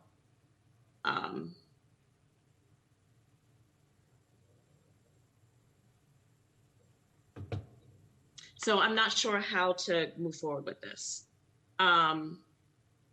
It sounds like, I'd like to hear a little bit from the commission after, I've asked my questions. But it seems like everybody's just willing to move forward with this as is. And I would like for there to be some more education in the community and some conversations around how we're going to work together on this as a community. So that's where I am with this. All right, thank you, Commissioner Johnson. And broadcast informed me that we must end by 5:15 for Facebook Live to be able to switch over. So if we're not done with this conversation by then, we'll continue it to this evening. Commissioner Simmons? Thank you, Mayor. I just want to briefly address some of your concerns, Commissioner Johnson. There are current CLTs throughout the state of Florida that are looking to expand in the region. They just haven't had the, I guess, the wherewithal or the know or where to go. But I've had this conversation in the past, and several CLTs throughout the state that have done extremely well, that have expanded, not just within their region, but north or south of their region, and have done very well, are looking to expand. So I think if we put the RFP out throughout the state of Florida and see what we can find, and I know what's going to be challenging, but it may not, is once you set up the CLT, it's the operating portion of it. And when I say operating, is if someone is from a different location, they most likely will have to be here and have staff here and operate and make sure that they have ample enough sweat equity and people from their organization to come up here and make sure that everything is running smooth and running right. So that may be something we need to think about as we put out RFP, maybe offer some type of office space for them to operate out of, because it is going to be one of those things where they're transferring, where they're coming back and forth to this location. So that's just something to think about. But to answer your question, there has been people, CLTs, that are looking to expand. Thank you. Thank you. Commissioner Ward? Thank you, Mr. Mayor. So the important thing for us to remember is that we don't have to award a bid just because people apply. I look at this as a huge learning opportunity for us as a commission and for the community to get for CLTs to become a little more high profile in our community over the period of time of the RFP. We'll learn what organizations are interested, both locally and outside our geographic area. We'll learn what the people who are interested think they need to make one happen here. And if we see the right proposal, we can run with it.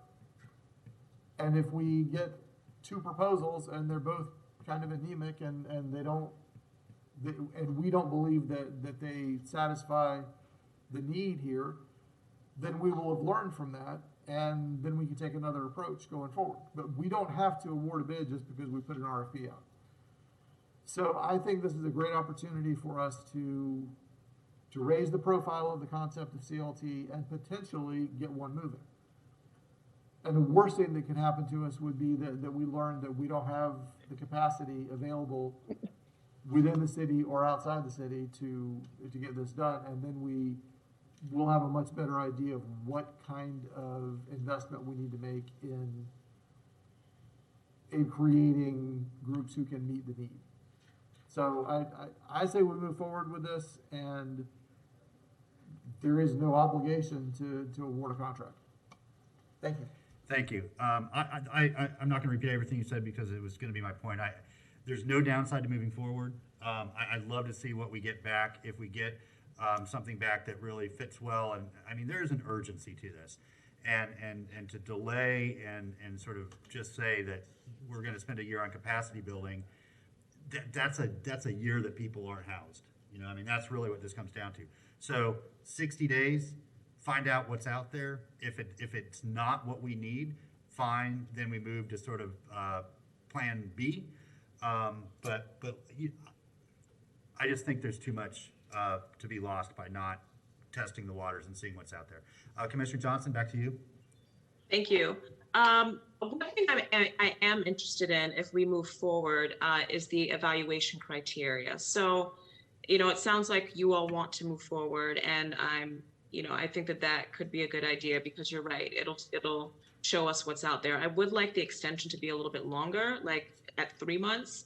And I would like to, if you can put this just either in a memo or just on a consent agenda about what the evaluation criteria is going to be.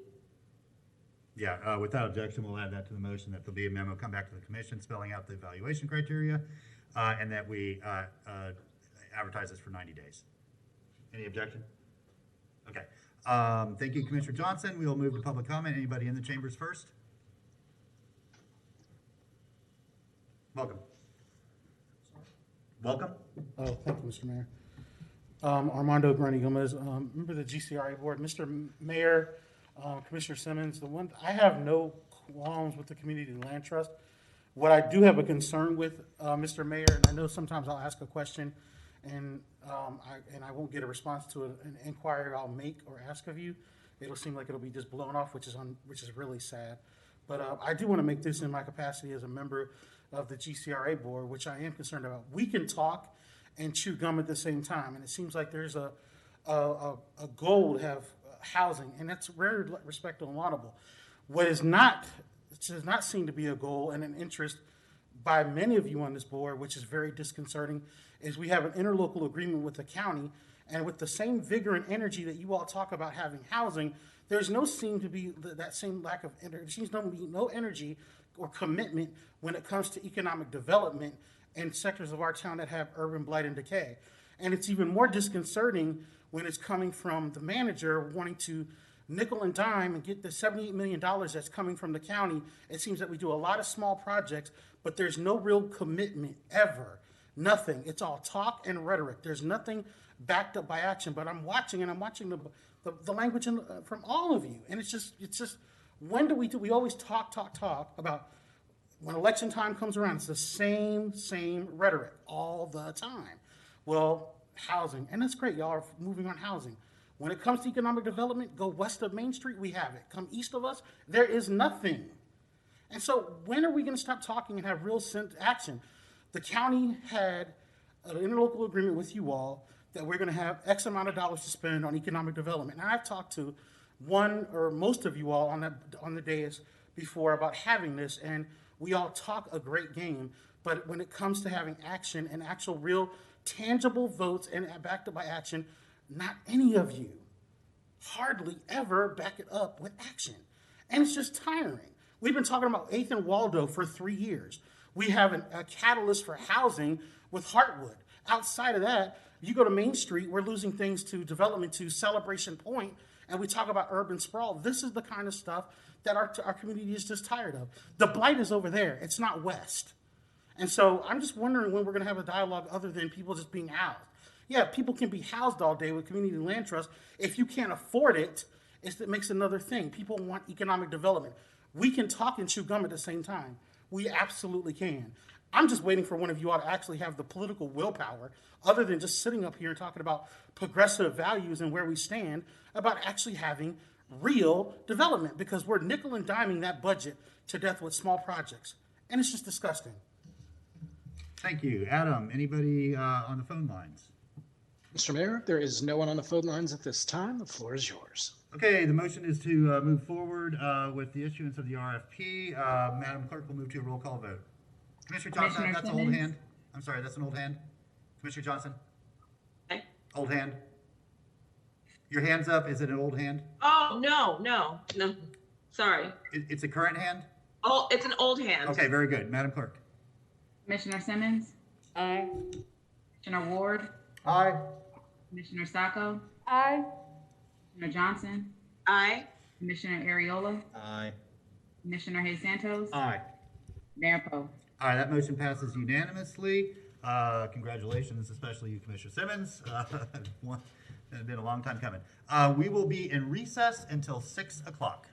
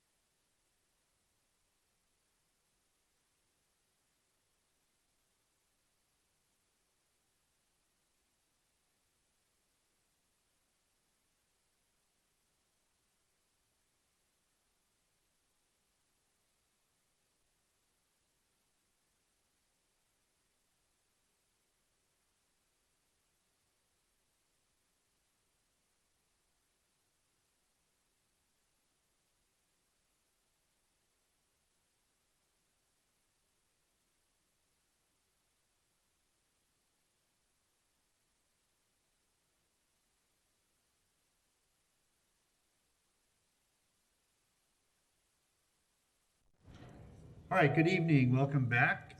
This is our evening portion of our February 4th, 2021 Gainesville City Commission meeting. We're glad you're with us. Madam Clerk, our first order of business this evening. Madam Clerk, we cannot hear you.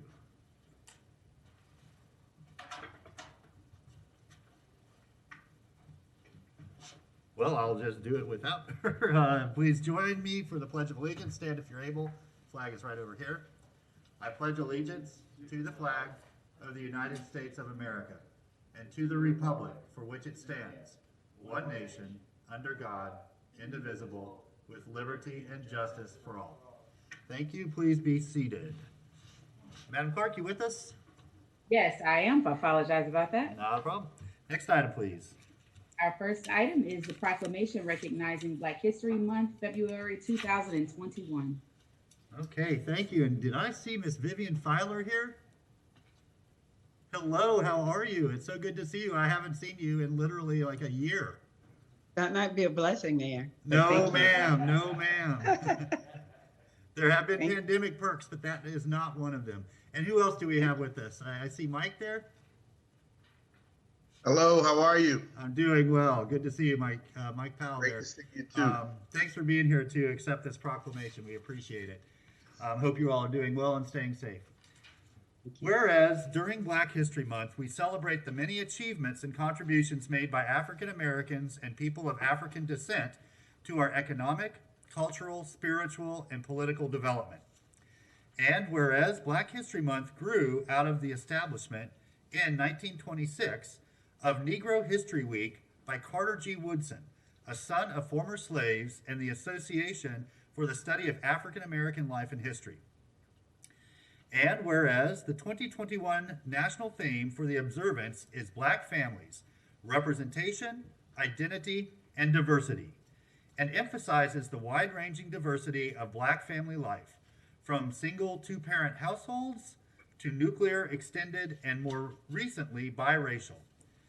And whereas the Black family has been, quote, stereotyped and vilified from the days of slavery to our own time.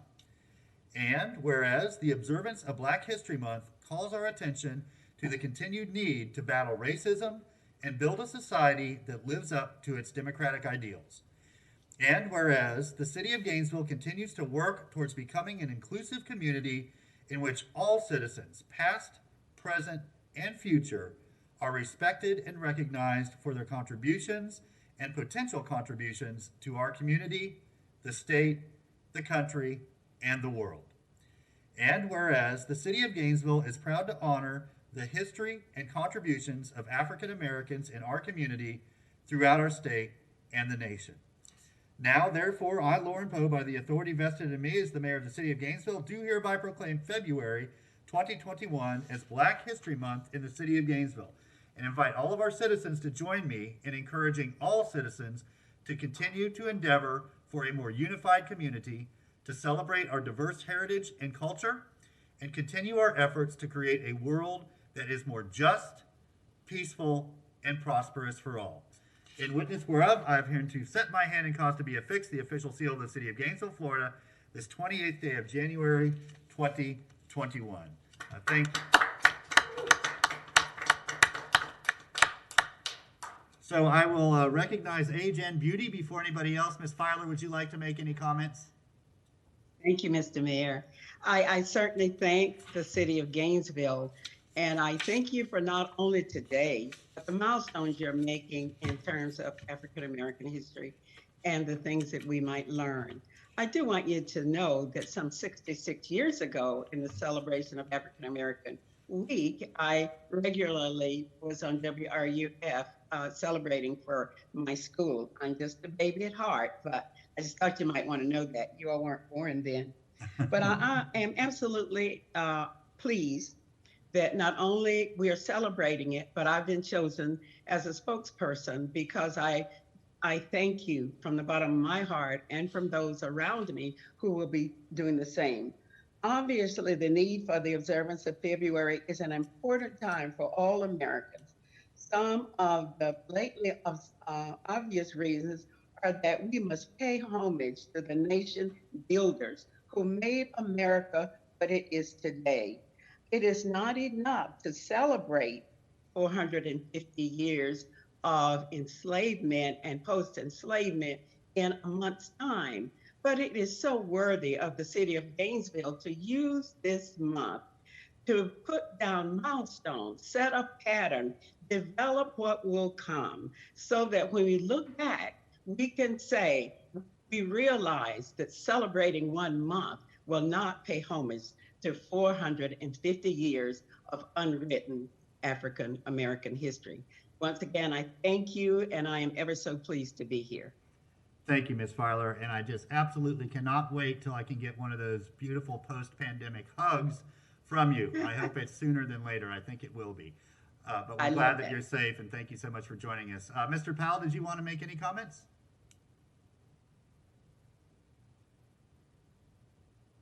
Turn your mic on. Mike, you're on mute. Yep.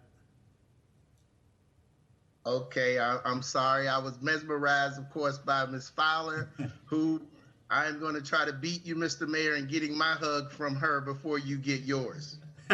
It's not a competition, sir. There's plenty to go around. All right. Okay. She has enough to go around. But that's right. On behalf of the 8-member chapters of the Gainesville National Panhellenic, which is also known as the Divine Nine, as president, I would just like to thank the city of Gainesville, Mayor Poe, yourself, the commission, and all the other folks who've been instrumental in this, in recognizing Black History Month for what it is. And we know that it's more than just 1 month. We just happen to be humble servants in the Divine Nine.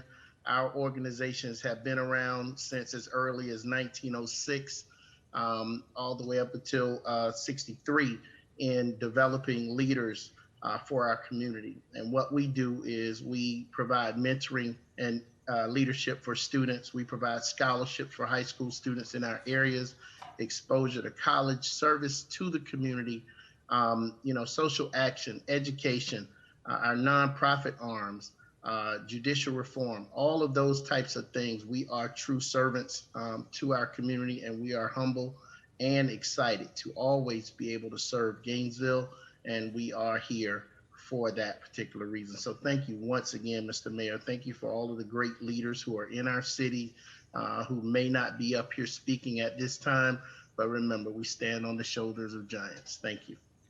Thank you so much, Mr. Powell, Ms. Filer. Thanks for being with us tonight. Thanks for all that you do every single day in our community to help build up our community and make us stronger. You are true neighbors, full of love and full of hope, and we are blessed to have you as one of us. So thank you.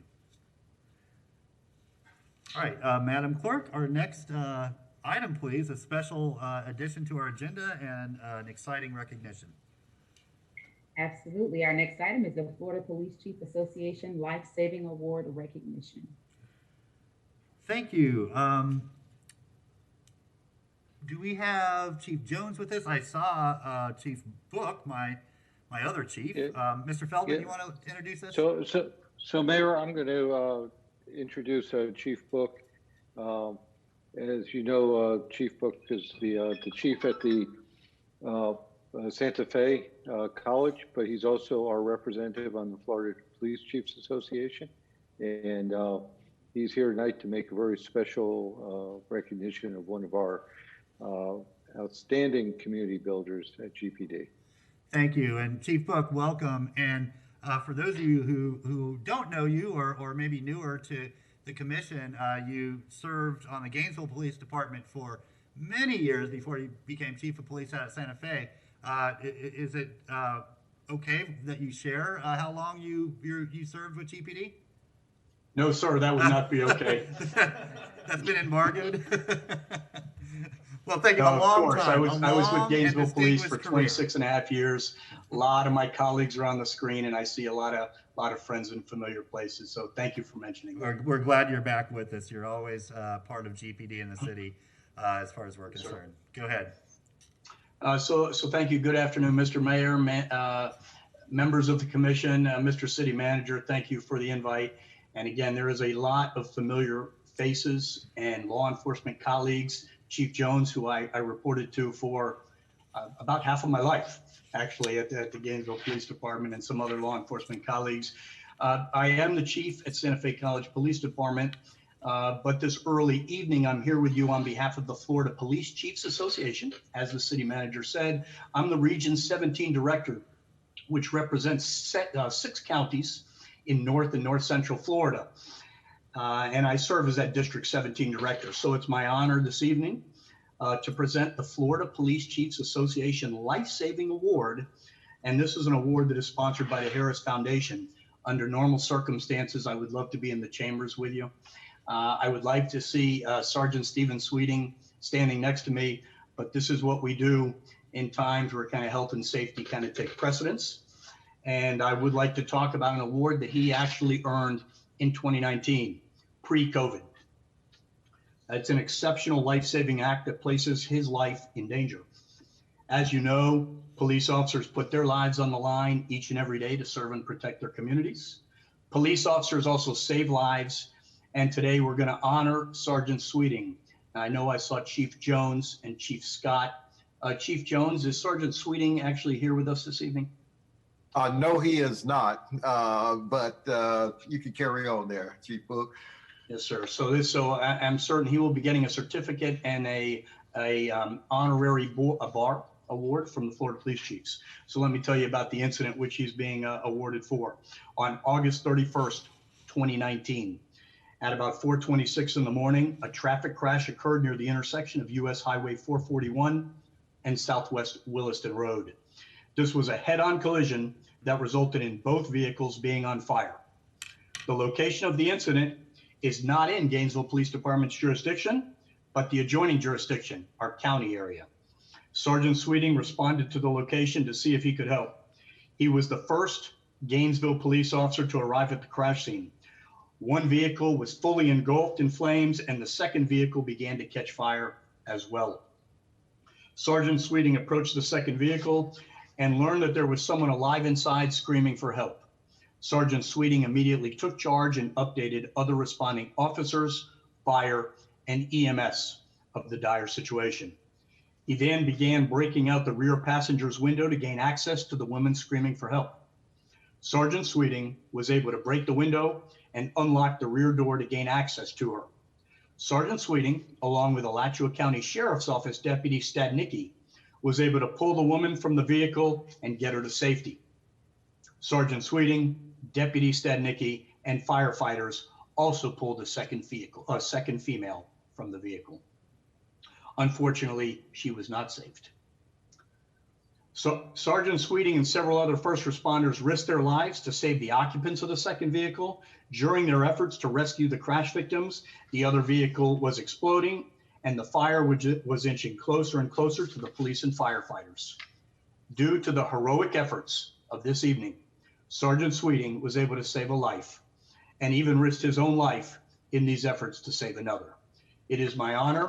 I wish I could hand a certificate to Sergeant Sweeting. We'll provide that to him in person at a later time.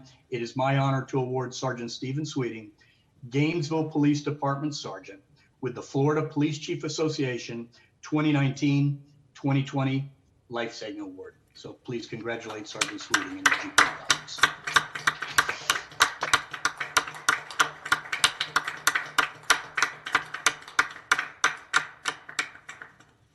Mayor, I get to come to you probably, once in a blue moon to talk about the efforts. You may see me periodically in my role as the Florida Police Chiefs Association Regional Director, but I'm really proud of my former Gainesville Police Department colleagues. So thank you for allowing me to stand up here on behalf of FPCA and present this to him. Thank you, Chief Book, and thank you for sharing the sergeant's story with us. That's remarkable. We know that it represents the type of heroism that many of our officers exhibit on a regular basis. They put themselves before, they put others before themselves and risk their own lives. And we're glad that he is with us to accept this award. It could have gone very differently. So thank you to the association for recognizing that heroism. Thank you for joining us tonight to share that and share that with our entire community. And we will make sure that he receives all the respect and honor that goes along with that on behalf of the commission and the Gainesville Police Department. Thank you very much. I know first responders in Alachua County and Gainesville have absolutely relationships with our community that's like virtually no other.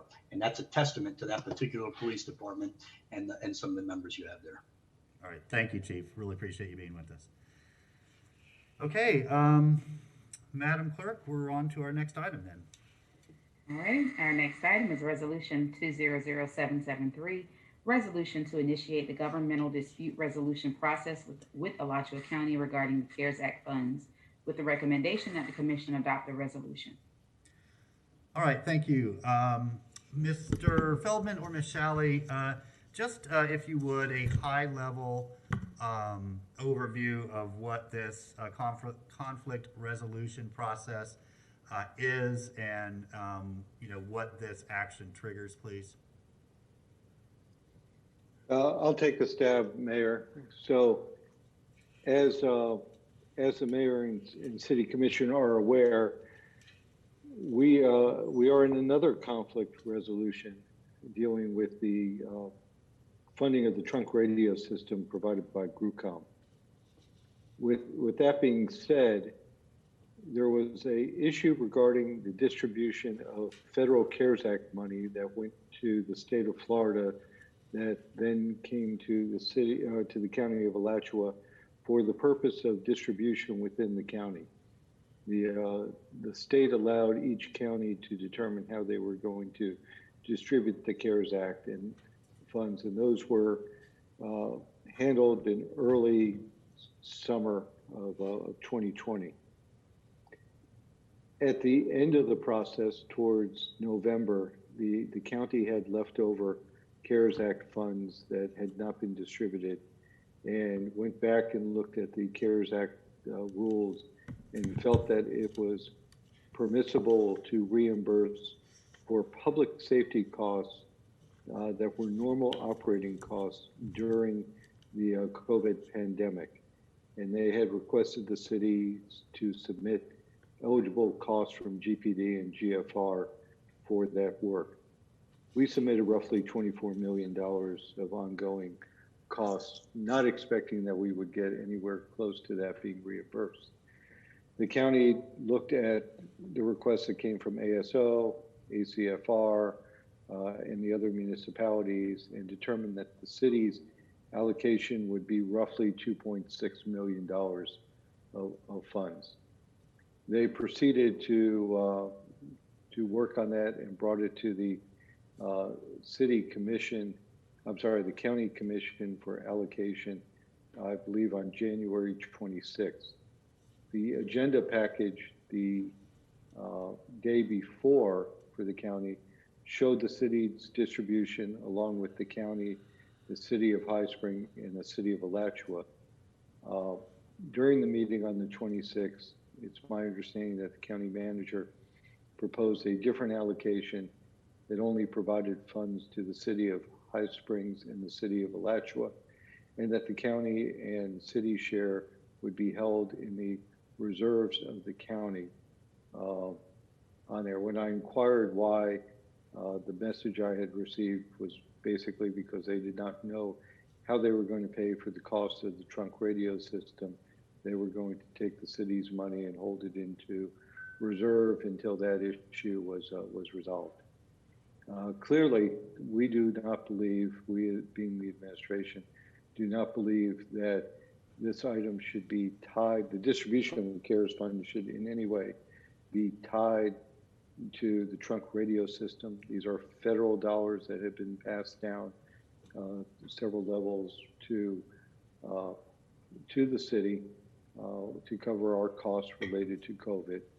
Second is, if they did have funding issues, they certainly shouldn't treat us different than the other two cities that they distributed funds to, that being High Springs and Alachua.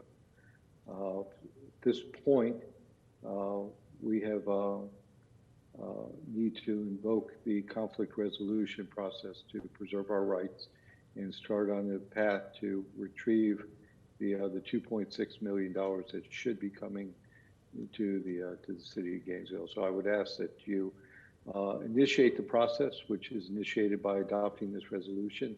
And then there are several steps that we will go through before, if necessary, litigating this matter. Pursuant to the action that you took at the GPC meeting the other day, this item is coming before you, as well as I will be drafting a letter to the federal government, making them aware of our concerns. Okay, thank you, Mr. Feldman. Commissioner Ariola. Thank you, Mr. Mayor. I'd like to move resolution 200773. Okay, there's a motion by Commissioner Ariola, seconded by Commissioner Ward to adopt the proposed resolution. Commissioner Ward. Thank you, Mr. Mayor. So I missed last Thursday's meeting, the general policy meeting. I was in Orlando representing us at the Metropolitan Planning Advisory Council. And so I had a chance to participate in the discussion. Obviously, I support this motion. It's disappointing that it comes to this, but I will remind everyone that we have been to similar places before with the county commission. And it works out. We get where we need to be. Sometimes we have to take more extreme measures than others to bring each other to the table, but I believe we will be able to get to successful resolution of this. And I want to remind everyone, this is not a personal thing with anyone at the county, as far as I'm concerned. But we need to protect the taxpayers of the city of Gainesville, the residents of the city of Gainesville. You know, we are the stewards of their money and of their resources. And we have to act as such. And I know that our sisters and brothers across the street have the same concerns, and I respect that. I have no doubt that we will get to a good place on this that is satisfactory for everyone. And I wish we didn't have to go through this particular procedure, but I think that's where we are. I'll remind everyone that about 98% of everything that we do with the county works out just fine. You know, our regional transit system operates great.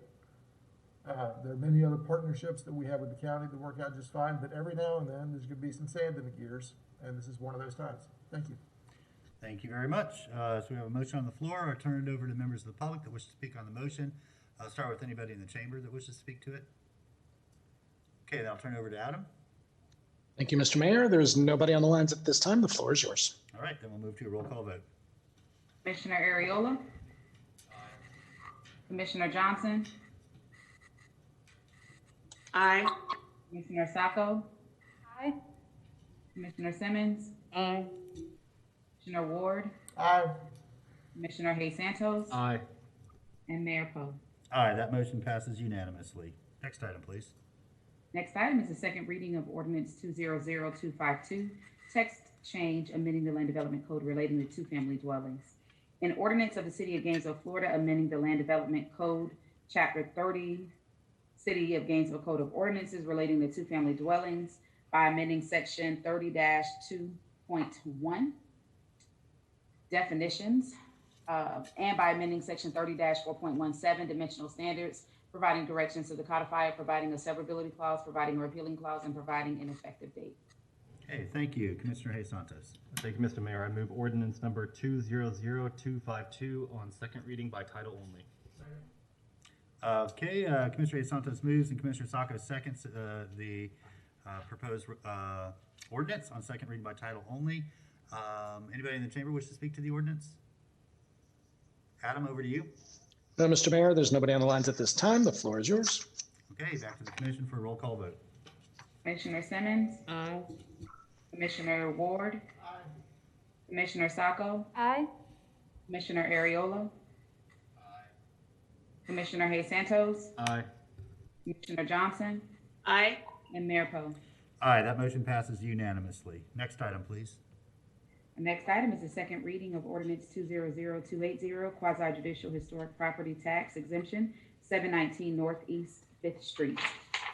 An ordinance of the city of Gainesville, Florida, finding that property located at 719 Northeast 5th Street, Gainesville, Florida, as more specifically described in this ordinance, qualifies for an ad valorem tax exemption for historic properties, granting an exemption from ad valorem tax for certain improvements beginning January 1, 2021, and continuing for 10 years under certain conditions, authorizing the mayor and the city clerk to sign the historic preservation property tax exemption covenant between the property owner and the city, providing a severability clause, providing a repealing clause, and providing an effective date.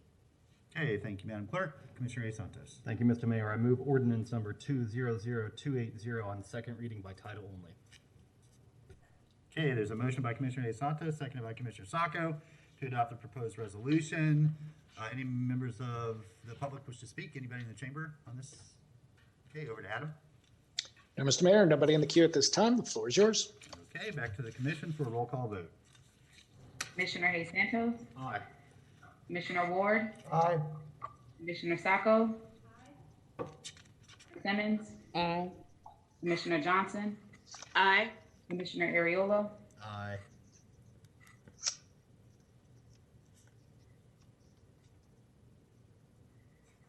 Aye. And Mayor Poe. Aye, that motion passes unanimously. Next item, please. Second reading of ordinance 200464, pedestrian safety, traffic separator ordinance, an ordinance of the city of Gainesville, Florida, creating a new Article 7 titled Pedestrians Prohibited and Traffic Separators within Chapter 26 titled Traffic and Motor Vehicles of the City Code of Ordinances, amending Section 2-339 to create a civil citation penalty, providing a severability clause, providing a repealing clause, and providing an effective date. Okay, thank you. Commissioner Ward. Mr. Mayor, so I continue to be supportive of this. I think it's the right thing to do to literally save lives. In consultation with members of the community, I believe that there are folks who would rather we enshrine the act of offering a warning prior to citation. The manager already said that he would that would be our practice to do a warning before a citation. But in an effort to be as straightforward as possible about this and to make sure that everyone knows that the intent is to help people be safe and not to give citations. I contacted the attorney's office and the manager's office, and others may have as well, but I did ask for an amendment that we could attach in this that would enshrine a warning system. And I understand the attorney's office has that prepared, and if possible, I would love for us to be able to consider it before we move forward into a motion. Sure. Madam Attorney, are you able to pull that up on the screen? Yes, Mayor, I sure can.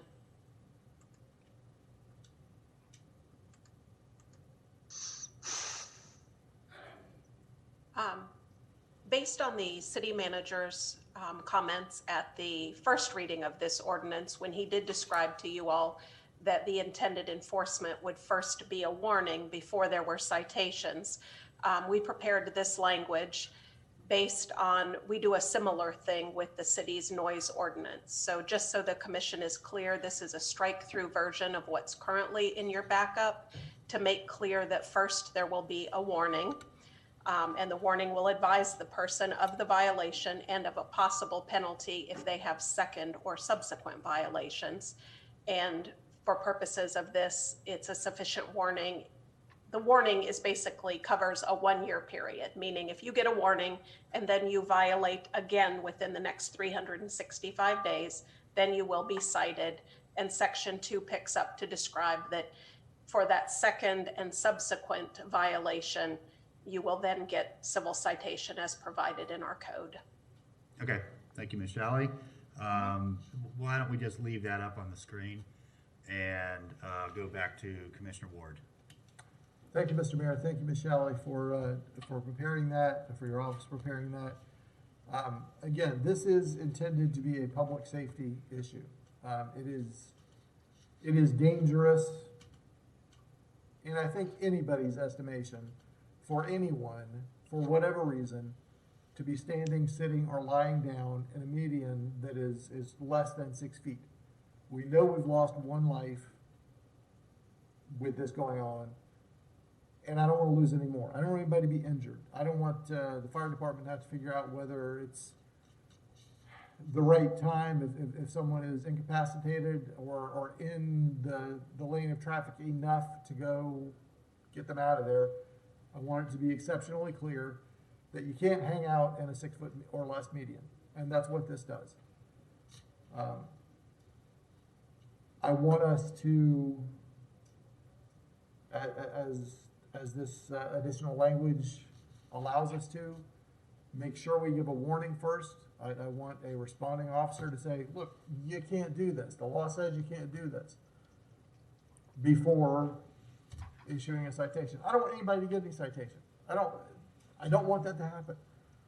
But I also know that if there isn't some sort of penalty in the ordinance, it's not going to be enforced. What I want is for nobody to hang out in medians that are going to get them hurt.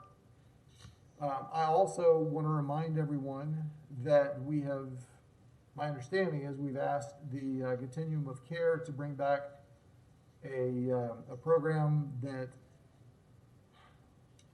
would allow us to find a way to get street outreach work done for people who live outside and are not able to be helped otherwise, that are not helped by St. Francis House or Grace or any number of offerings that currently exist. So I'm eagerly anticipating that coming back to us, that proposal coming back, so we can figure out what the next step in helping people is. But I also believe it helps people to say, it's not safe for you to stand here in this skinny median. So that's, those are my thoughts on this. Mr. Mayor, do you want to go around before we get a motion, or?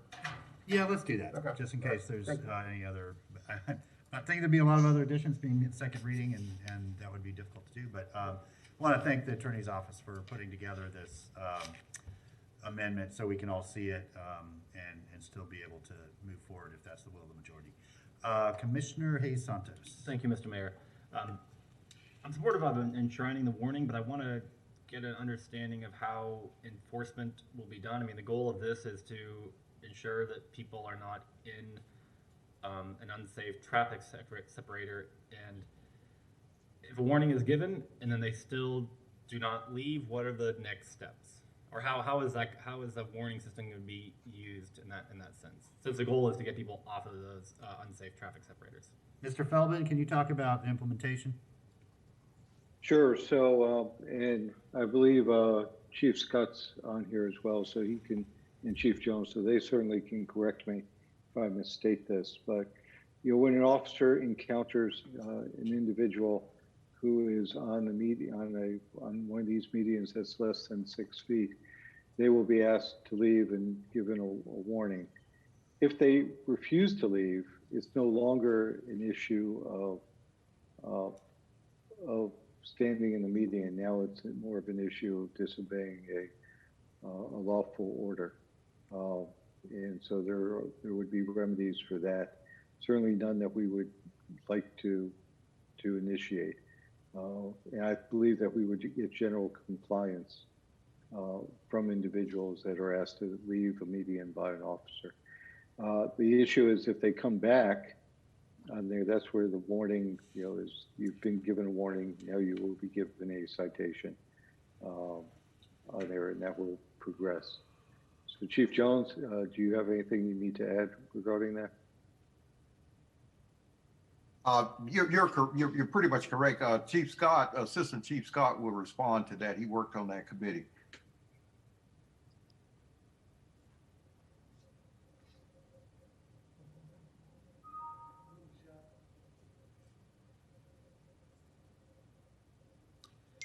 Can't hear you, Chief Scott.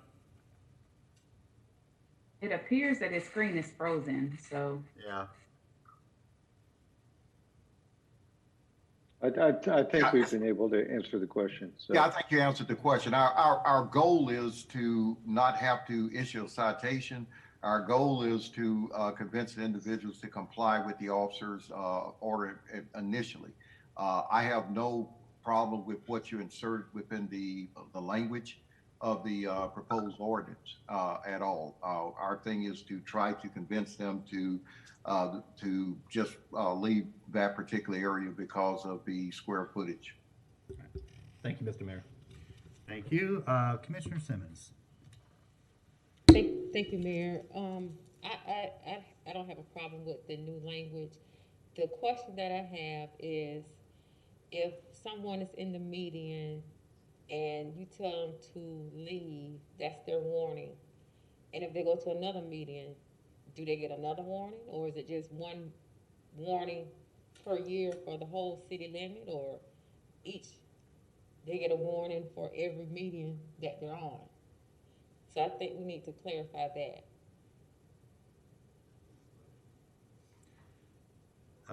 Mr. Feldman, Chief Jones, basically, is the warning location specific, or is it for anywhere inside the city limits? That's a good question. I don't know that I know the answer to that one. The warning would be particularly to the intersection there. If they go to another one, you go through the same process again. I think Ms. Shelley could comment on that. Okay, Ms. Shelley, you want to comment? Yes, so the ordinance prohibits someone from being within any median that's 6 feet or less in width. So I believe the way it's currently drafted, once a person is warned that they are not to be in any median that's 6 foot or less in width, then that's the prohibition. There are many other medians in the city that are wider than 6 feet that can be used safely as a place for a pedestrian to take refuge. But the restriction is on any median. It's not median specific. And it's not every median within the city. It's only traffic separators. Now, certainly if the city commission desires to make it median specific, I'm not certain that that makes a lot of sense in the context of this is intending to keep everyone off medians, any median that's 6 foot or less. So. Thank you, and I think that's going to have to be explained. We're going to have to really explain that. It's any median 6 feet or under throughout the city. Okay. Am I right? That's right. Yeah. Okay. You got it. Thank you, Commissioner Simmons, for that good clarifying question. Commissioner Saka. Mr. Mayor, I think we're all just trying to get clarification on how it works in practice. So if I'm on the median and I get a warning, the warning isn't recorded anywhere, right? It's just, hey, you need to get off the median, please go to the sidewalk. I think that may be a question for Chief Jones or Assistant Chief Scott. Chief Jones, did you hear the question? No, I didn't. I was talking to Assistant Chief Scott. Can you repeat the question again? Sure. So let's say I'm on the median and an officer tells me you need to get off the median. I comply. I go to the sidewalk. Is that warning logged somewhere? Is it registered somewhere? Do you get my name or my description and log it somewhere? Or is it just a verbal warning and we go about our business? I think it is logged. Assistant Chief Scott, he's going to respond to it. Chief Scott, we got a good connection?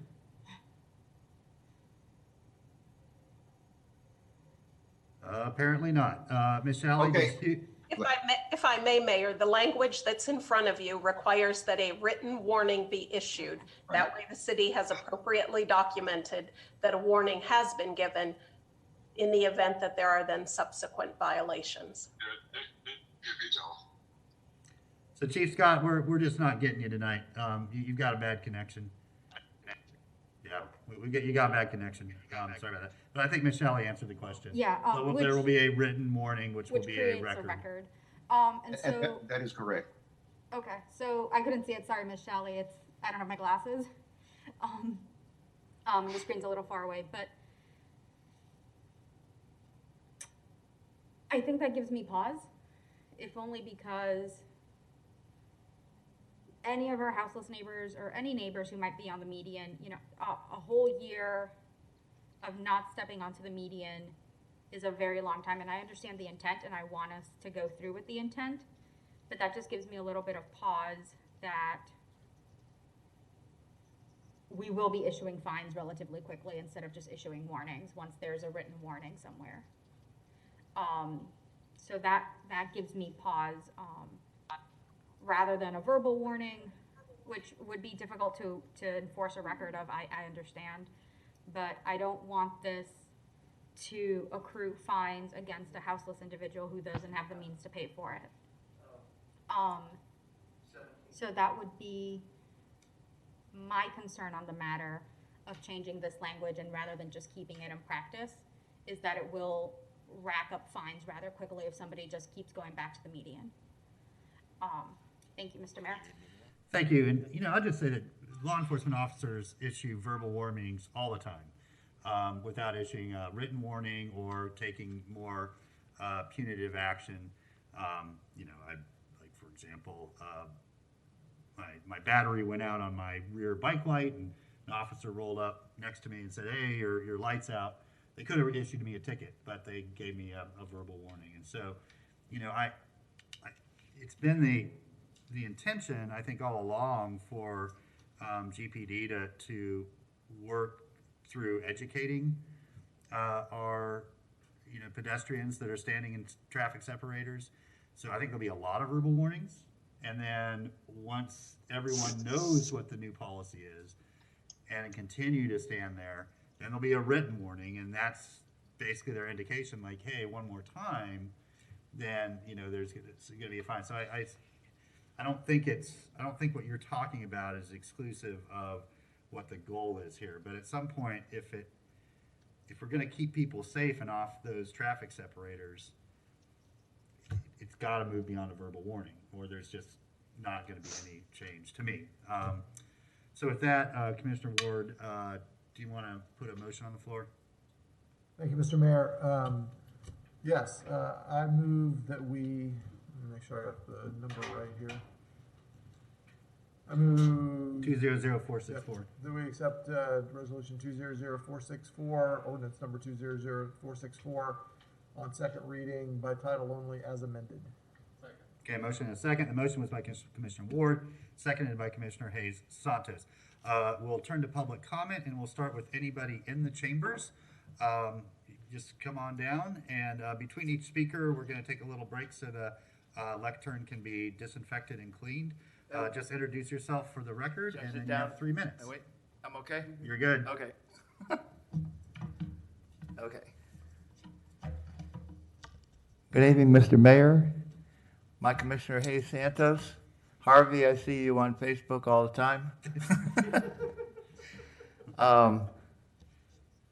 I understand that this is the issue is safety on this ordinance. My name is Bruce Frendall. I'm a Gainesville resident. I live in Commissioner Hayes Santos' district.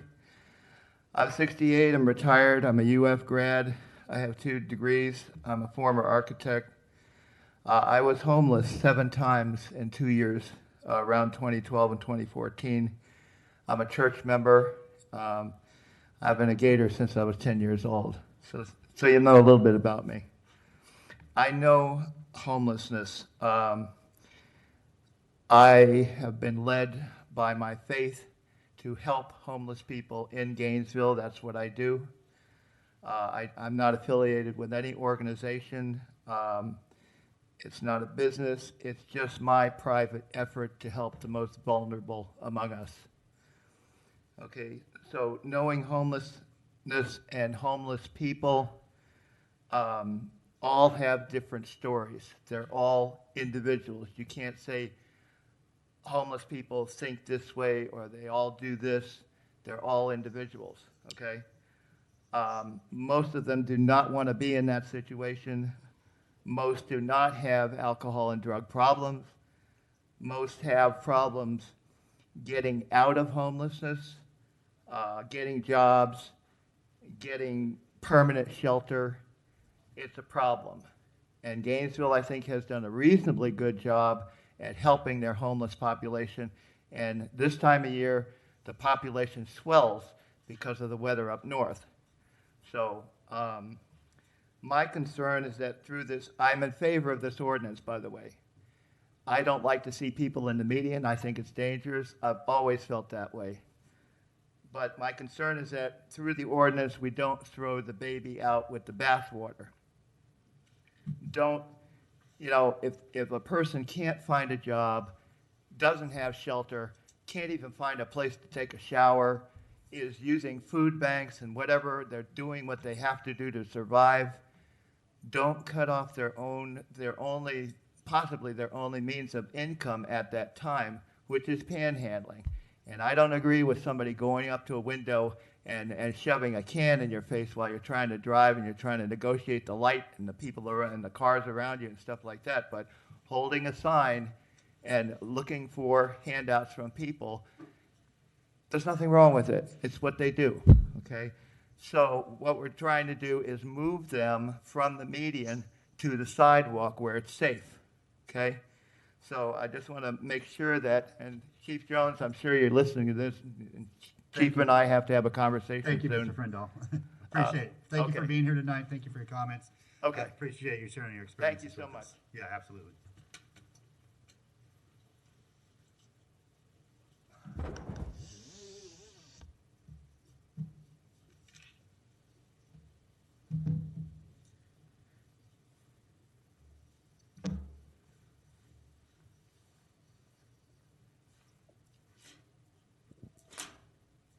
Thank you.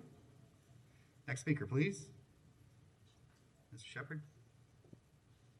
Yes, my name's Donald Shepard, and I'm People's Representative. As that I know that what has been said is the truth. But here in Gainesville, you're a lot luckier than you are in Rochester or other cities.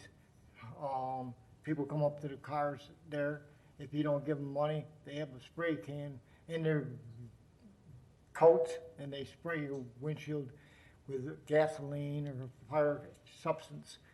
So we can count ourselves lucky here in Gainesville that we don't have those kind of characters here.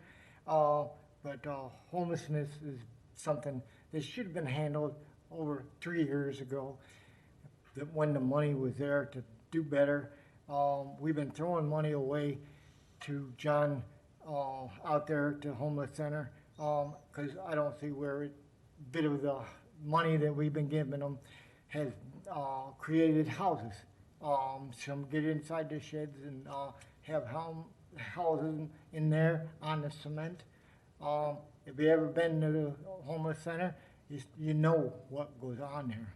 If you haven't, then you owe it to yourself to go there, because I can tell you from an experience of my own, it's something you do not want to do, is sleep on the ground in the winter. Winter's coming up. It's talking about, let's start addressing it. Tiny houses could be brought into Gainesville, and we could take and buy sheds for these people to be in with heat, and this would supplement the people being on the streets, because of the Meals on Wheels and elder care vehicles and churches are taking food out there for them. So let's back them and let's end this homelessness this year. Let's not let another year go by and let these people suffer. What are we going to do when our police forces that are going to get defunded, our security officers getting defunded and losing their jobs? What are we going to do when they join these homeless people and their children?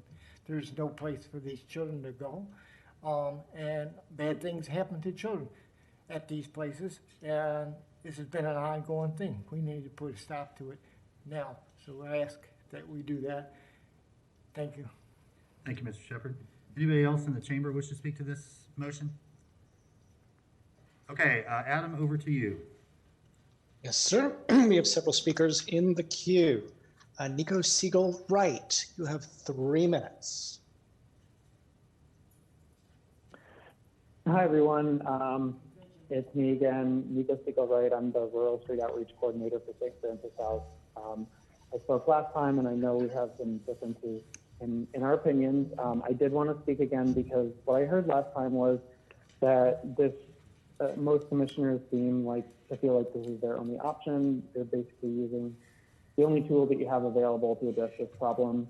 I feel like there are a multitude of other options, of alternatives to finding people who have no money to pay fines.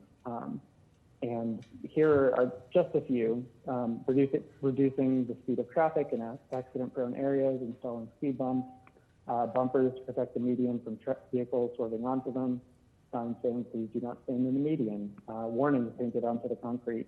I think if you were to talk to civil engineers, pedestrian and traffic safety experts, you could come up with a lot more. And what I heard from you all last meeting was that you're tired of hearing about tragic deaths. And I can definitely understand that, and I think we're all on the same page. 30 homeless people died last year. And I don't even think that number really does justice to the amount of deaths that homelessness and poverty brings. Homeless people have a life expectancy of 12 years shorter than their housed counterparts. They experience HIV and heart disease at much higher rates. These are not deaths that make the news. There won't be a city commission agenda item about the people who died because of a lifetime of poverty. So I think the key question here is not should people be standing on the median, because I don't think anyone is thrilled about the fact that people need to beg in the streets in order to survive. I think the question that we need to be asking ourselves is it ever appropriate or ethical to find somebody who has no income? And the answer is no. To you or me, $50 could be annoying, upsetting. $50 for somebody with no income can haunt you for years. It can ruin your credit. It can get you in more legal trouble if you miss your court date. You've heard this from myself, from Patrick Dawes, the Executive Director of the Continuum of Care, from John DeCarmine with Grace, from Southern Legal Counsel, from the National Homelessness Law Center. We're all saying the same thing, that there are other ways to do this. There's other ways to address this problem. You do have alternatives. I really hope that you use them. And I also just want to say, I think you're really leaning onto the fact that this has a warning system, but I think you need to accept that there will be fines. There will be fines that come to homeless people because they go onto the medians for a reason. We have to understand that these are human beings and they're making decisions about how they can survive to the best of their ability. And that's not up to us to tell them how they can do that. Thank you. Thank you, sir. Darlene Pafalo, you're next. You have 3 minutes. Thank you. Thank you. I have just a few questions. All the information has been very good. The last speaker was very good, and he's stating there are other alternatives, but I didn't hear him say any alternatives. What are some of the other cities doing for the homeless? I think it's the safety with the people that are on the corner, plus the people that are driving in the car. There are cities that don't have this. What do they do? I think that's what we have to look at. One of the other things is, I agree, if you don't have any money, you can fine me all day. You're not going to get anything from me. So what good is fining? I think if there's a way, like the other gentleman, to come up to this commission and say, what are some of the alternatives that we can use to help them? Is it when we see something like this, to have we have some volunteers to take them to maybe St. Francis House or something like that. They have to accept some help or they're going to be homeless for the rest of their life. And if that's the case, we have to not have them standing on all the corners in Gainesville or the Alachua County. There are other cities that don't have this, and what are they doing? I think that's what we need to look at. Thank you for your time. Thank you, Ms. Pafalo. Last caller in the queue for the moment is Leanne Shefford. Ms. Shefford, you have 3 minutes. Hi, I just wanted to call and say that I am not in support of this motion going through. I agree with a lot of what's been said before. Finding houseless people who are in need of money just creates negative feedback loops and can put these people in situations that they just can't get out of. And we're here to help them and support them and empower them to do better. We're talking about alternatives. A great idea that I've seen some other cities implement, which has been shown to really give houseless people the support they need to move forward and to find stability, is allowing the city paying them for picking up trash, maybe paying them by bags of trash they bring in, setting up some kind of organization like that in our city committee or programming would just, this is solutions that would help people. We need solutions that are better and that are just gonna bring our community forward rather than just pushing them back and saying a big, like, this doesn't feel like it's about their safety. And I think this motion is an attack on houseless people, and we can do better as a city. So thank you, that's all I have to say. Thank you, Ms. Shefford. Mr. Mayor, that's the last in our queue. The floor is yours. Okay, thank you everybody for sharing your thoughts with us. Commissioner Johnson. Thanks, Mayor. City Manager, can you remind me what the status is of the potential street outreach teams that we want to fund? So we are looking at funding those through CRA dollars, and we're taking that to the advisory board so we can get their recommendation and bring it back to the commission. Can you give me a timeline on that? I'm not going to hold you to it. Just a general timeline of from now to implementation of the outreach teams. So we would have to go to the GCRA board, get a recommendation, then we'd have to go out and solicit because it's over 200,000. Unless I can figure out how to just extend the GRACE contract. Assuming I can extend the GRACE contract, which would be the easier on this, we might be able to get this to the commission end of April, beginning of May for approval. Thank you. Thank you. All right, thank you, Commissioner Johnson. Commissioner Ward. Thank you, Mr. Mayor. So I want to remind everyone that this is, anyone listening or watching, this is not new. We've been working on this since April or May of 2019. We have had, I think, some good ideas brought to us for street outreach work that we were just hearing about. We work with Grace Marketplace extensively as a city. We work with the county on it. Please, if you're new to this, don't think that that we don't do work to try to help people who don't have a place to live. The city of Gainesville, as the mayor pointed out in the last meeting, I challenge anyone to find a city within hundreds of miles of here who puts the effort into it that we do. Is it perfect? Heck no. No, it won't be perfect until there's nobody who has to live on the streets. But it is not safe for someone homeless, not homeless, young, old, whatever, to stand on a less than 6 foot traffic separator for any reason. We're not outlawing panhandling. There are other areas where it's possible to do that, where you're a lot less likely to get hit by a car. This is about safety. It is about people not getting killed standing in the middle of the street. Thank you, Mr. Mayor.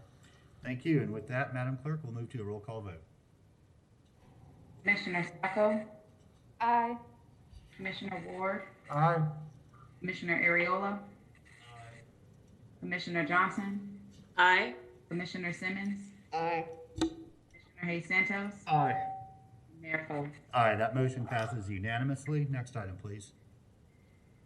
Our next item is the second reading of ordinance 200657, ordinance amending the supplemental retirement program for police officers. An ordinance of the City of Gainesville, Florida, amending section 2-608 of the Code of Ordinances of the City of Gainesville to modify the eligibility rules associated with the supplemental retirement program for police officers, providing a severability clause, providing a repealing clause, and providing an immediate effective date. All right, thank you. This is second reading. Commissioner Hayes Santos. Thank you, Mr. Mayor. I move ordinance number 200657 on second reading by title only. Okay, there's a motion by Commissioner Hayes Santos, seconded by Commissioner Simmons. Adam, anybody on the line to talk to this item? No, Mr. Mayor, the lines are clear. Okay, anybody in the chamber? Okay, back to the clerk for a roll call vote. Commissioner Simmons? Aye. Commissioner Ward? Commissioner Ward? He's an aye. Aye.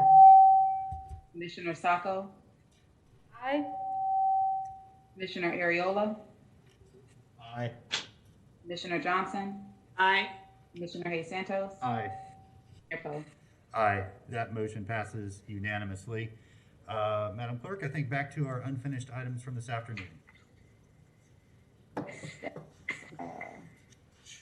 BD 7 on page 12, selection of Alachua County Public Schools Planning Advisory Committee members with the recommendation that the commission discuss and take action deemed necessary regarding the designation of community members to the SPAC.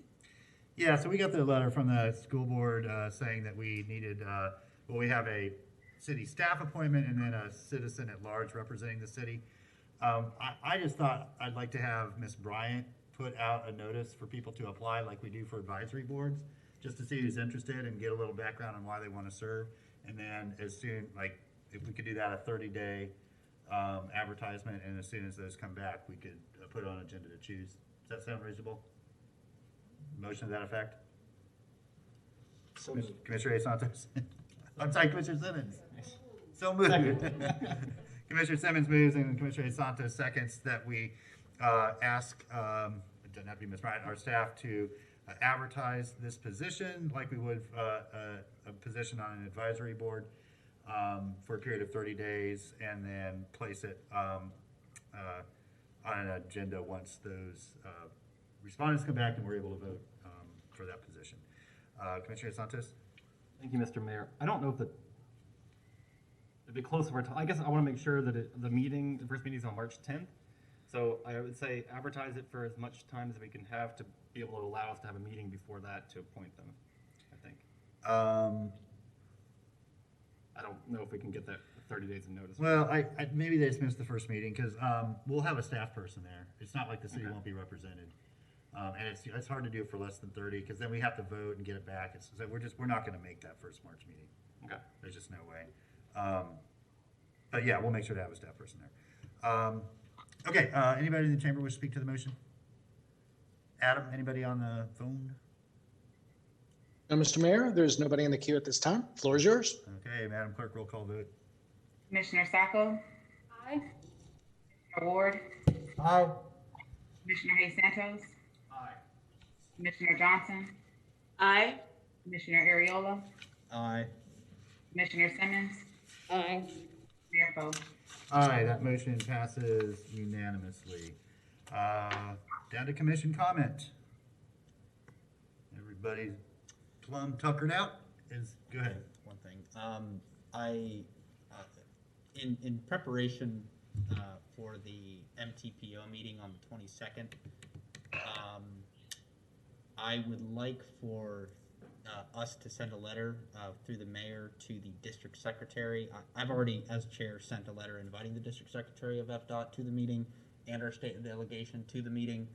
But I would like for the city commission to send to the district secretary and the state delegation the direction that we gave at our last meeting so that they can be put up to speed. And I just want that to come from the mayor so that they can see that it's not one commissioner acting, that it's the full body. Absolutely, without objection. Without objection. Yeah, okay. We'll get that out early next week. Anybody else? Okay, thank you all. Good work today. Appreciate it. Appreciate everyone who participated from our neighbors. I usually forget, but let me not do that this time. I want to thank our awesome officers. We had Lieutenant Durst, Sergeant Lormill, Corporal Torres, and Officer Kirk. Thank you for being with us and making the People's House a safe house. And especially, and wait, we're not going to adjourn until I do this. Oops. Be patient. Be patient.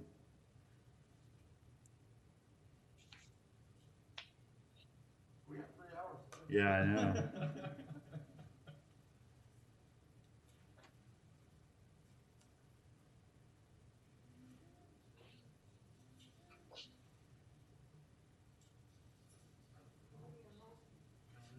No, we're good. Come on. Chair has the floor right now.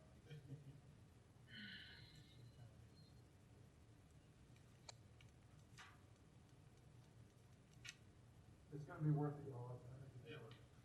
What's going on?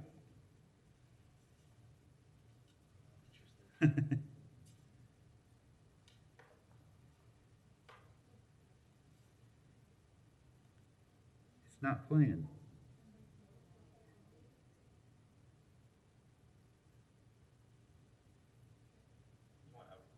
Yeah. Can you play it? Yeah. Hold on. Gotta hear an ad.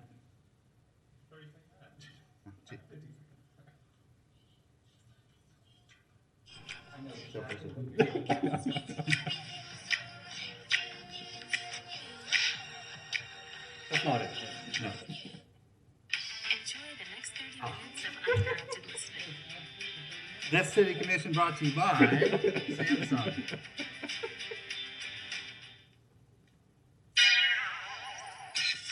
No? Oh, because I don't have premium. Oh. I picked the right one. We're gonna get it right next time. I had So Fresh, So Clean queued up. But Miss Malden, thank you for keeping it clean and safe and fresh. It's gonna work next time, I swear. YouTube, we could do YouTube. Oh, we blew it. But thank you all. Appreciate you being with us. With that, we are adjourned.